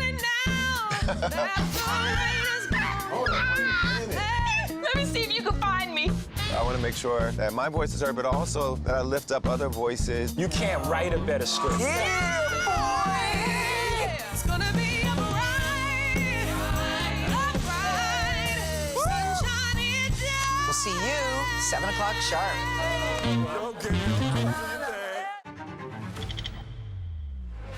How fast do you think you were going? 195 miles an hour. This is incredible. How close did you actually come to being killed? That close. Is this brain surgery without a knife? It is. What risk do these children pose to Russia? I'm not sure the world is prepared for this change. Definitely not. Who's the best coach in college football today? Let me see a mirror. It's time for the CBS News original, 60 Minutes, Sundays on CBS and streaming on Paramount+. Go to the ends of the earth. Right now. We got something crazy. And reach for the stars. Here we are. Time. Yes, it's my comeback. Hey, this is pretty fun. But wait, there's more. Experience thought-provoking, Welcome to the idea of being a human being. innovative, and truly original reporting. Look through a telescope and go, wow. Because there's always something new under the sun on CBS Sunday morning. I'm a voracious consumer of information and constantly curious. I want to know the basic facts of every issue and to press into the heart of the matter. Information is the currency of democracy, and that's what we bring to the table every Sunday. When you need your sports news all the time, We've got breaking news to bring to you. CBS Sports HQ gives you a snapshot of all the sports that matter to you. Big news coming out of the NFL. A lot of movement in the rankings this week. With highlights What a finish at the final round of play. and in-depth analysis. Can they three-peat? Tony Romo joins the conversation. What can you say about this game? When you need your sports in a snap, We're bringing you that breaking news right here on HQ. find it on CBS Sports HQ. Streaming free anywhere you are. At this moment, terrorists could be plotting another attack. 9/11 triggered a counter-terrorist system that included a secret database. This person needs a closer look. A growing list of nearly 2 million people, including some Americans who say they're innocent. For 1 hour flight, I have to spend 6 hours to go and come back. CBS Reports explores the system, the people responsible for it, and those pushing for change. I'm not fighting against them. I'm fighting for them to do the right thing. The Watch List, now streaming on the free CBS News app. A CBS News investigation. People looking for love, finding their life savings gone. This could happen to anybody. And sometimes losing their lives. Anything for love. Now streaming on the free CBS News app. Welcome back. This is a live look at Howard University in Washington, D.C., the alma mater of Vice President Kamala Harris. She's set to speak for the first time since her election loss in just a few minutes. We will, of course, bring you there live as soon as she steps up to the podium. Since CBS News projects that Republicans have taken control of the Senate after flipping several key seats, we wanted to take a look at what kind of legislation a Republican-controlled Senate would prioritize. But first, let's break down the results so far. So as of right now, Republicans have 52 seats after defeating 3 Democratic incumbents. Democrats have 42 seats, and CBS News has not yet projected the results of 6 House races. Meanwhile, control of the House is still up for grabs as we await results in several of those races. As of now, neither Republicans nor Democrats have secured a majority. And for more, we want to bring in CBS News political reporter Hunter Woodall. He joins us here in Studio 57. So, Hunter, how significant is this Senate flip for the Republicans? Were any of these races in particular surprising to you? Well, I mean, the Senate was one of those things where Democrats always had a tough map. We saw this, they were defending so many seats in difficult places, red states, Montana, West Virginia. We thought those were likely to flip, West Virginia especially. But losing in Ohio, that was a big setback for Democrats. And as you saw the night go on, the fact that they were having so many struggles in these battleground states, now it looks like we're projecting, obviously, Democrats winning the Michigan Senate race, the Wisconsin Senate race. Democrats can breathe a sigh of relief there, but it's, they might still lose the Nevada Senate race. This has been a tough map for them. So that said, what agenda do you think Congress will focus on, given the new Senate Republican majority, and if they end up flipping or keeping the House as well? I think what you're going to see is, this is a much more friendly GOP for Trump than he had when he came into office in early 2017. This is a GOP very much molded in his image. When we saw what happened in 2017, this is very much almost like, okay, they're trying to work together at a time where they didn't really get along, congressional Republicans and Trump.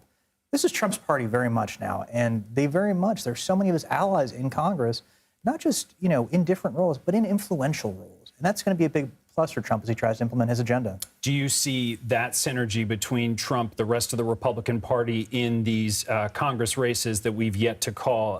Do you see that as being the deciding factor? Where do you think those races stand right now in terms of the Republicans getting control of the House? Absolutely. And it's fascinating when you look at we haven't called races or projected for races in Arizona and California. And in 2 of those races, there are Republicans who objected to certifying the 2020 presidential election. Those are key Trump allies. They're in competitive races. They've already proven that they've sided with the president, former President Trump, President-elect Trump, in a major moment. They're likely to do so again. Hunter Woodall, always appreciate you. Good to see you in New York. Thank you. This election marked the first time Americans voted for president since the Supreme Court overturned Roe v. Wade in 2022, and abortion access was on the ballot in 10 states. 7 states approved some kind of abortion rights amendments, including Arizona, Colorado, Maryland, and Montana. Voters in Nevada approved an amendment, but it will need to pass again in 2026 for it to take effect. And Missouri voters cleared the path to undo its restrictive ban. Meanwhile, Florida, Nebraska, and South Dakota failed to pass measures that would protect access to the procedure. We once again just want to let you know we are awaiting the arrival of Vice President Harris at the podium at Howard University in D.C. As soon as she steps up to the microphone, we will bring that to you live. Stay with us. You're streaming CBS News 24/7.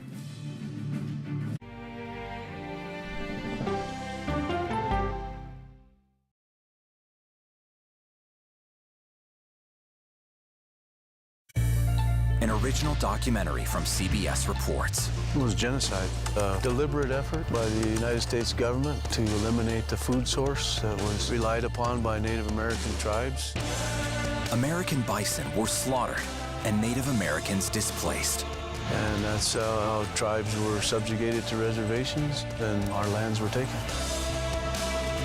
But now, through conservation efforts at Yellowstone, Buffalo provided everything that we needed. Now they need help. a herd grows. We need to step up and help them.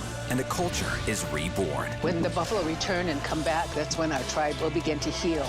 Yellowstone Bison Revival, now streaming on the free CBS News app. Oh, wow. Look at this. Let 60 Minutes take you on a private tour of the National Archives. So there may be treasures like this buried in boxes. Historical secrets from America's past. So this is original from 1778?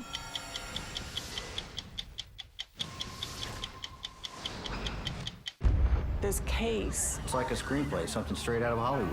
But it's not fiction. It's 48 hours. Human remains found this week. 4 families shattered. There's no physical evidence. The mystery would haunt investigators for years. There's some questions that have to be asked and need to be answered. Like a John Grisham novel. A gripping true crime original. 48 hours. Now streaming on the free CBS News app. When you wake up in the morning, we want to be your go-to team. On our places. Bright, shiny faces. Nate has one of the quickest minds I've ever seen. Put me in the game, coach. Tony has a way of making people feel comfortable. The best interviews feel like it's just a conversation with a neighbor. Hey. Gail has this unbelievable knack to ask a question that is the question that you're asking at home. I've been told I could talk to a tree, and that's pretty much true. I don't go to work in the morning. I go for coffee with my 2 good friends, and we talk about the world. Your morning routine just got better. CBS Mornings, weekdays at 7. I'll see you in the morning. Listening to how someone explains themselves is so key to understanding their perspective. The grief of losing a child is immense. You can't breathe. After decades of the war on drugs, things have only gotten worse. Every shipment of fentanyl is a ticking time bomb. 50 times more powerful than heroin. CBS Reports goes deep into Mexico. What is your role in the Sinaloa cartel? To find out why the cartels keep getting stronger and wealthier. This is a war, but we're not fighting it. Our citizens are dying. Funding Cartels, now streaming on the free CBS News app.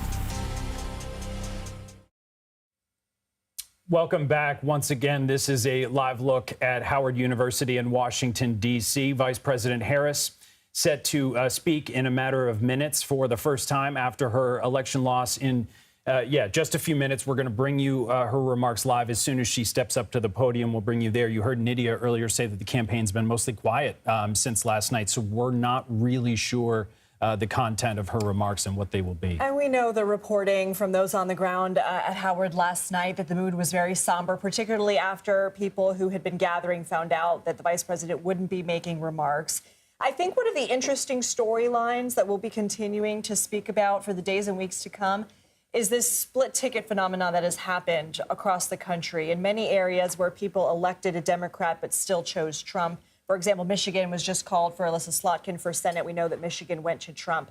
And so in her remarks, we don't have a keen idea on exactly what she will talk about, but we do know from the readout between her and President Trump, in which she called to concede, that there was a focus on unity and bringing the country together. Yes, we do know, just to remind our audience, that former President Trump and now President-elect Trump has spoken to Vice President Kamala Harris, who called the former president to concede the race. The focus of that conversation was on unity for all Americans. It was not a long conversation, we were told, but one that focused, again, on the future and uniting Americans going forward as President-elect Trump won decisively across the country, flipping what's known as the blue wall. And the results of last night's election coming quicker than many of us anticipated.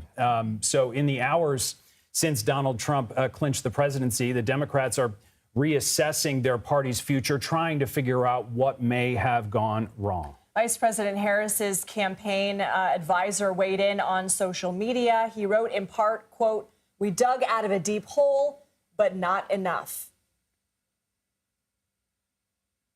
Maura Gillespie joins us here in Studio 57 for more analysis. Maura is a Republican strategist, former advisor to House Speaker John Boehner and Representative Adam Kinzinger.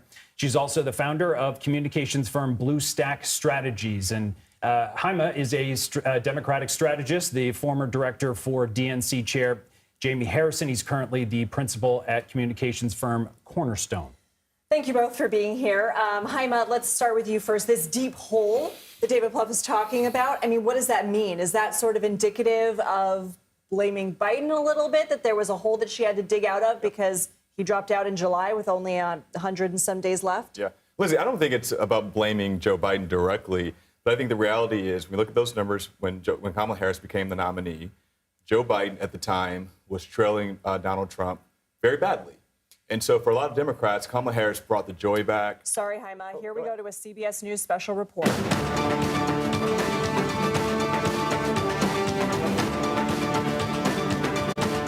This is a CBS News special report. I'm Norah O'Donnell, and we are coming on the air as we are about to hear from Vice President Kamala Harris. See her now walking to the stage. She had hoped to become the country's first female president by delivering a victory speech at her alma mater. Now that is a speech of defeat, coming just 12 hours after Donald Trump declared victory. Trump cruised to a resounding victory over Harris. They had to have spoken on the phone. We are told that the vice president conceding and that it was a conciliatory call. Let's listen in.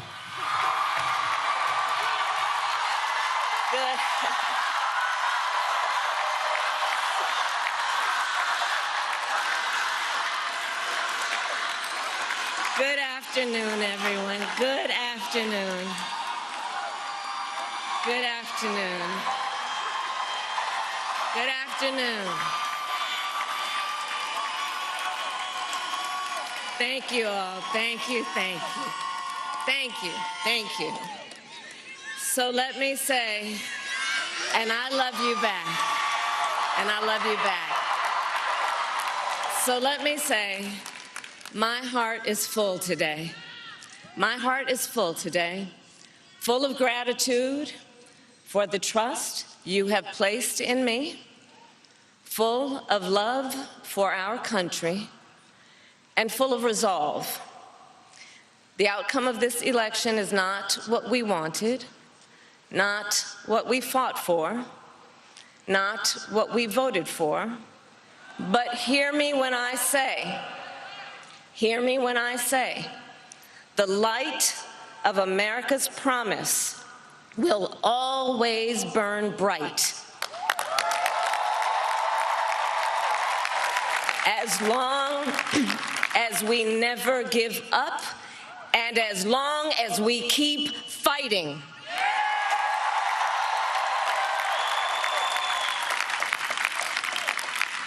To my beloved Doug and our family, I love you so very much. To President Biden and Dr. Biden, thank you for your faith and support. To Governor Walz and the Walz family, I know your service to our nation will continue.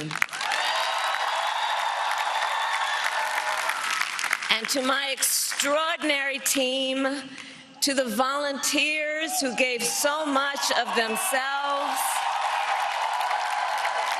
to the poll workers and the local election officials, I thank you all. Look, I am so proud of the race we ran and the way we ran it,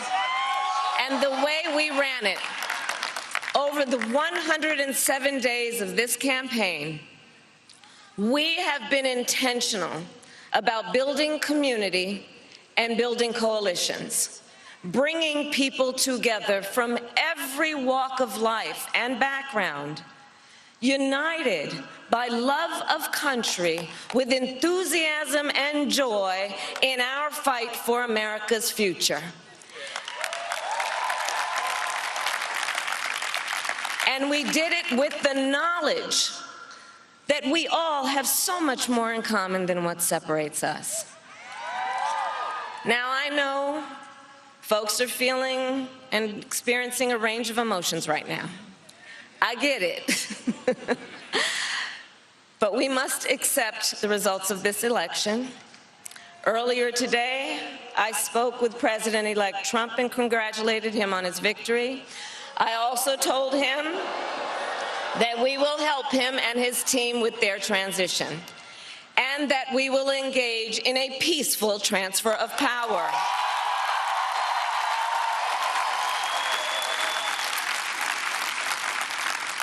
A fundamental principle of American democracy is that when we lose an election, we accept the results. That principle, as much as any other, distinguishes democracy from monarchy or tyranny. And anyone who seeks the public trust must honor it.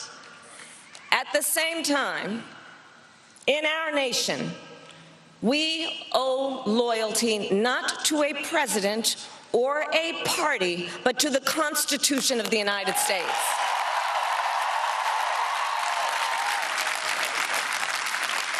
And loyalty to our conscience and to our God.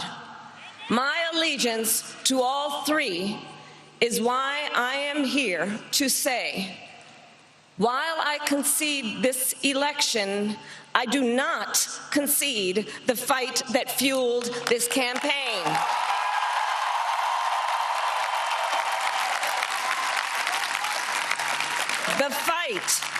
The fight for freedom, for opportunity, for fairness, and the dignity of all people. A fight for the ideals at the heart of our nation, the ideals that reflect America at our best. That is a fight I will never give up.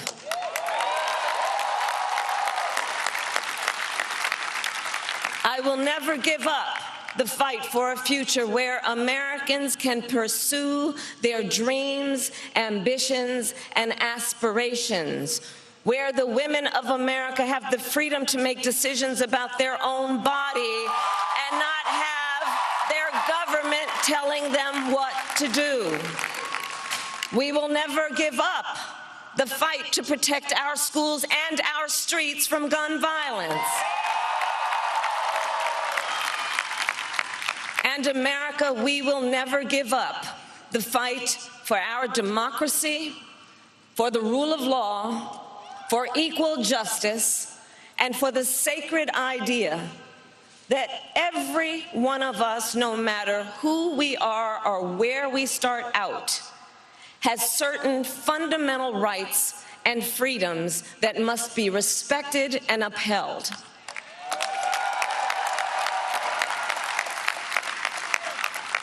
And we will continue to wage this fight in the voting booth, in the courts, and in the public square.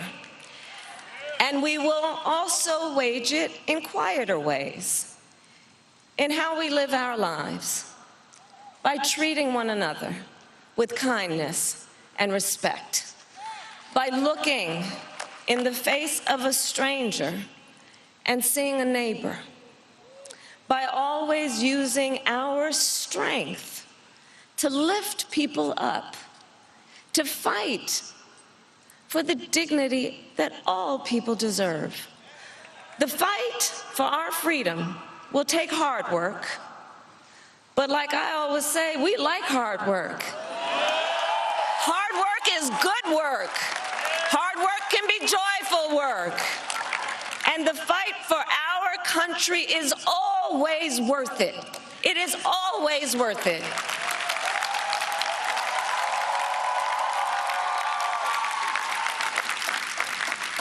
To the young people who are watching, it is, I love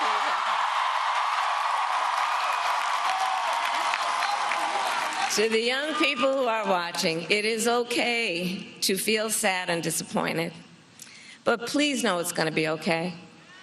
On the campaign, I would often say, when we fight, we win.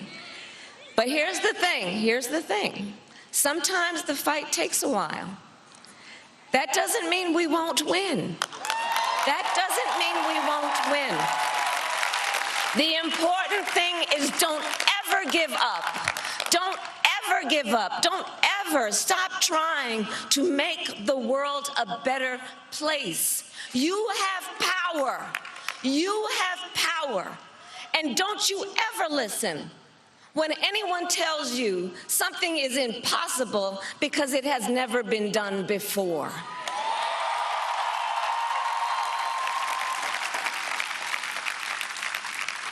You have the capacity to do extraordinary good in the world. And so to everyone who is watching, do not despair. This is not a time to throw up our hands. This is a time to roll up our sleeves. This is a time to organize, to mobilize, and to stay engaged for the sake of freedom and justice and the future that we all know we can build together. Look, many of you know I started out as a prosecutor, and throughout my career, I saw people at some of the worst times in their lives. People who had suffered great harm and great pain, and yet found within themselves the strength and the courage and the resolve to take the stand, to take a stand, to fight for justice, to fight for themselves, to fight for others. So let their courage be our inspiration. Let their determination be our charge. And I'll close with this. There's an adage an historian once called a law of history, true of every society across the ages. The adage is, only when it is dark enough can you see the stars. I know many people feel like we are entering a dark time, but for the benefit of us all, I hope that is not the case. But here's the thing, America, if it is, let us fill the sky with the light of a brilliant, brilliant billion of stars. The light of optimism, of faith, of truth, and service.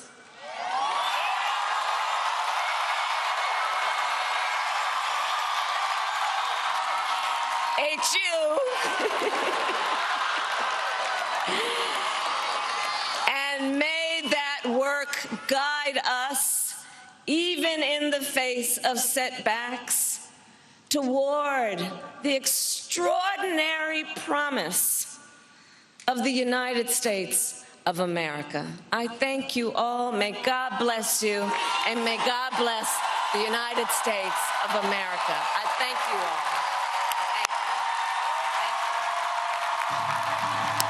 The first woman to become Vice President of the United States, who had hoped to crack the glass ceiling and become the 47th president, just now conceding at Howard University, her alma mater, beginning by saying, "My heart is full today, full of gratitude, full of resolve," but at the same time saying the light of America's promise will always burn bright as long as we never give up and as long as we keep fighting. You can see the vice president there, joined by her husband, Doug Emhoff. Want to bring in Chief White House correspondent Nancy Cordes, who's there at Howard University and has covered this campaign. And we hear once again Beyonce's Freedom in the background there. What else did we hear from the vice president just now, Nancy? Well, Nora, we heard from this vice president an acknowledgement of the way that many of her supporters are feeling right now, which is that the United States is entering a dark time. She said, if we're going to be entering that dark time, let's be a billion points of light. Let's commit ourselves ourselves to service. Let's commit ourselves to acts of kindness. Let's find some good in the situation we now find ourselves in. And I have to tell you that what was striking here on the campus of Howard University, this crowd is filled not just with supporters, but with Howard students, many of whom were not invited in for what was supposed to be a victory party here last night, but were allowed to come and stand here in the yard and watch this speech today. And so to see the tears in the eyes of those students, some of whom were casting ballots for the very first time, some of whom believed that they were casting a vote for the woman who could be the first graduate of an HBCU to actually become president of the United States. To see the tears in their eyes today was really moving and really sobering. The vice president said that she had spoken to former President Trump this afternoon, and that she talked about the importance of unity. And actually, the former president put out a statement acknowledging that and extending a rare olive branch to her and complimenting her on the tenacious race that she ran over the past 107 days, Nora. And Nancy, we also heard from the Vice President's campaign manager with a similar theme that we just heard from the Vice President. While she said, "While I concede this election, I do not concede the fight that fuels this." What's behind that continued fight? Well, that memo that you're referring to from the campaign chair, Jen O'Malley Dillon, thanked campaign aides and volunteers, but it ended with a very pointed phrase, Nora, and I'll just read it to you. She said that the work of protecting Americans from the impacts of a Trump presidency starts now. And basically, that was a call to arms for Kamala Harris supporters, for Democrats more broadly. We may have won this fight, but there are more fights to come. They're very concerned about what Trump might try to do when it comes to health care, when it comes to mass deportations. And they recognize that there are more fights to come, fights that are only going to become more difficult for Democrats as they lose control of the Senate and are poised to potentially stay in the minority in the House as well, giving Republicans a trifecta of the White House, the House, and the Senate.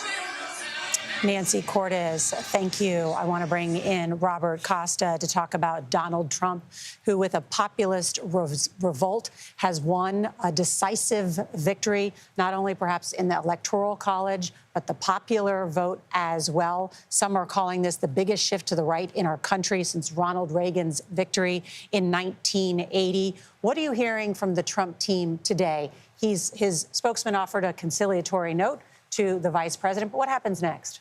Well, the Trump campaign was certainly populist in spirit. They're confronting now in Vice President Harris an opponent who has conceded this election, and I've covered her since she was in the U.S. Senate. And when I speak to her confidants and her friends, I say, who is she? What is she about? And they say she is a lawyer.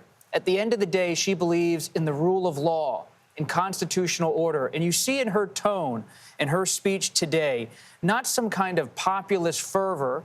Yes, she talked about galvanizing Democrats and moving forward with their head held high. But you see someone who's steady, committed to the peaceful transfer of power, urging all Americans to accept the election results. And when I talk to the Trump campaign, they don't see in Vice President Harris someone they want to fight. They see someone to a point in terms of her constitutional office, someone to be respected. Now, how they handle her in the coming days, how they handle President Biden, who knows? But she is projecting herself today as a serious figure on the American scene and how she's handling this devastating defeat with this speech. And it will be very intriguing to me as a reporter to watch how will the Trump campaign handle her showing grace in this moment.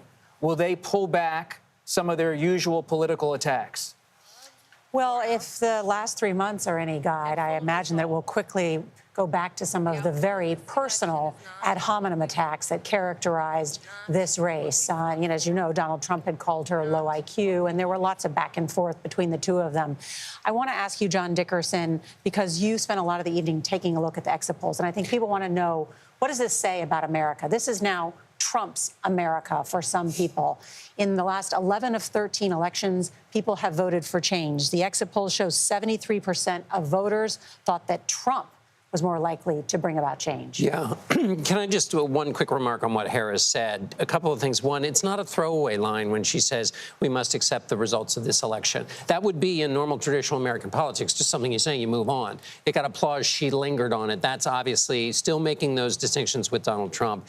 And there was also some self-help in here. We wage this campaign in quieter ways, in the ways we treat each other as individuals. That's also implicit in that as a criticism of Donald Trump. It felt very much like Ted Kennedy's speech at the 1980 convention when he lost, which is the hope still lives and the dream shall never die, which is a kind of formula for a Democratic concession speech, giving everybody something to fight for in the future. What this election was about, to your question in the exit polls, it was an election that changed. Donald Trump was able to appeal to parts of what were the traditional Democratic coalition by making a case about the economy, particularly to people at the lower end of the economic scale. But so what Democrats used to think were ironclad separations on race, he broke through those with Latino voters. He didn't do it so much with black voters. And he was able to hold on to his own voters. Kamala Harris, by contrast, was not able to do as well with women voters as she had hoped. And I think at the end of the day, what Donald Trump's success and the success of other Republican candidates up and down the line is that there was a group of voters out there who felt unseen, unheard during the economic crisis, but also when you listen to J.D. Vance's speech at the convention, they felt unheard and unseen going back to the financial crisis of 2007, 2009, and back to the wars after 9/11. And we should throw COVID in there, too. And so that's and here we have the exit polls showing how it actually happened. There you see the victory among Latino voters. Donald Trump doing better than in 2020. He did well with young voters. This is the Democratic coalition. Most important number there is at the bottom. Women, 53% turned out for Kamala Harris. It was 57% for Joe Biden, and that's really the most important part of the race, that not turning out those women as part of her coalition. I want to bring in Caitlin Huey-Burns. She is with the president-elect Donald Trump in West Palm Beach, Florida. And Caitlin, what are we hearing about potential presidential transition plans? Yeah, that's right, Nora. This team is already getting to work, working on that transition. Just the former president and president-elect now is just a couple of miles away from here at his resort in Mar-a-Lago. Today, he has been taking calls from world leaders. He had a 25-minute phone call with French President Emmanuel Macron, and they talked about a lot of different issues according to the readout. And most importantly, of course, the issue of Ukraine will be center stage of some of those key relationships with foreign leaders. In terms of the transition, it's notable that Trump's two sons, Don Jr. and Eric Trump, are among those leading this transition team. This has been a family affair, this campaign, from the beginning, and will continue to be through the transition. Also leading that transition is Linda McMahon, the former CEO of WWE Wrestling, and also served as the in his cabinet before, and Howard Lutnick, who is a close friend of Trump and a former CEO of Cantor Fitzgerald, leading that transition. But Nora, we're really looking at not only all the jobs that have to be filled, but specifically his cabinet. He's mused about a role for RFK Jr. as someone who could be involved in health policy, for example. But remember, all of the criticisms that came for Donald Trump from former members of his cabinet in his administration were kind of key centerpiece, center stage of this campaign. So he has noted that he will pick people differently than he has before. So keeping an eye on that. But this is a team getting prepared to go to Washington. And also, as Donald Trump mentioned in his acceptance speech last night, feeling like they have a mandate for governing. Not only their defeat in the Electoral College, they're also on track for a narrow win in the popular vote. And they're also going to come to Washington with a Senate majority, and we're keeping an eye on the House majority as well. So this is a former president, now president-elect, feeling like he has a mandate and broad Republican support in Congress. Nora. Excellent reporting there, Caitlin Huey-Burns in West Palm Beach. Want to turn to our senior White House and political correspondent, Ed O'Keefe. And that is an important point, that he will see this election as a mandate. It was a resounding victory for him. And then he will have that majority in the Senate. So he will have some leeway about who he puts in his cabinet. Not only who he puts in his cabinet, but potentially who he can stack the Supreme Court with. Should some of the older justices decide to retire, can fill the federal judiciary as well across the country, the appeals and district court level. It gives him almost total control of the federal government, and especially its personnel. There's a few things going on in Washington and across the country we should reflect on. First of all, we know now at the Justice Department there are active discussions about starting to wind down some of those investigations and the cases involving him. Jack Smith, the special prosecutor's office, in discussions with the Attorney General about winding down the election-related allegations. The classified documents case was already dismissed. We'll see if they can do that by the inauguration. The other thing we've picked up on today, Democratic governors across the country in big blue states, Midwestern, Southwestern states, many of whom have experience working with the first Trump administration during the pandemic, are in active discussions today about how to, as they put it, Trump-proof their states and prepare for big changes, ongoing changes in women's reproductive health, immigration policy, environmental regulations, and how the federal government will regulate industry and other aspects of society. These are governors like Illinois' J.B. Pritzker, Colorado's Jared Polis, Michigan's Gretchen Whitmer, who were all in those meetings with him back in the day about the pandemic, and then had to band together to deal with some of the relief because they believed the federal government wasn't moving fast enough. The other thing, if you were hearing that speech and you thought to yourself, that kind of sounds like the beginning of a 2028 campaign, some Democrats I've already heard from say, yeah, that did sound a little bit like that. But they said, there'll be at least 20 other Democrats who want to run as well. She will not have the field to herself if she so chooses to go down that road. That's right. The Vice President Kamala Harris conceding the race, she said today, but not the fight. Donald Trump, in his remarks last night, calling the MAGA movement the greatest political movement of all time, and saying that he will bring about the golden age of America. Our coverage will continue on CBS News 24/7, your local news. And then tonight, we'll have a full wrap-up on the CBS Evening News. We've got an hour-long show tonight, so we hope you'll join us. This has been a CBS News Special Report. I'm Norah O'Donnell.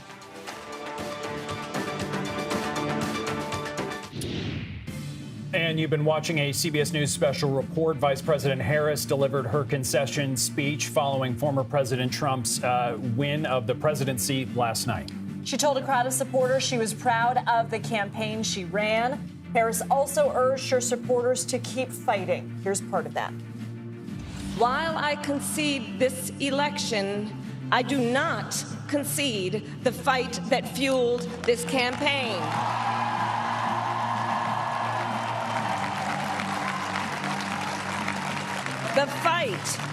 The fight for freedom, for opportunity, for fairness, and the dignity of all people. CBS News Chief White House correspondent Nancy Cordes is still there after the vice president's remarks. Nancy, the vice president started her remarks saying the light of America's promise will always burn bright, reminiscent of her speech the night before Election Day. She also said, quoted an adage, only when it is dark enough can you see the stars. What stood out to you about the speech? Well, it almost seemed like a bit of a therapy session for not just the Democratic supporters who were here in the yard, as it's known, at Howard University, but for Democrats across the nation who are shocked and devastated today, who thought that Kamala Harris was going to become the first female president of the United States. She told them, yes, the outcome is not what we wanted, but I'm so proud of the race we ran, the way we ran it. She said it is not the time for despair. And she mentioned, as you noted, that there are many people who feel that the nation is now entering a dark time. But she urged her supporters to find some light in the darkness, if that's how they feel, through service, through becoming politically active, or even just being kind to one another. Nancy Cordes, thank you so much. Let's bring in our political panel, Jaime Moore and Maura Gillespie. Jaime is a Democratic strategist who served as the director of the Office for DNC Chair Jamie Harrison. Maura previously served as an advisor to former Republican House Speaker John Boehner and former Republican Congressman Adam Kinzinger. Thank you both for being here so much. Maura, the vice president talked about there being a peaceful transfer of power. We heard John Dickerson say, you know, in ages past, that would sort of be a throwaway line. She lingered on it. What did you make of her remarks? That was an important point to make to people, is just to remind them what happened 4 years ago when we didn't have a peaceful transfer of power. And again, I think that was a positive message to remind them that, because again, you know, the country was so divided. If you talk to people before the election, so many people were afraid of the outcome, whether you talk to a Trump supporter or a Harris supporter. They were so afraid of what the outcome was going to be. And so to bring it back to the fact that we are a country that will survive this moment, no matter if you wanted her to win or wanted her to lose, we'll survive this moment. We will continue on. Our democracy will continue because we do have adults in the room here who are going to give the peaceful transfer of power, who are going to help during a transition. And reminding the American people that they're going to do that, I think was honestly top notch. And Jaime, you mentioned to us on the set as we were watching that the speech that Vice President Harris gave reminded you of one that Hillary Clinton made. What were some of the similarities there? Yeah, Doug, and look, I worked for Hillary Clinton in 2016. And so last night was very tough for a lot of us, and this morning's been very tough for us. But Hillary Clinton gave a speech the Friday after the election in 2016 that was two things. One, to assure us as campaign staffers that, like Kamala Harris said, life goes on, we can pick up ourselves and we keep going. And then secondly, she felt very, very strongly about making sure people understood that every 4 years this happens. And it doesn't matter if it's Donald Trump or if it's Bill Clinton or if it's Barack Obama. We've got to have this change of power. And when you're in this fight, it's okay to lose sometimes, but you got to figure out how to pick yourself back up, put the pieces back together, and move forward. I think that's what Kamala did today. And real quick, you did not see that speech as setting up for a 2028 run. No, I don't think so, Lindsay. I think this is too. Look, Vice President Harris ran a really great campaign. I'm very proud of her, and I'm proud to call her a friend. I think she was tremendous. But it's too soon to say. We have some fantastic candidates who will emerge in 2027 and 2028. A bunch of governors, a bunch of members of Congress, a bunch of senators, mayors. And so I think it's too soon to say the vice president's going to prepare to run again. And I don't think that's fair for our party to say that right now. Maura, were you struck by just the detail with which Vice President Harris went into the importance of a transition of power, as if almost to use the Hillary Clinton, they go low, we go high? And by not mentioning what she was really referencing, she made sort of a grander point, as John Dickerson pointed out, that needed to be made. I just think it was to kind of quell the concerns that so many people have. Again, the emotions were so high going into Election Day. Fear was one of the prominent things that was being played upon during this entire election cycle. And so to try and remind people that that's not going to change, that we are going to move on, and the transfer of power is important to our democracy. Jaime Moore, Maura Gillespie, thank you both so much for being here. We appreciate it. We're going to take a quick break, and you can join us at the top of the hour for a special edition of America Decides. You're watching CBS News 24/7.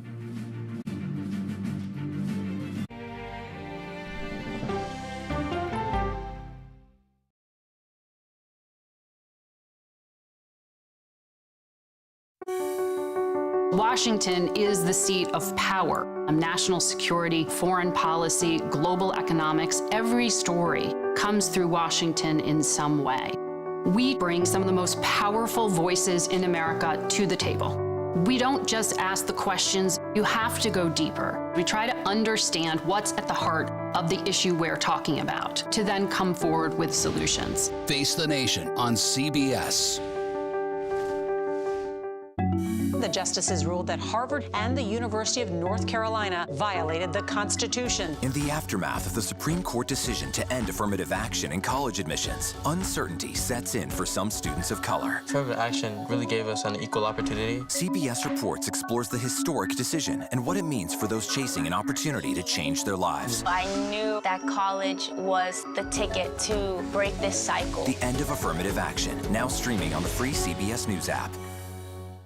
America Decides is your place for fact-based, unbiased reporting. At the White House, at the Capitol, on the campaign trail. What do you say to those in your party? Any cracks in the Republican Party? Our reporters and our anchors travel the country talking to voters like you about the issues that matter most. Immigration is really a factor right now that are going to be driving your decisions What would you say to those who say, look, that's just democracy at work? Listening to you and bringing your voice into our coverage. I want a strong, proud America. Is democracy on the ballot in 2024? Let us help you decide. America Decides on CBS News 24/7. Stream our expanded one-hour program Monday through Thursday at 5 p.m. Eastern. An original documentary from CBS reports. AI is among the most world-changing technologies ever. Curing diseases, scientific breakthroughs, making lives better. They can help us with medical discoveries, scientific discoveries, doing better agriculture, having cures for things like Alzheimer's. It's also going to really transform the way we work. The uplifting potential of artificial intelligence is limitless. It gives you a friend, somebody to chat with 24/7 that is non-judgmental. He makes me feel loved and desired. And so are its downfalls. The problem with all this AI is that it's unpredictable and uncontrollable. The choices we make now will have lasting effects for decades, maybe even centuries. The ChatGPT revolution, now streaming on the free CBS News app. We are about to see American weapons in the hands of Mexican cartels. A gun pipeline to Mexico. We are arming the cartels. 100%, no doubt about it. Happening right under our noses. Who's doing something about this? Nobody. A CBS Reports exclusive. Most Americans have no idea that we are effectively arming the enemy next door. This is the story the American people need to know. Arming cartels, now streaming on the free CBS News app. Superstar approaching, superstar approaching. Just get your popcorn and get ready. Come on, Julia. Oh, no. I will if you will. You go now. Yeah.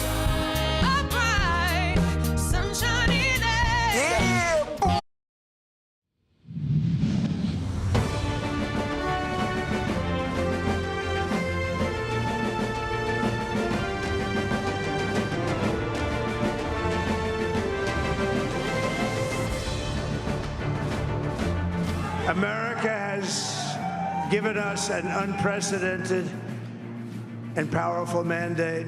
I think that we just witnessed the greatest political comeback in the history of the United States of America. We must accept the results of this election. We will engage in a peaceful transfer of power. I think it was a referendum on the current administration. Hello, thank you for being with us. I'm Lindsay Reiser. And I am Doug Williams. Welcome to our America Decides special coverage from Studio 57 here in New York City. 4 years after he was defeated by President Joe Biden, former President Donald Trump has made a historic political comeback. The president-elect defeated Vice President Kamala Harris to become the 47th president of the United States. This is a look at the national map. Trump recapturing the White House after early wins in the battleground states of North Carolina, Georgia, and Pennsylvania.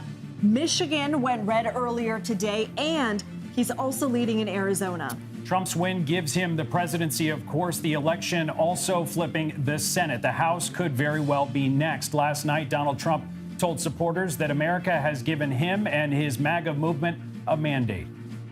I will not let you down. America's future will be bigger, better, bolder, richer, safer and stronger than it has ever been before.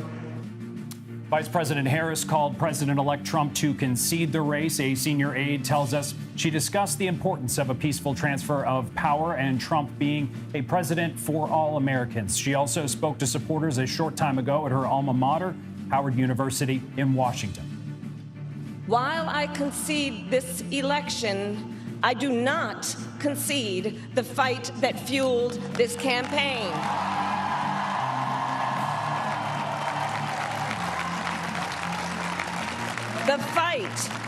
The fight for freedom, for opportunity, for fairness, and the dignity of all people.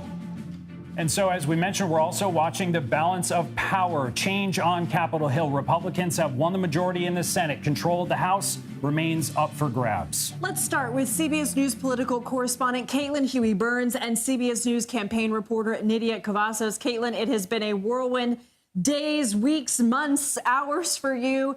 Tell us, from what your own analysis tells you, what you're hearing from operatives, how did Trump pull this off? Hey, Lindsay, great to be with you. It has been a whirlwind. As you know, we've been traveling with the former president as he's been crisscrossing these battleground states, especially in those final hours, making every last push that he could to turn out the vote. And what's really striking, Lindsay, talking to campaign operatives, is that they see a fulfillment of a strategy that they had employed long ago, which was to target low propensity voters. They made a big gamble, a risk, targeting voters who didn't show up in 2020 and hadn't really participated in this political process before.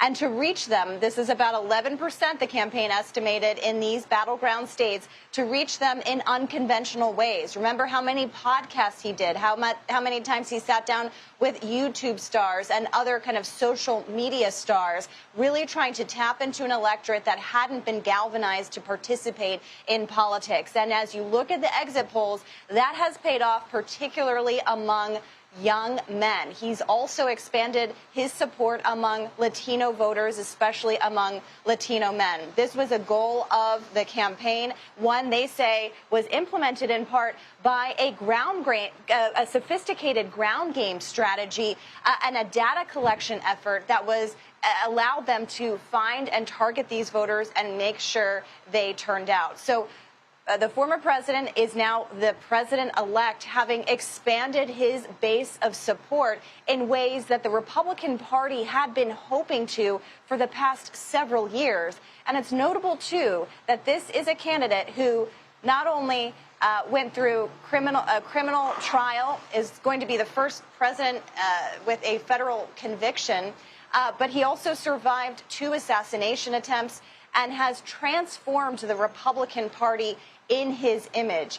And so he is going to Washington with what he calls a mandate, not only given to him, in his view, by an electoral college win, but also he's on track for a narrow win in the popular vote and an expanded Republican majority in the Senate. And as you mentioned, we're keeping an eye on the House as well. And Nydia, I want to get your reporting and your take on something that Harris had to say about the future of the country in her speech. Let's take a listen for our audience. The light of America's promise will always burn bright. As long as we never give up and as long as we keep fighting. Nydia, it seemed like so much of Vice President Harris's remarks were focused on the future moving forward, that this is not the end of the fight. How do you think she went about or is going about explaining her loss last night? Well, this soundbite that we just heard from Vice President Harris, it pretty much summarizes her message here, that despite the fact that the outcome of this election wasn't favorable, it's not what the crowd wanted. She did reassure them that everything will be okay. But her message was also that telling them and urging them that they must fight. And this is similar to the message that we heard from the campaign chair earlier today, Jen O'Malley Dillon, as she was addressing her staff. She was saying that this is just the beginning of the fight for them in addressing the impacts of the Trump presidency. So she urges the campaign chair as well as Harris to keep on fighting. This is her message to the crowd that was filled with volunteers, campaign staffers, and a lot of supporters as well from Howard University. Caitlin, what do we know right now about what the Trump team is actively doing? Do we have any information on a transition team? Well, the transition has begun. The transition team is meeting. They are a few miles away. The former president has been at his resort in Mar-a-Lago. He's also been talking to world leaders. He had a 25-minute phone call earlier today with Emmanuel Macron, of course, the French president. Topic of conversation, according to a readout from the French president, was that they focused obviously on their relationship before, but of course, Europe and the future of Ukraine is at center stage here. Remember, this is a candidate in Donald Trump who was very opposed to sending further U.S. military assistance to the region.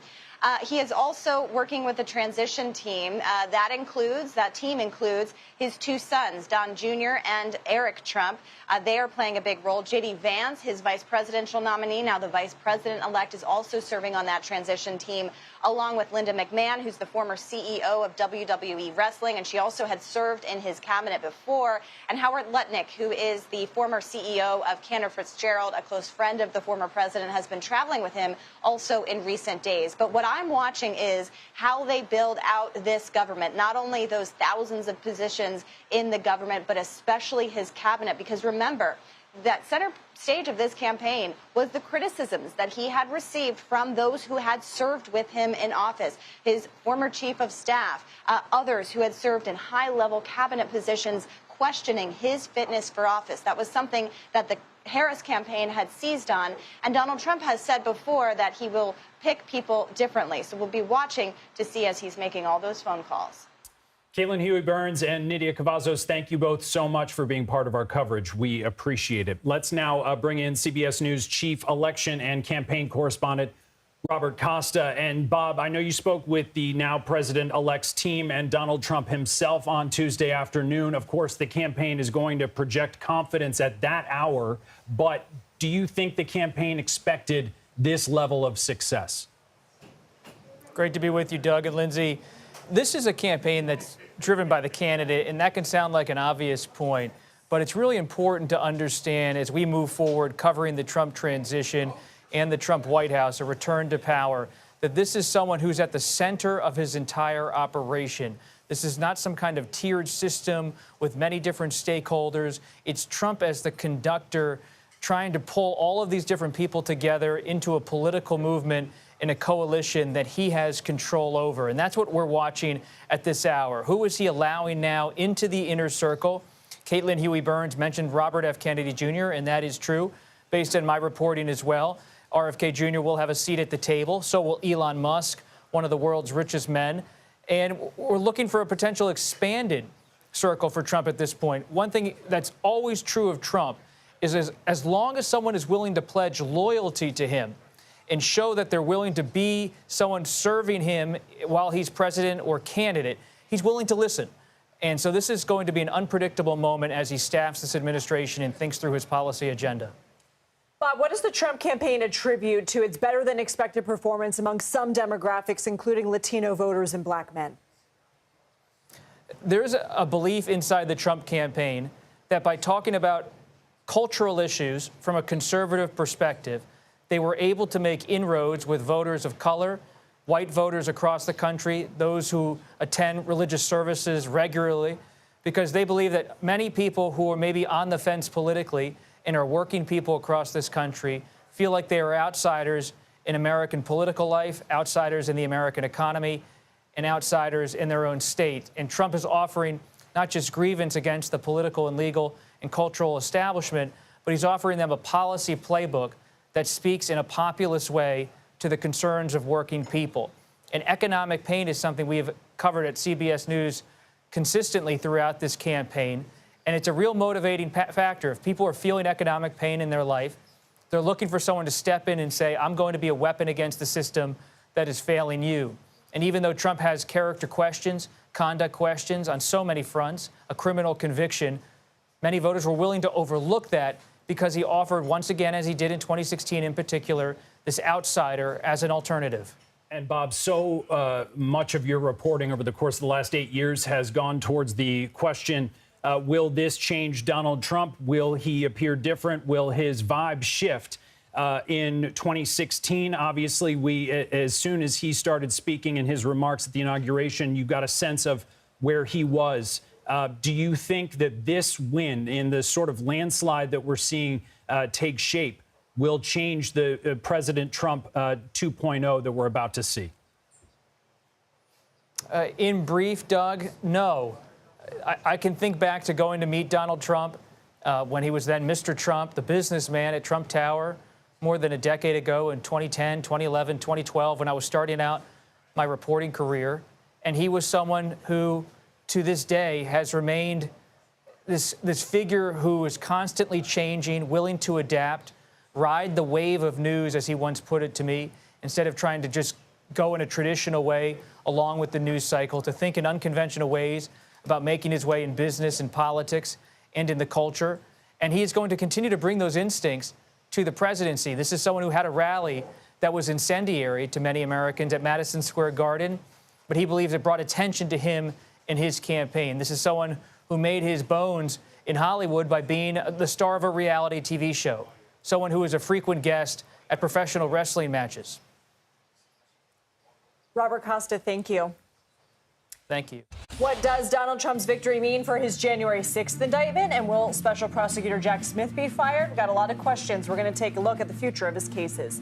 You're streaming America Decides.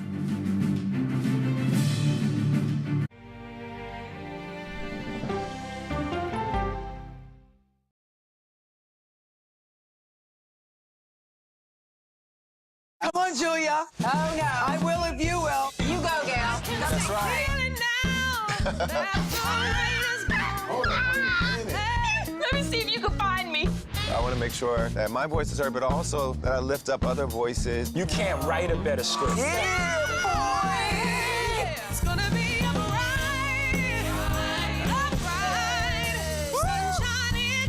We'll see you 7 o'clock sharp.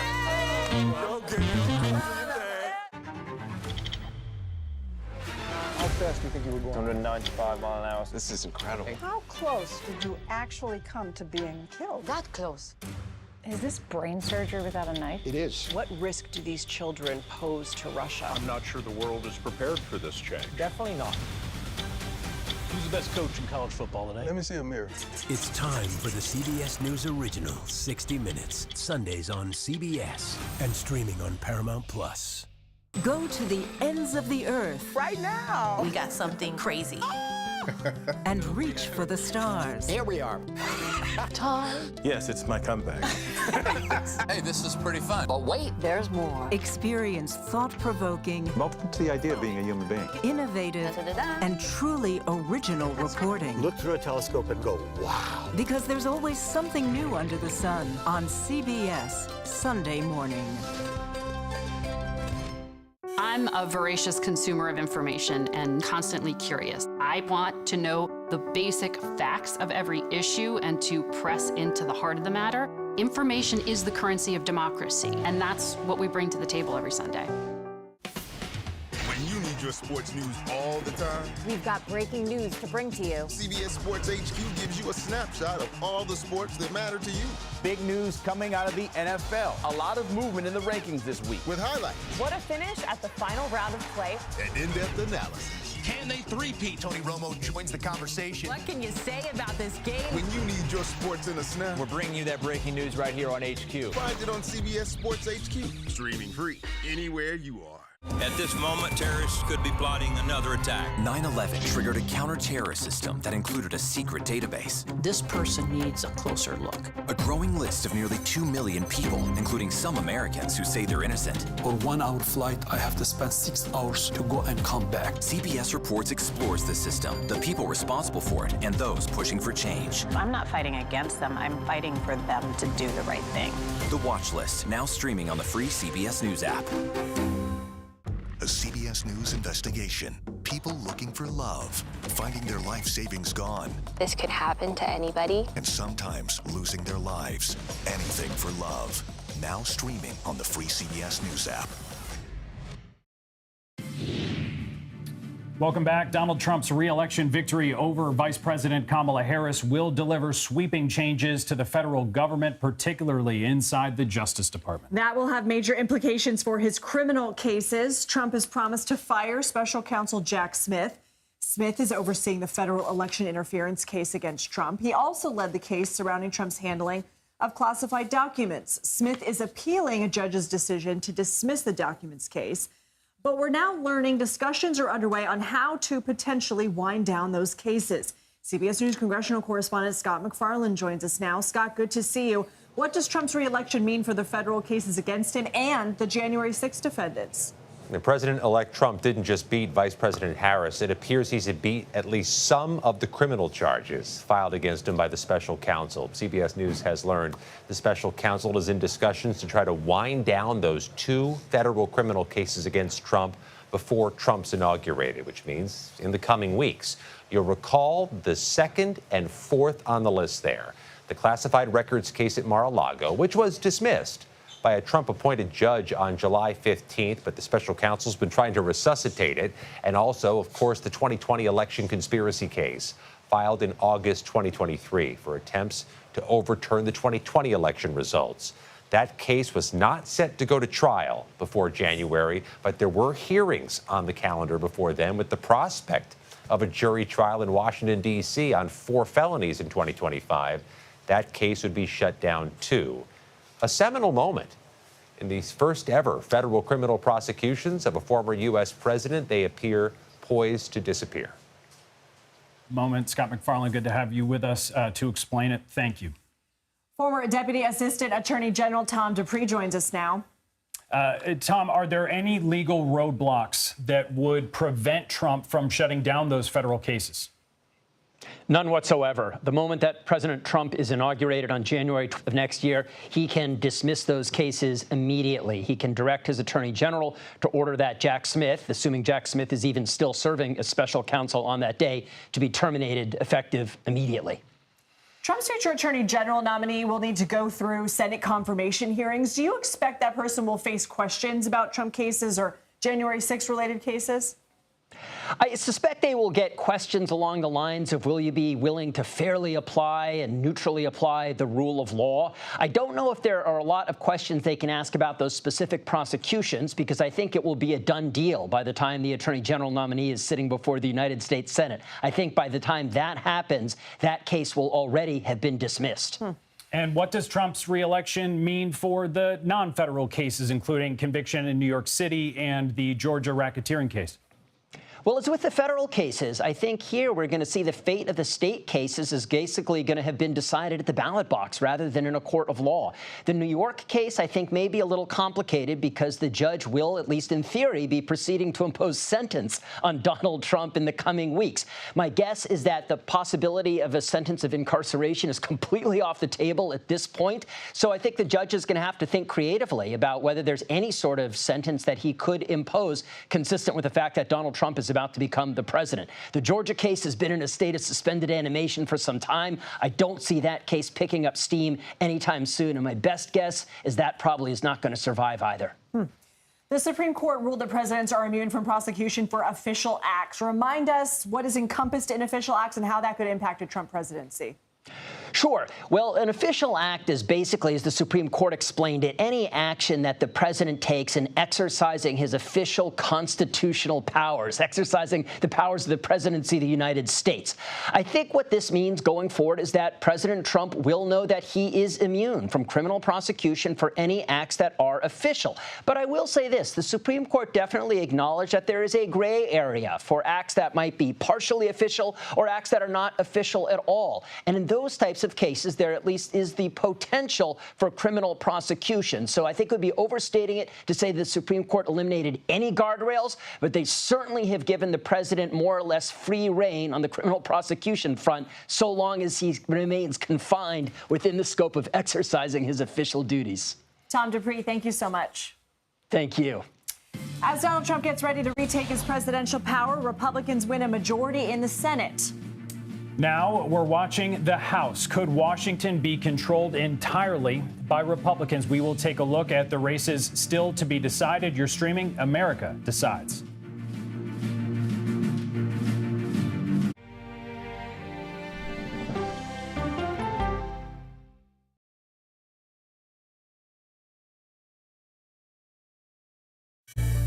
An original documentary from CBS reports. It was genocide, a deliberate effort by the United States government to eliminate the food source that was relied upon by Native American tribes.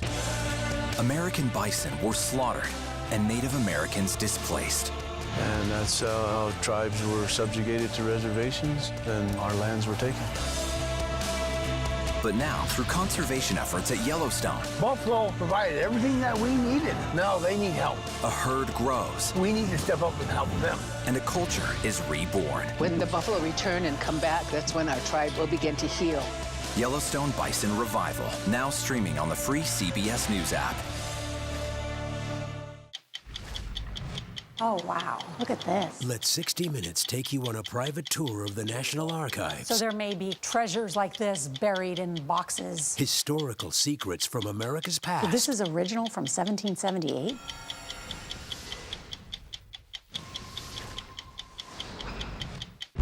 This case. It's like a screenplay, something straight out of Hollywood. But it's not fiction. It's 48 hours. Human remains found this week. 4 families shattered. There's no physical evidence. The mystery would haunt investigators for years. There's some questions that have to be asked and need to be answered. Like a John Grisham novel.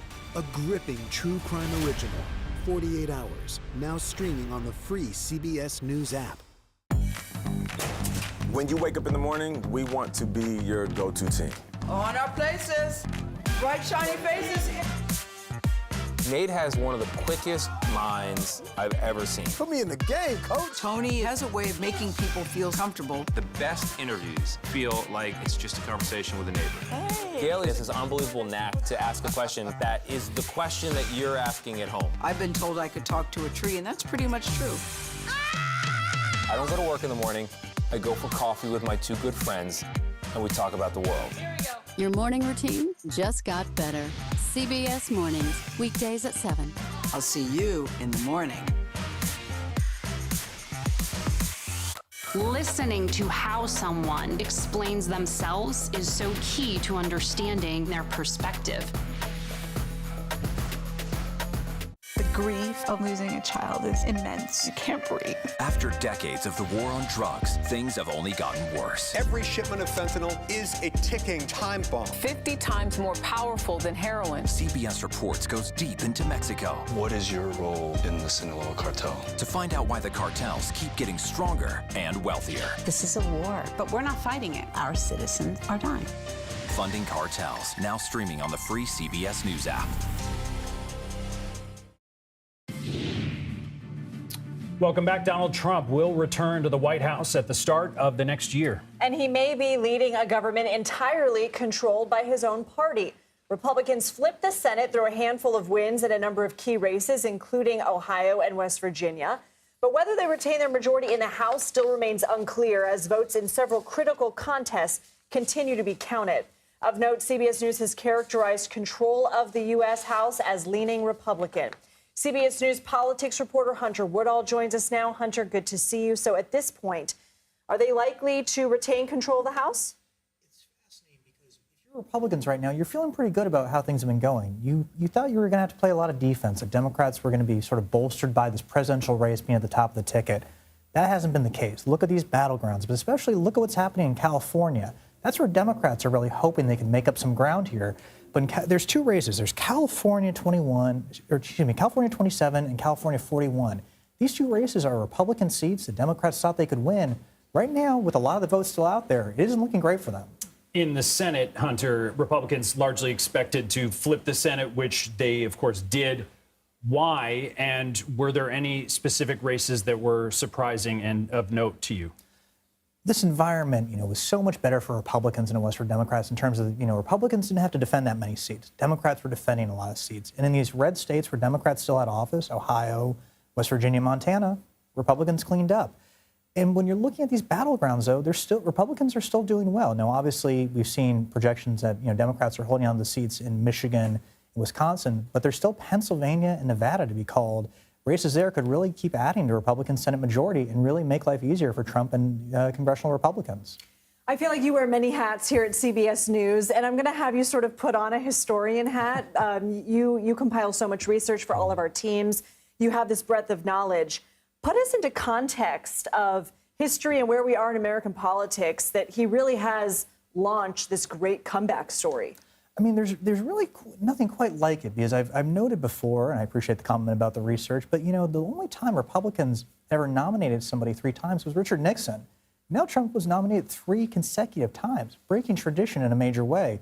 And obviously, the comeback he had after what we saw, with the January 6th Capitol riot, with the falsehoods about the 2020 election, and Republicans really pulling back from him. I did some reporting on this earlier this year. Republicans, had condemned that riot, condemned that attack, distanced themselves from Trump. Now, they rush to endorse him. at a certain point. And that really showed, he was taking over the party once again. And that was more than complete what we saw last night. Hunter Woodall, thank you not just for joining us, but for the encyclopedia brain that you provide everyone at CBS News every day. Thank you. Well, we're already seeing comparisons between Hillary Clinton's 2016 loss to Vice President Kamala Harris's defeat last night. One moment that felt eerily similar was the speeches given by both campaigns' co-chairs. It's been a long night, and it's been a long campaign. We still have votes to count. We still have states that have not been called yet. They're still counting votes, and every vote should count. So you won't hear from the vice president tonight? Everybody should head home. You should get some sleep. Thank you so much. And let's bring in Evan McMorris-Santoro and Sabrina Rodriguez. Evan is a political reporter for Notice. Sabrina is a national political reporter for The Washington Post. And Evan, you've been covering this race from the beginning. When it came to the states that Trump won, some of them easily, where were you most surprised? Well, that blue wall did not stand at all. In fact, I think it's kind of interesting. You talk about this comparison between 2016 and 2024. It's true that people stayed up late and Democrats sort of held on, hoping that maybe this would come through in the end. But the reality of the situation is these are two very different elections. In 2016, President Trump did not win the popular vote. Hillary Clinton did by a significant amount. And it was really a question of what kind of country are we going to have after this? What do we want to have in a president? It led to a lot of conversations after that. This election last night was America wants Trump, and they got him. It's a very, very different race. Sabrina, what did you make of where Harris fell short, particularly among certain demographics? I mean, I think the most notable one that's being talked about today is Latino voters and where Harris ultimately landed. She got a majority of Latino voters, at least based on preliminary exit polls, and we'll have more data, obviously, in the days and weeks to come. But there has been this question about, her performance specifically with Latino men and men more broadly.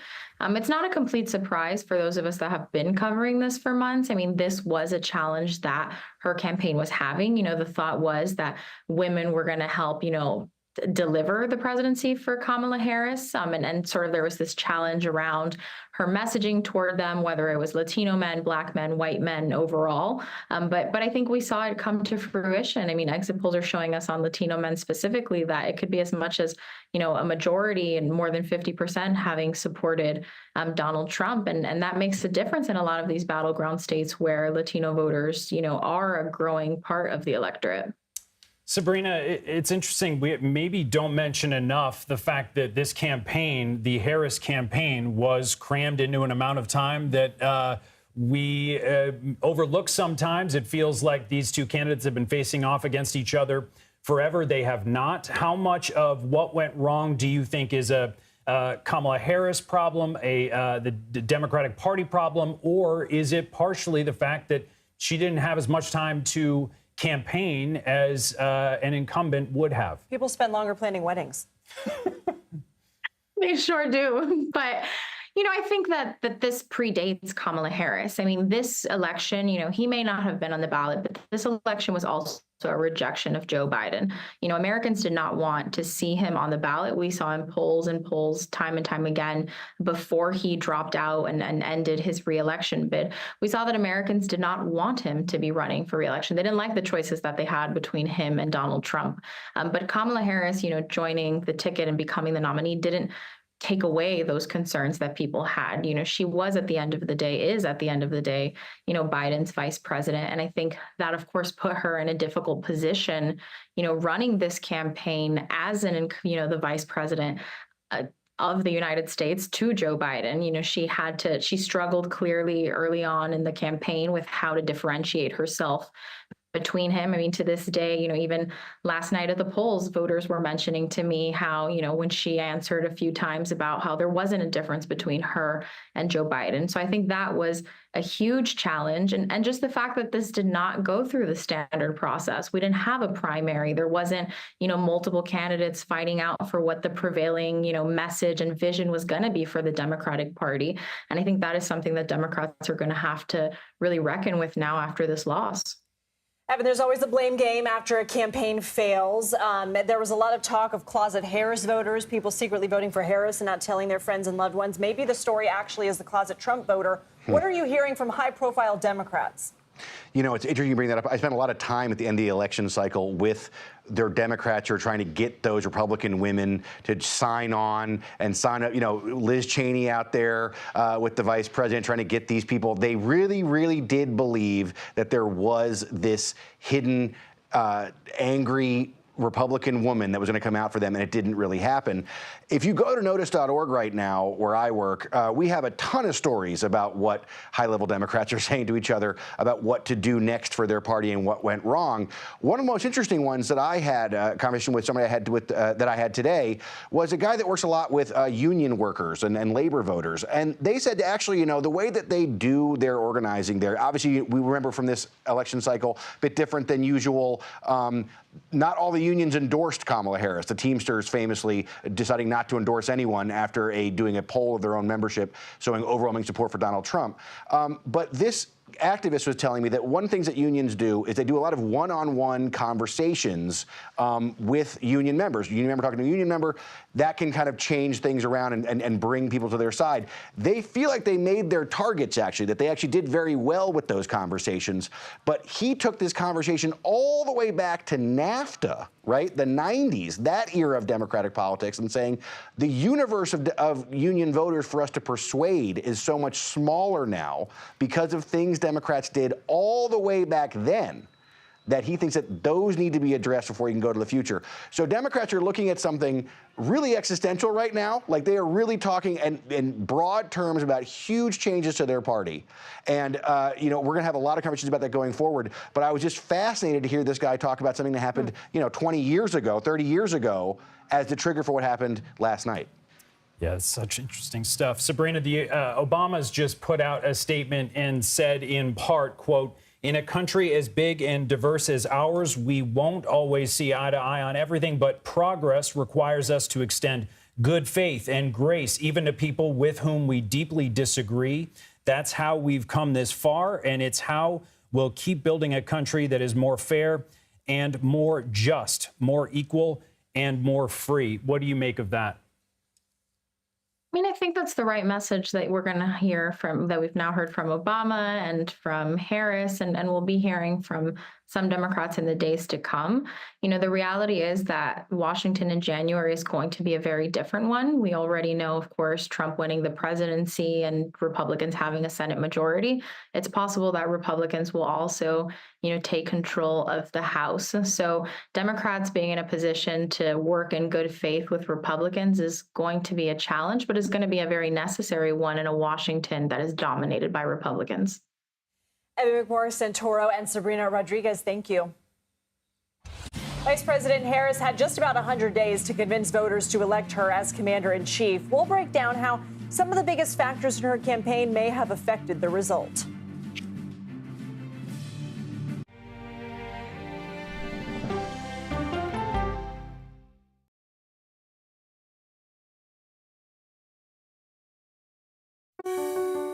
Washington is the seat of power. National security, foreign policy, global economics, every story comes through Washington in some way.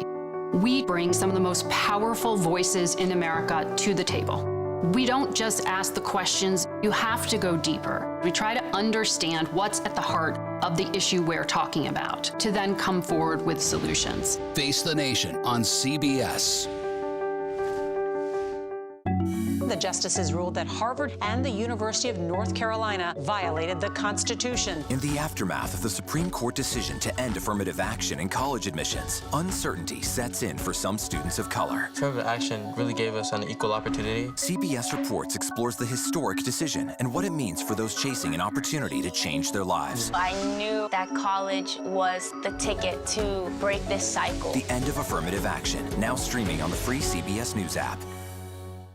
America Decides is your place for fact-based, unbiased reporting. At the White House, at the Capitol, on the campaign trail. What do you say to those in your party? Any cracks in the Republican Party? Our reporters and our anchors travel the country talking to voters like you about the issues that matter most. Immigration is really a factor right now that are going to be driving your decisions What would you say to those who say, look, that's just democracy at work? Listening to you and bringing your voice into our coverage. I want a strong, proud America. Is democracy on the ballot in 2024?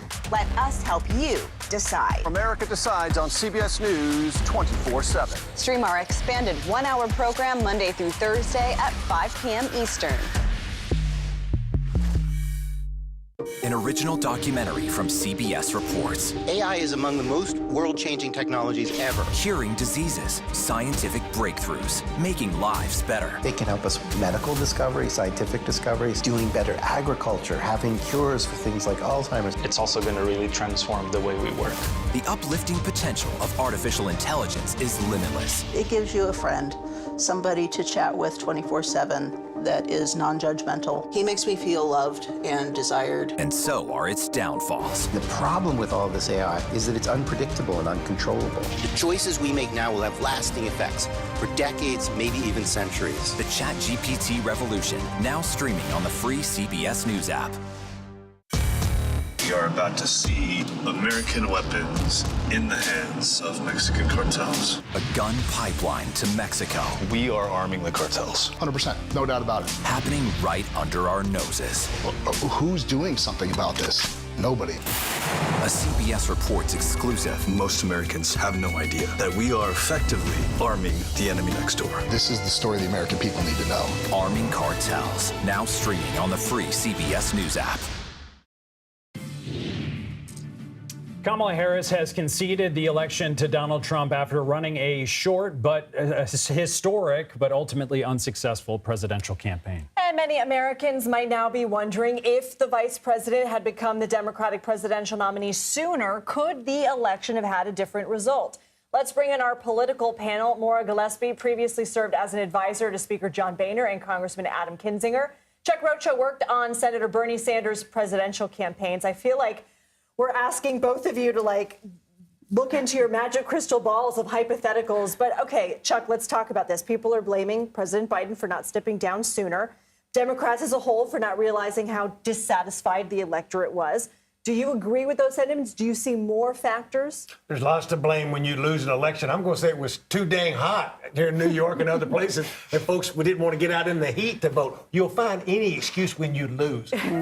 The goal of this whole thing, though, is to actually do some deep soul searching for Democrats. I mean, on a serious note, like last night, we lost this election, and we didn't lose it by a little and underperformed in every county. That means we should step back, look at it, and realize what we did wrong, learn from it. And now when he has to govern and Republicans in the Senate, maybe in the House have to govern, we have to now be able to do a real contrast and get the American people to see what's the difference between Democrats and Republicans. I mean, how about the fact that viewers last night were watching in real time a combination of, on the big boards across every network, the improvement and better numbers from Biden in 2020, combined with the fact that it was his unwillingness to step aside that was causing Kamala Harris's numbers to be lower than those.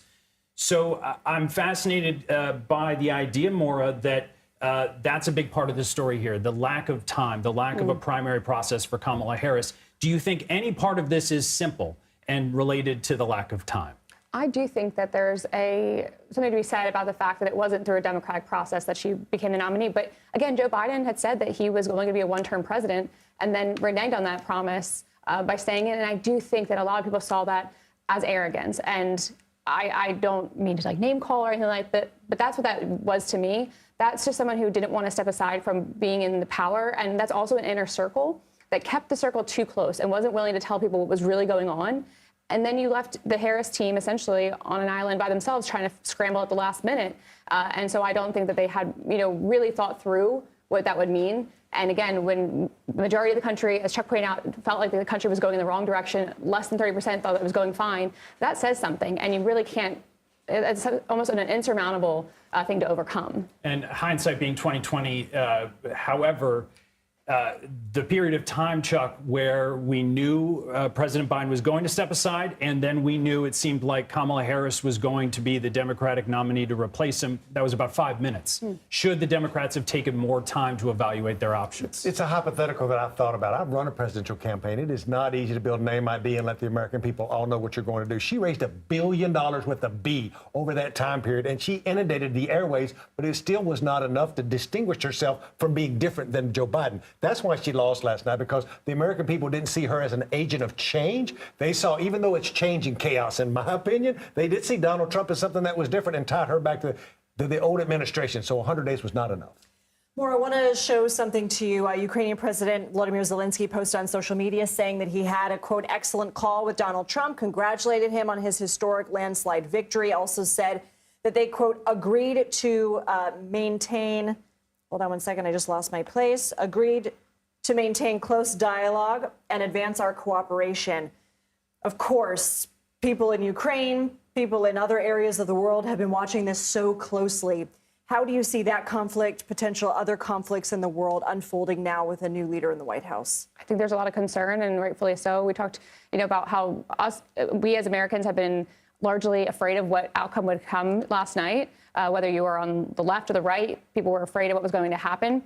But around the world, people were also afraid of what was going to happen, largely because of the unknown. I think in a lot of ways, Donald Trump has proven to be very unpredictable. And when it comes to our foreign policy, that's hard to plan for other countries to figure out where we're going to go next and where Donald Trump may decide to throw his support or not. And I think that now we're seeing how much power he may really have. And it's going to be up to those in the Senate and those in the House to push back in areas where they can. Chuck, 65%, according to exit polls, 65% of voters believe abortion should be legal, but only 14% of them labeled it their most important issue. Democrats going into this election, and correct me if I'm wrong, believed this was a winning issue for them. Why did it not turn out to be? I don't know why it didn't turn out to be, but I can tell you we talked about it a lot. I worked in over 20 congressional races from New York to California, and I made a lot of ads about it because the polling told us in those races that this was the most motivational factor for a group of people, mainly women in the suburbs, that really cared about this issue up and beyond. And let's be clear, they should have. They lost a basic right to their own bodies, but we should have done that and pivoted to talk about the economy, the price of gas and groceries at the same time of talking about that issue, in my opinion. I mean, she said that she was doing it. She said they could walk, chew gum and walk at the same time. And in multiple speeches, again, in a very short amount of time campaigning, right. She would talk about a new way forward. She would talk about a woman's right to her own body and getting the government out of her body. And she would talk about reducing the price of groceries. I mean, was it the policies? And either of you can weigh in on this. It was, building new housing. It was price gouging. Are those not messages that resonate? When you get messages coming at you from a fire hydrant all at once in 99 days with $1 billion behind it, you need a moment to be a little bit, not that she's not credible. Even Donald Trump, who is crazy in my opinion, people thought he was an agent of change and thought that it was, even though he may break some things, they knew who he was and folks didn't really know exactly everything about her. And you also really can't point to something to say, okay, she knows how to do this because of X, Y, Z. When you're currently in the administration, you're currently the vice president of an administration where, again, 70% of the country doesn't feel like things are going the right way.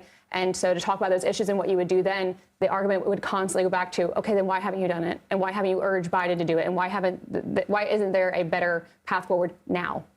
Let's talk about immigration. That was the most important issue to 11% of voters. That seems like a small number to me. I mean, is it all, again, comes down to the economy, stupid? I mean, if that was such a message that Trump harped on at rallies, closing the border, saying that borders were wildly open, is that not strong enough as, again, the kitchen table issues that we've been talking about? Let's talk about strategy. There's a strategy behind that 11%. In all those congressional races, while I was running ads around abortion, Republicans were running ads about immigration in districts where there were no Latinos because they needed a way to offset what we were saying about abortion with these white women who vote at high rates by saying and scaring them into saying, these folks are coming, it's scary. Crime, punishment, we got to make sure, because they needed to get percentages of those to move their way. And guess what? The numbers, let's not say that white women voted with them, so they got them to move that way. And also, one of the things that the Trump campaign focused on doing was combining the issues of immigration and the border with the economy. Famously, the Trump campaign and Trump, when he was campaigning, said, they're taking black jobs. That was a line that it seems may have resonated with some black voters. The rest of us were sort of confused by it. The direct language of Trump, the idea that the people who voted for him, Maura, know exactly how he feels about every issue. How different was that feeling for Trump voters than it was for people who were considering voting for Kamala Harris and wondering maybe where she stood on issues? He spoke to a base of his voters that he knew would get them not only ginned up to support him, but maybe also convince other people to see the fear. And, talking about fear, that's a really motivating factor. And especially when you think about the livelihoods of your family, which he also talked about what was going to be infiltrating people's schools. That's how he used the word infiltrating. He used that kind of language to scare women into wanting to do anything and everything to protect their families. And that combines several issues all in one when you feel as though your livelihood or your family is at risk. There's a reason why the House is performing a little bit better, in my opinion. In all of these congressional races where I was working at, we never took on Trump. We never talked about Trump. We were talking about policy solutions, about where we differed with Republicans. And you see the House candidates last night doing a little better. I want to ask you, both of you, do you feel that policy sort of outweighed the idea of character and the highness of the office? You're laughing. A lot of people that we were talking to on camera were saying, would I let him babysit my kids? No. Would I invite him to a dinner party? No. But he shows proven outcomes. Look, I'm laughing because when you get in these focus groups with these voters, like Donald Trump ain't got no policy book. He's got a red hat that says he's going to make America great again, which, as a strategist, is brilliant branding. And I wish I would have thought of it. We'd have had a blue hat saying, we're better. No. Whatever it is, it worked because it was simple. People go like, yes, change, make America great, whatever that means. Remember when he said he had a concept of a plan? And that even worked. Like, this is, America don't need the abs. They just need somebody who feels like they're fighting for them. And that's the argument that I feel like we lost. Yeah, and I think largely Republicans are viewed to be stronger on the economy and safety and security. And so when you're faced with the choice, you're going to go with what you think is going to be the change that is stronger on that issue area. Maura Gillespie and Chuck Rocha, thank you both so much. It's a political era that is unlike any other. We'll be right back.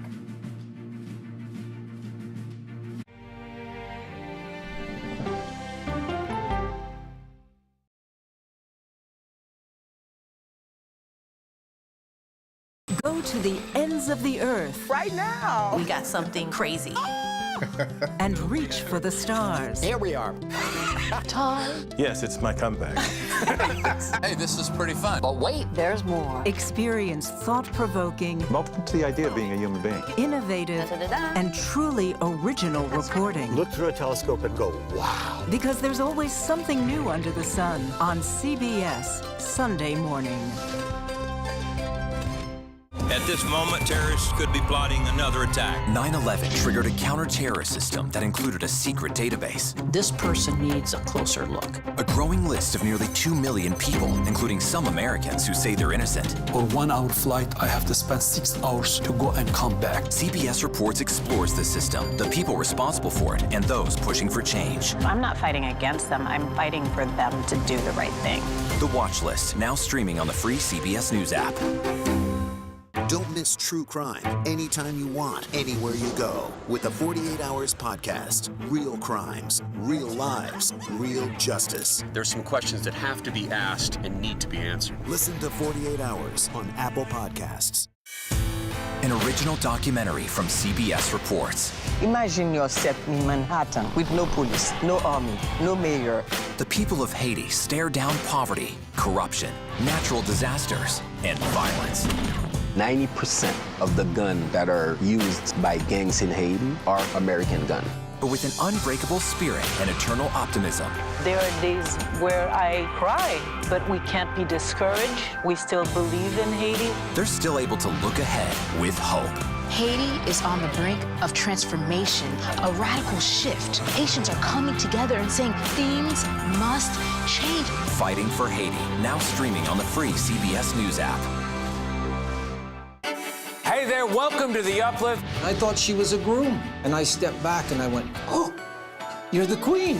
She's gonna be with me every instant that I'm alive. I just wanted to see if you'd go to Disneyland with me today. I look over at him and he's smiling. I'm gonna remember that the rest of my life.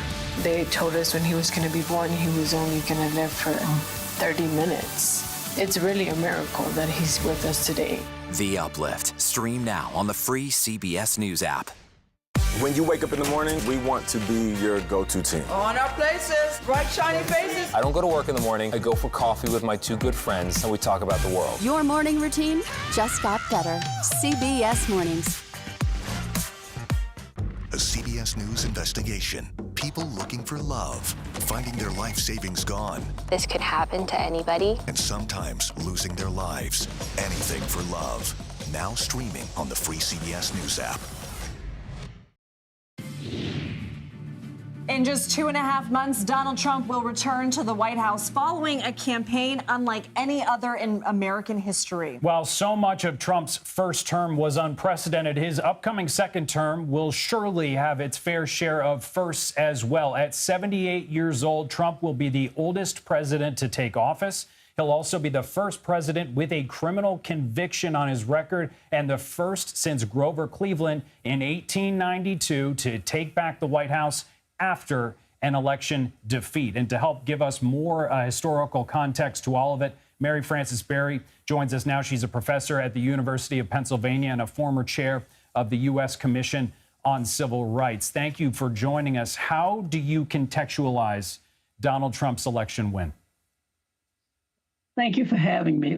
Let me just say that in talking to my niece now, who's a teacher just a minute ago, who said, tell me some good news and what I can do. And she started telling me all the way she felt. What has happened is that Donald Trump represents large numbers of people who believe that they are not better off now than they were 4 years ago, stealing Ronald Reagan's theme, which worked very well for him. And some of them don't know the intricacies of how we got to where we are and all the rest of it. And Trump, of course, is a great entertainer. We all know that. And he, in fact, speaks to people in language that they, working class people, in language that they understand. They may not get all the nuances.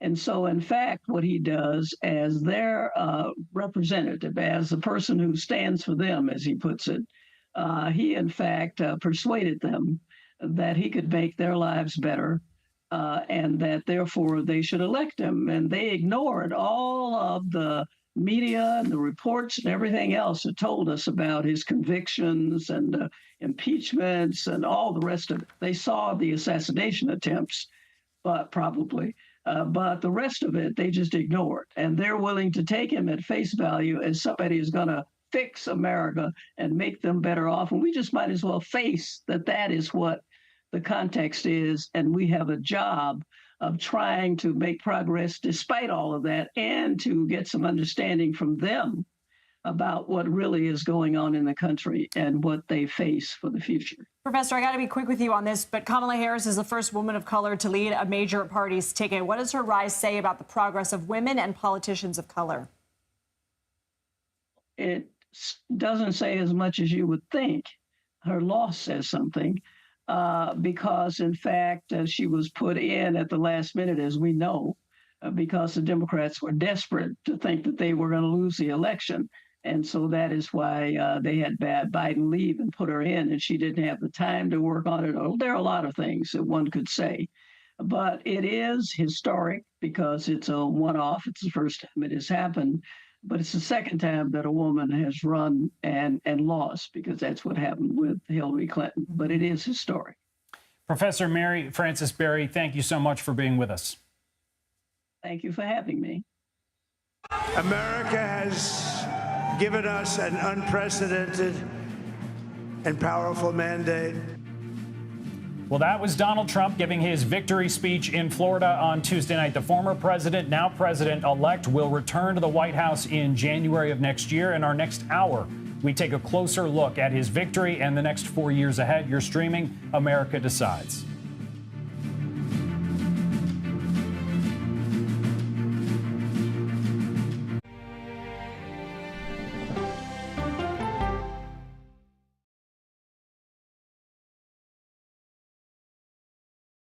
Okay, so let's just start at the beginning. Well, let me start with this. What is at stake here? What is the answer then? Do you know why? You want me to just keep going? Is that a good thing or a bad thing? Were there death threats? How is this possible? What's wrong with that argument? Are you saying they lied? Have you told the government that? Why won't you say the word crisis? You're not answering my question. Is that scary? Does that make sense? What do you mean? What does that mean in Did any of that make sense?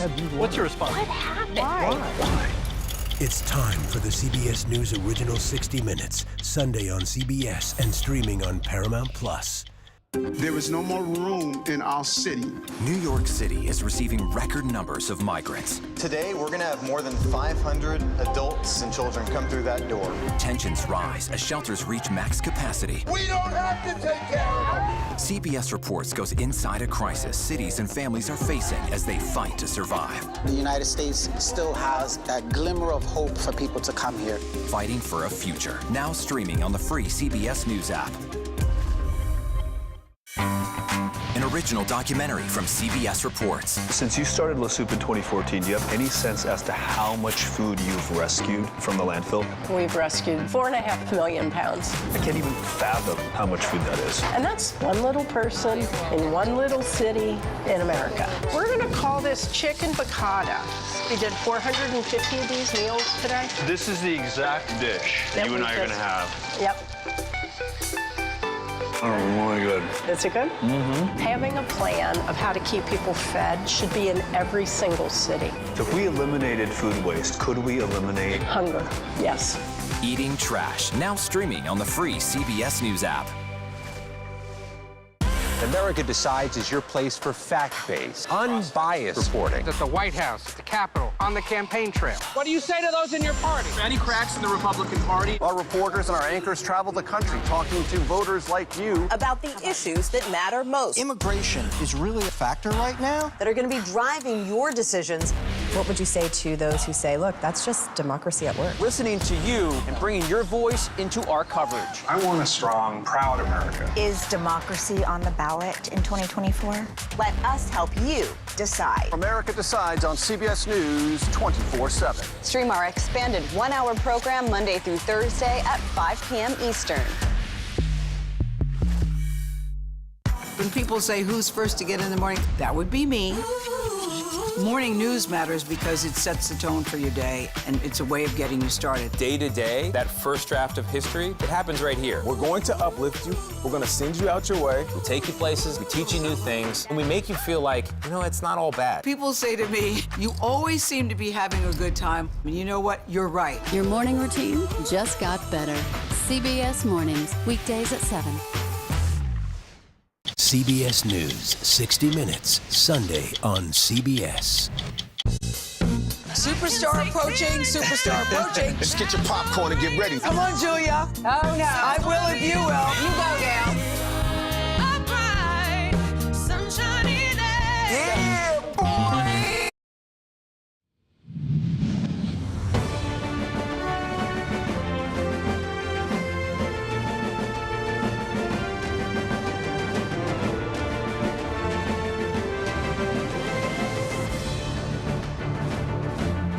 I want to thank the American people for the extraordinary honor of being elected your 47th president and your 45th president. The fight for freedom, for opportunity, for fairness, and the dignity of all people. That is a fight I will never give up. Hey, everybody, thanks for joining us. I'm Doug Williams. And I'm Lindsay Reiser. Welcome to our continuing America Decides special coverage from Studio 57 here in New York City. Former President Donald Trump will soon be able to drop the former from his title. He has passed the 270 electoral college votes needed to secure the White House and become the 47th president of the United States.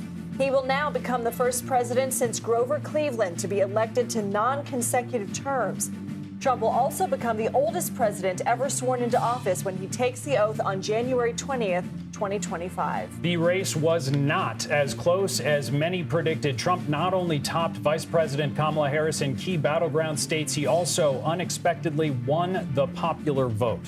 Trump will also have help on Capitol Hill, with Republicans flipping control of the Senate. The House is still up for grabs, but CBS News characterizes control of the chamber as lean Republican. Let's start with CBS News campaign reporters Olivia Rinaldi and Aaron Navarro. And Olivia, we'll start with you. What has made Trump's campaign so effective this time around, in your opinion and in your reporting? Yeah, good to be with you, Doug and Lindsay. What really made this campaign so effective and brought them across the finish line is their signature ground game strategy. It was developed by James Blair, who's the political director of the campaign. He's just 35 years old, and they tested this strategy in Iowa. And essentially what it did was deputize their super fans, those Trump loyalists. And what it did was told them, look, you're in your community, go out and find 10 people and make a plan to go vote. But we're also going to incentivize this. If you get 10 people to go vote, you're going to get a reward, like a signed hat, a T-shirt, expedited entry into a rally. So it incentivized his base really to mobilize, go out, find these people, and bring them to the polls. And that's what you see attributed to a lot of that large swelling of support in rural areas, especially early voting that we saw there. But also Trump's messaging to Black Americans, Hispanic Americans, Latino men in particular, saying that, look, this administration has left you behind. There's something for you at this table as well, whether that be lower taxes, stronger immigration, economic incentives. It was through all of that that the Trump campaign was really able to speak to these people, chip away at some of those voters in the Democratic base, and really churn out the support that delivered him the victory last night. Aaron, Trump improved his margins compared to 2020 in battlegrounds and blue states alike. What kind of soul searching are Democrats doing today?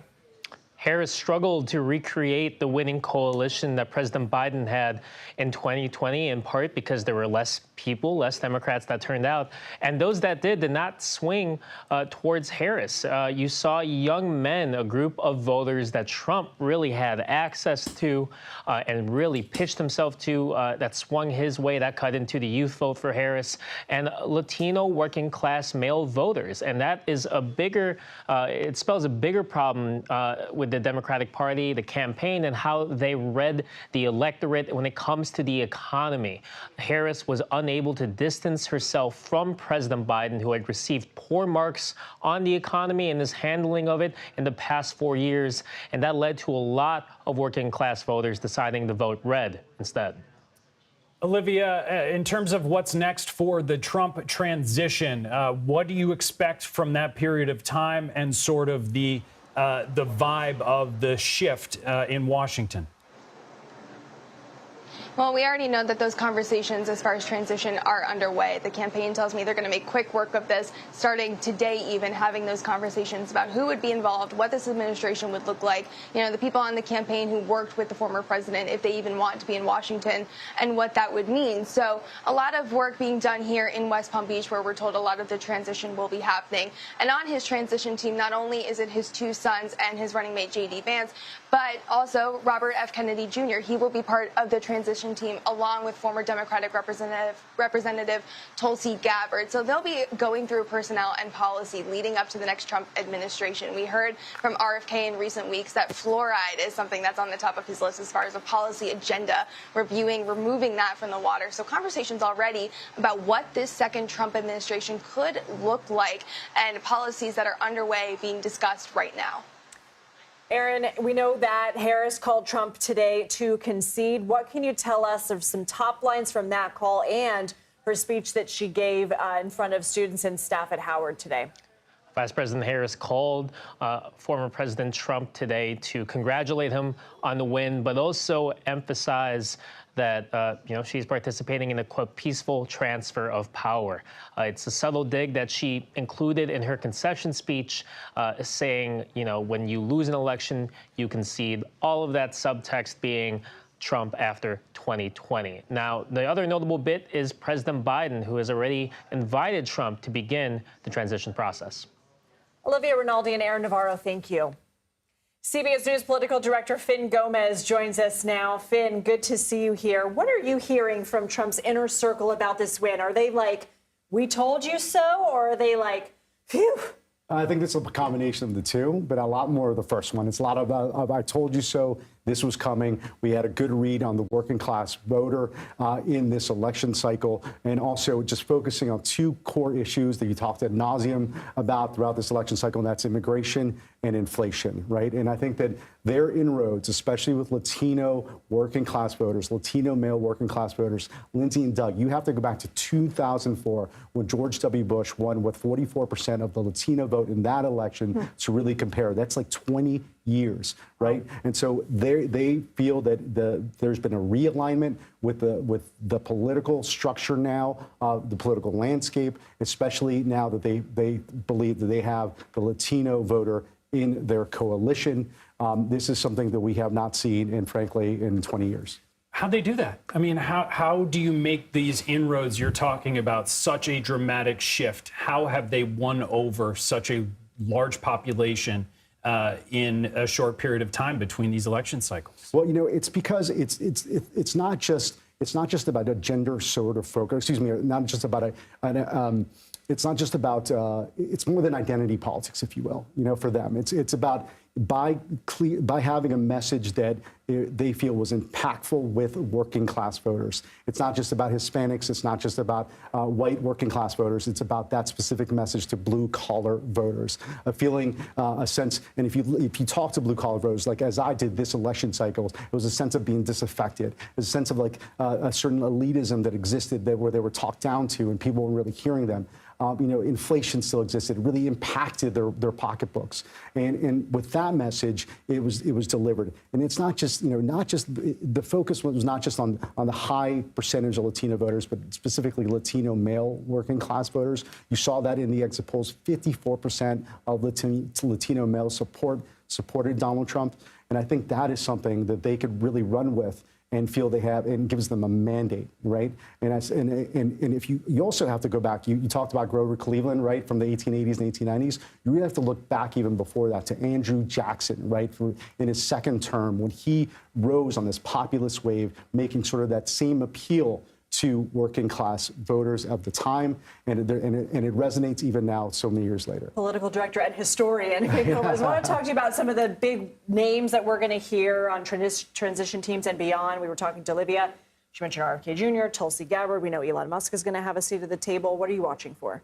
Well, I mean, that's the thing. I mean, there were some key moments, key issues that they were focused on, right? Some of these aspects, some of the proposals that they have that we've heard about. I mean, will that really be popular when it's actually implemented? Olivia brought up the removing the fluoride out of the water. Dentists are going to love it.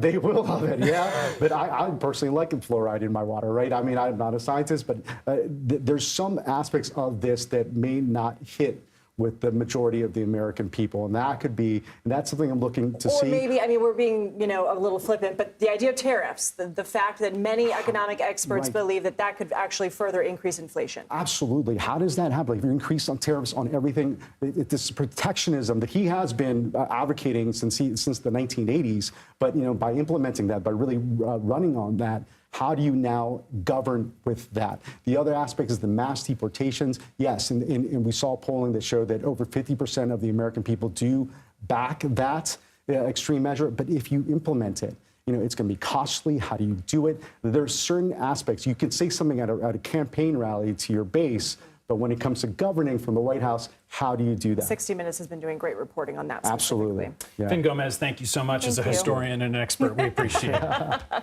Well, battleground states were key to Donald Trump's election victory. One of those states, Georgia. We're going to take a closer look at how he was able to secure the vote there.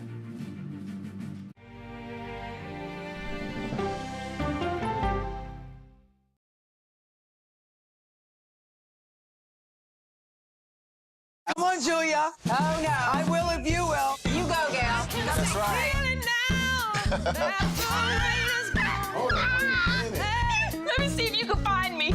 I want to make sure that my voice is heard, but also that I lift up other voices. You can't write a better script. Yeah, boy! It's gonna be a ride.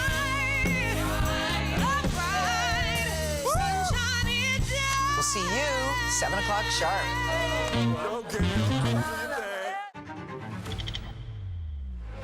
How fast do you think you were going? 195 miles an hour. This is incredible. How close did you actually come to being killed? That close.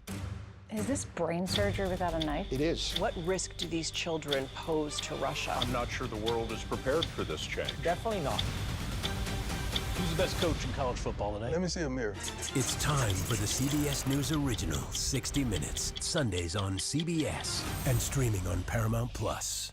Go to the ends of the earth. Right now. We got something crazy. And reach for the stars. Here we are.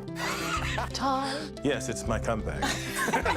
Hey, this is pretty fun. But wait, there's more. Experience thought-provoking, Welcome to the idea of being a human being. innovative, and truly original reporting. Look through a telescope and go, wow. Because there's always something new under the sun on CBS Sunday morning.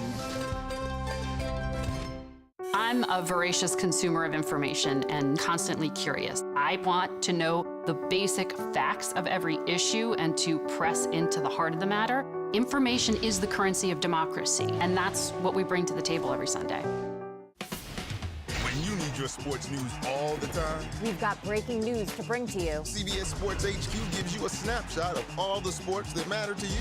Big news coming out of the NFL. A lot of movement in the rankings this week. With highlights. What a finish at the final round of play. And in-depth analysis. Can they three-peat? Tony Romo joins the conversation. What can you say about this game? When you need your sports in a snap, We're bringing you that breaking news right here on HQ. find it on CBS Sports HQ. Streaming free anywhere you are.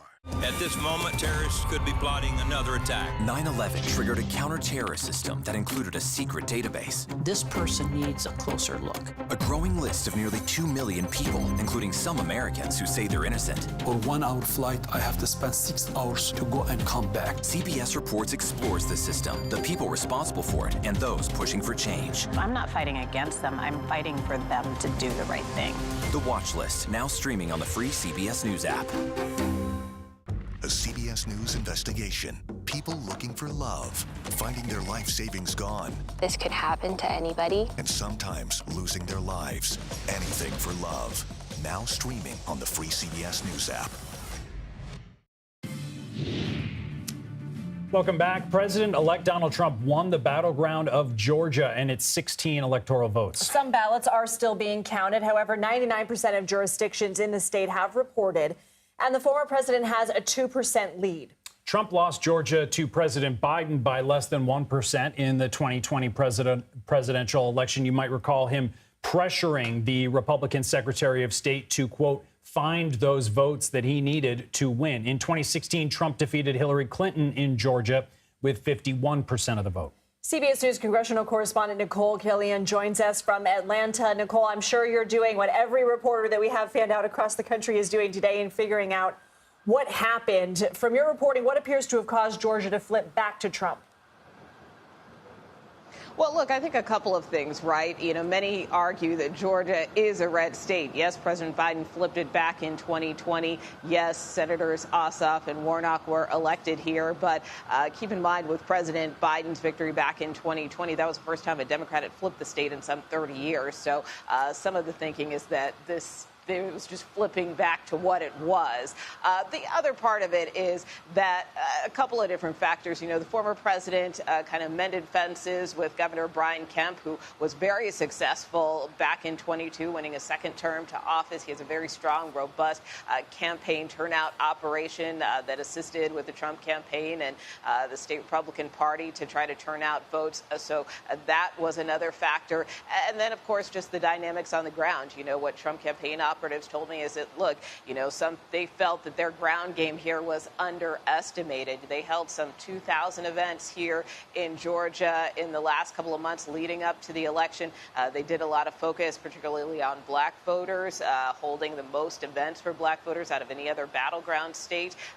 So there was a real emphasis on not only turning out the African-American population, trying to cut down some Democratic margins there, but also reaching out into some of these rural areas, trying to turn out some of these low propensity voters, which is a strategy that we saw across other battleground states as well. And Nicole, Democrats have long focused on where you are in Atlanta, and your point is well taken, an important one, Georgia's place in terms of battleground states. We may need to reevaluate which states are battleground states entirely in our next election without Trump in it. But did all the big counties vote Republican in Georgia? Well, as you well know, I mean, we're here in Fulton County, which is one of the most populous counties here in Georgia. So obviously, no, that did not go for Donald Trump. And typically, you know, many of these counties here around Metro Atlanta are more Democratic strongholds, as well as places like Savannah and Macon. But that being said, you know, again, the former president did cut into some of the margins here in Fulton County, DeKalb County, also kind of dug into some of the margins down around Macon and other parts of the state. But the real emphasis, again, was kind of on turning out that rural vote. You know, one thing that some Republican operatives told me is that this was really about the early vote turnout. They were already starting to see some strong numbers there, particularly around a lot of the counties, for instance, that are north of Atlanta, just kind of further outside of the metro area, bordering with Tennessee. That was something critical for them, but seeing that kind of higher, more robust Republican turnout in the early vote made them confident going into Election Day that they would ultimately have the votes to put them on the path to victory. What were the key issues for voters? Well, look, I think a lot of things, I mean, just in talking to voters, not only here in Georgia, but, you know, across the country, again, economy, is the economy stupid? I mean, that really was something you heard that was a through line through many of the voters we talked to throughout the course of this campaign. You know, the higher prices, inflation, you know, for groceries, for, you know, buying a home, you know, just everyday expenses was really a big concern among a lot of voters. Obviously, the border was also a critical issue, even in a state like Georgia, which isn't necessarily on the U.S.-Mexico border. So, you know, many people felt the impact of that, even if they weren't necessarily a border state. And I think another thing that stands out to me, particularly in talking to some voters in Georgia, you know, I remember we went to a rally maybe about a week or two ago, further outside of Atlanta in Gwinnett County, and there was a woman there who was very vocal, and she said, you know, we're part of the silent majority, but we're not going to be silent anymore. So again, I think some of those disaffected voters who felt that, you know, over the last couple of years their voices weren't being heard felt that this time around they would, and they felt emboldened by the former president's candidacy. Nicole Killian, thanks so much for joining us. One of Donald Trump's chief arguments to voters was that he could trigger economic growth. This, as CBS News exit polling found voters were unsatisfied with the economy. In fact, 45% of voters said their financial situation was worse than it was 4 years ago. Let's bring in Haima Moore. He's a Democratic strategist who served as the director of the Office for DNC Chair Jamie Harrison. So, Haima, in terms of the economy, that's where I want to start. Yeah. Was the messaging in the Harris campaign direct enough in terms of how their ideas as it relates to the economy were actually better than Trump's? Were they focused and direct enough to voters? Yeah, look, Doug, we got to go back 3 years. And so this started beyond 25 days ago. This was something that Joe Biden was talking about when he became president. And I think one of the things that has been a deficit for the Democrats is we didn't go into offense soon enough. And so when we saw inflation started to go down, job numbers started to go up, we should have been more effective in getting that message out, and we didn't. And so once Kamala Harris became the nominee 105 days ago, it was almost too late to have that message. It's already baked in. I don't know. I'm gonna push you back on that a little bit, because I feel like people were sounding the alarm throughout the entire campaign. Democrats across the party saying we're not hammering home this message enough. And I mean, we did hear some of the catchphrases from Harris's campaign. We're not going back, a new way forward, when we fight, we win.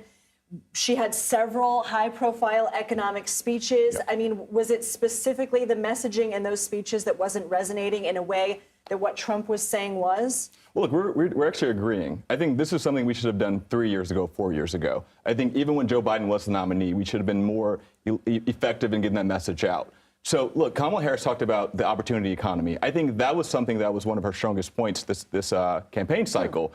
But a lot of these things were already baked in. Some of the things that Donald Trump was talking about, there was no specifics about it. These were just sort of platitudes that resonated with people's heart. Look at the numbers. Inflation has come down. Job numbers have gone up. And so there are economic indicators that have proven that the economy is in a better place than it was 4 years ago.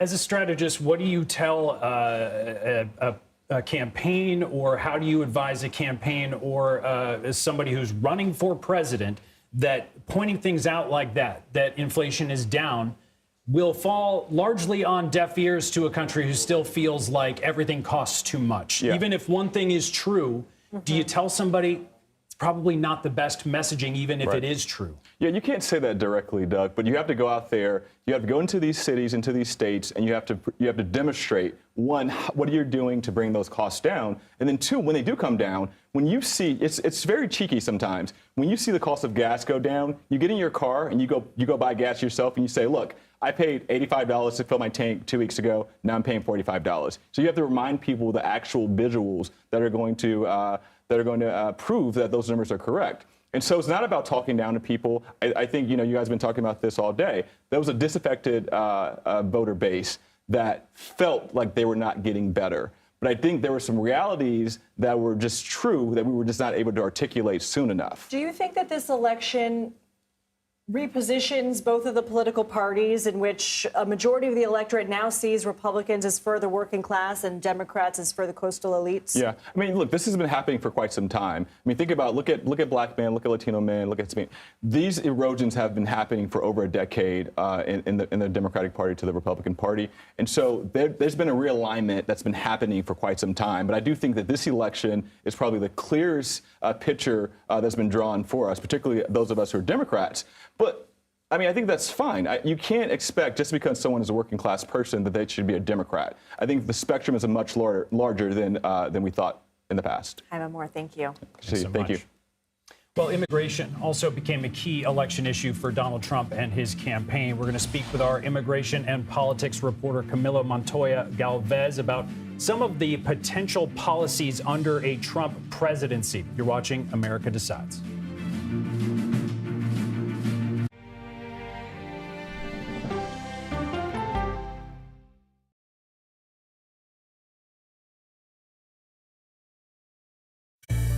An original documentary from CBS reports. It was genocide, a deliberate effort by the United States government to eliminate the food source that was relied upon by Native American tribes. American bison were slaughtered and Native Americans displaced. And that's how tribes were subjugated to reservations and our lands were taken. But now, through conservation efforts at Yellowstone, Buffalo provided everything that we needed. Now they need help. a herd grows. We need to step up and help them. And a culture is reborn. When the buffalo return and come back, that's when our tribe will begin to heal. Yellowstone Bison Revival, now streaming on the free CBS News app. Oh, wow. Look at this. Let 60 Minutes take you on a private tour of the National Archives. So there may be treasures like this buried in boxes. Historical secrets from America's past. So this is original from 1778?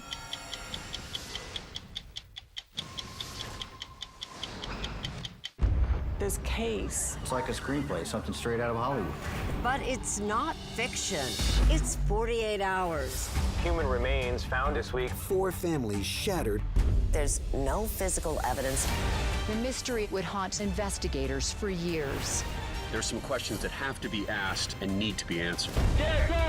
Like a John Grisham novel. A gripping true crime original. 48 hours. Now streaming on the free CBS News app. When you wake up in the morning, we want to be your go-to team. On our places. Bright, shiny faces.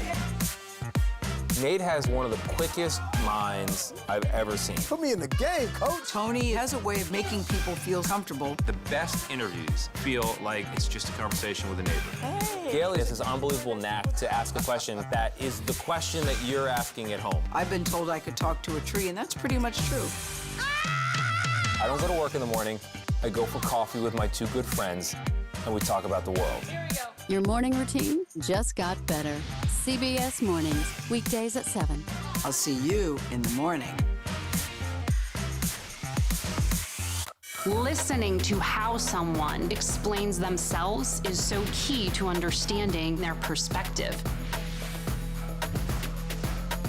The grief of losing a child is immense. You can't breathe. After decades of the war on drugs, things have only gotten worse. Every shipment of fentanyl is a ticking time bomb. 50 times more powerful than heroin. CBS Reports goes deep into Mexico. What is your role in the Sinaloa cartel? To find out why the cartels keep getting stronger and wealthier. This is a war, but we're not fighting it. Our citizens are dying.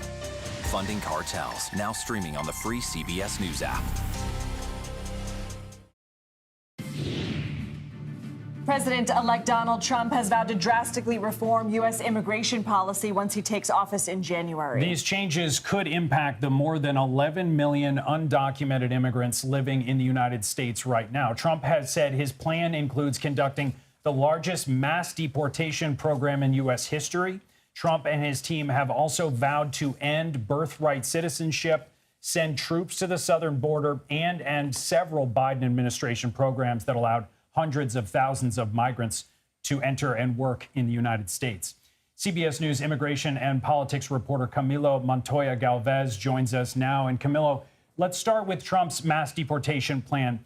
What do we know about it, and how does he plan to enforce it? Well, this is really the pillar of the second Trump administration's immigration agenda. Former President Donald Trump and now President-elect Trump has repeatedly promised to oversee the largest deportation operation in American history, modeled after that infamous Operation Wetback during the 1950s under the presidency of President Eisenhower.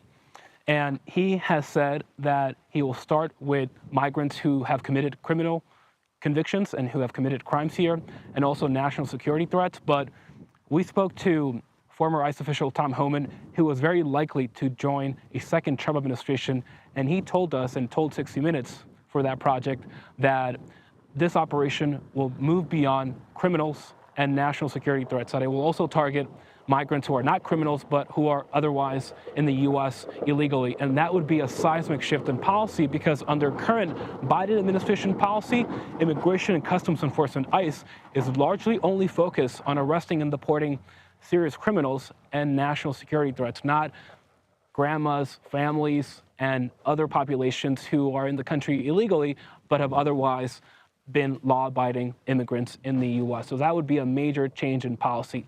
However, this operation will face formidable legal, humanitarian, and financial challenges. Right now, Immigration and Customs Enforcement only has 6,000 deportation agents and 41 detention beds, and that is not nearly enough to detain and deport everyone who is here illegally. And there's also the question of what happens to mixed status families. These are families that include undocumented immigrants, but also permanent residents and U.S. citizens. We have a lot of families in the U.S., about 4 million children who live with an undocumented parent. What happens to those children? Do they get returned to their home countries together? Do the families get separated? These are questions that the second Trump administration will face for sure. Camilo, we only have about a minute left, but is there an argument that the incoming Trump administration will be successful in implementing these promises? And if so, why? Yes, certainly, because the incoming Trump administration believes that they have a mandate to carry out these policies in a way that really they did not have back in 2016, when obviously former President Trump won the election but lost a popular vote. And now, not only is he winning the popular vote, but many of his signature immigration pledges, including that mass deportation promise, have been garnering increasing support among the public.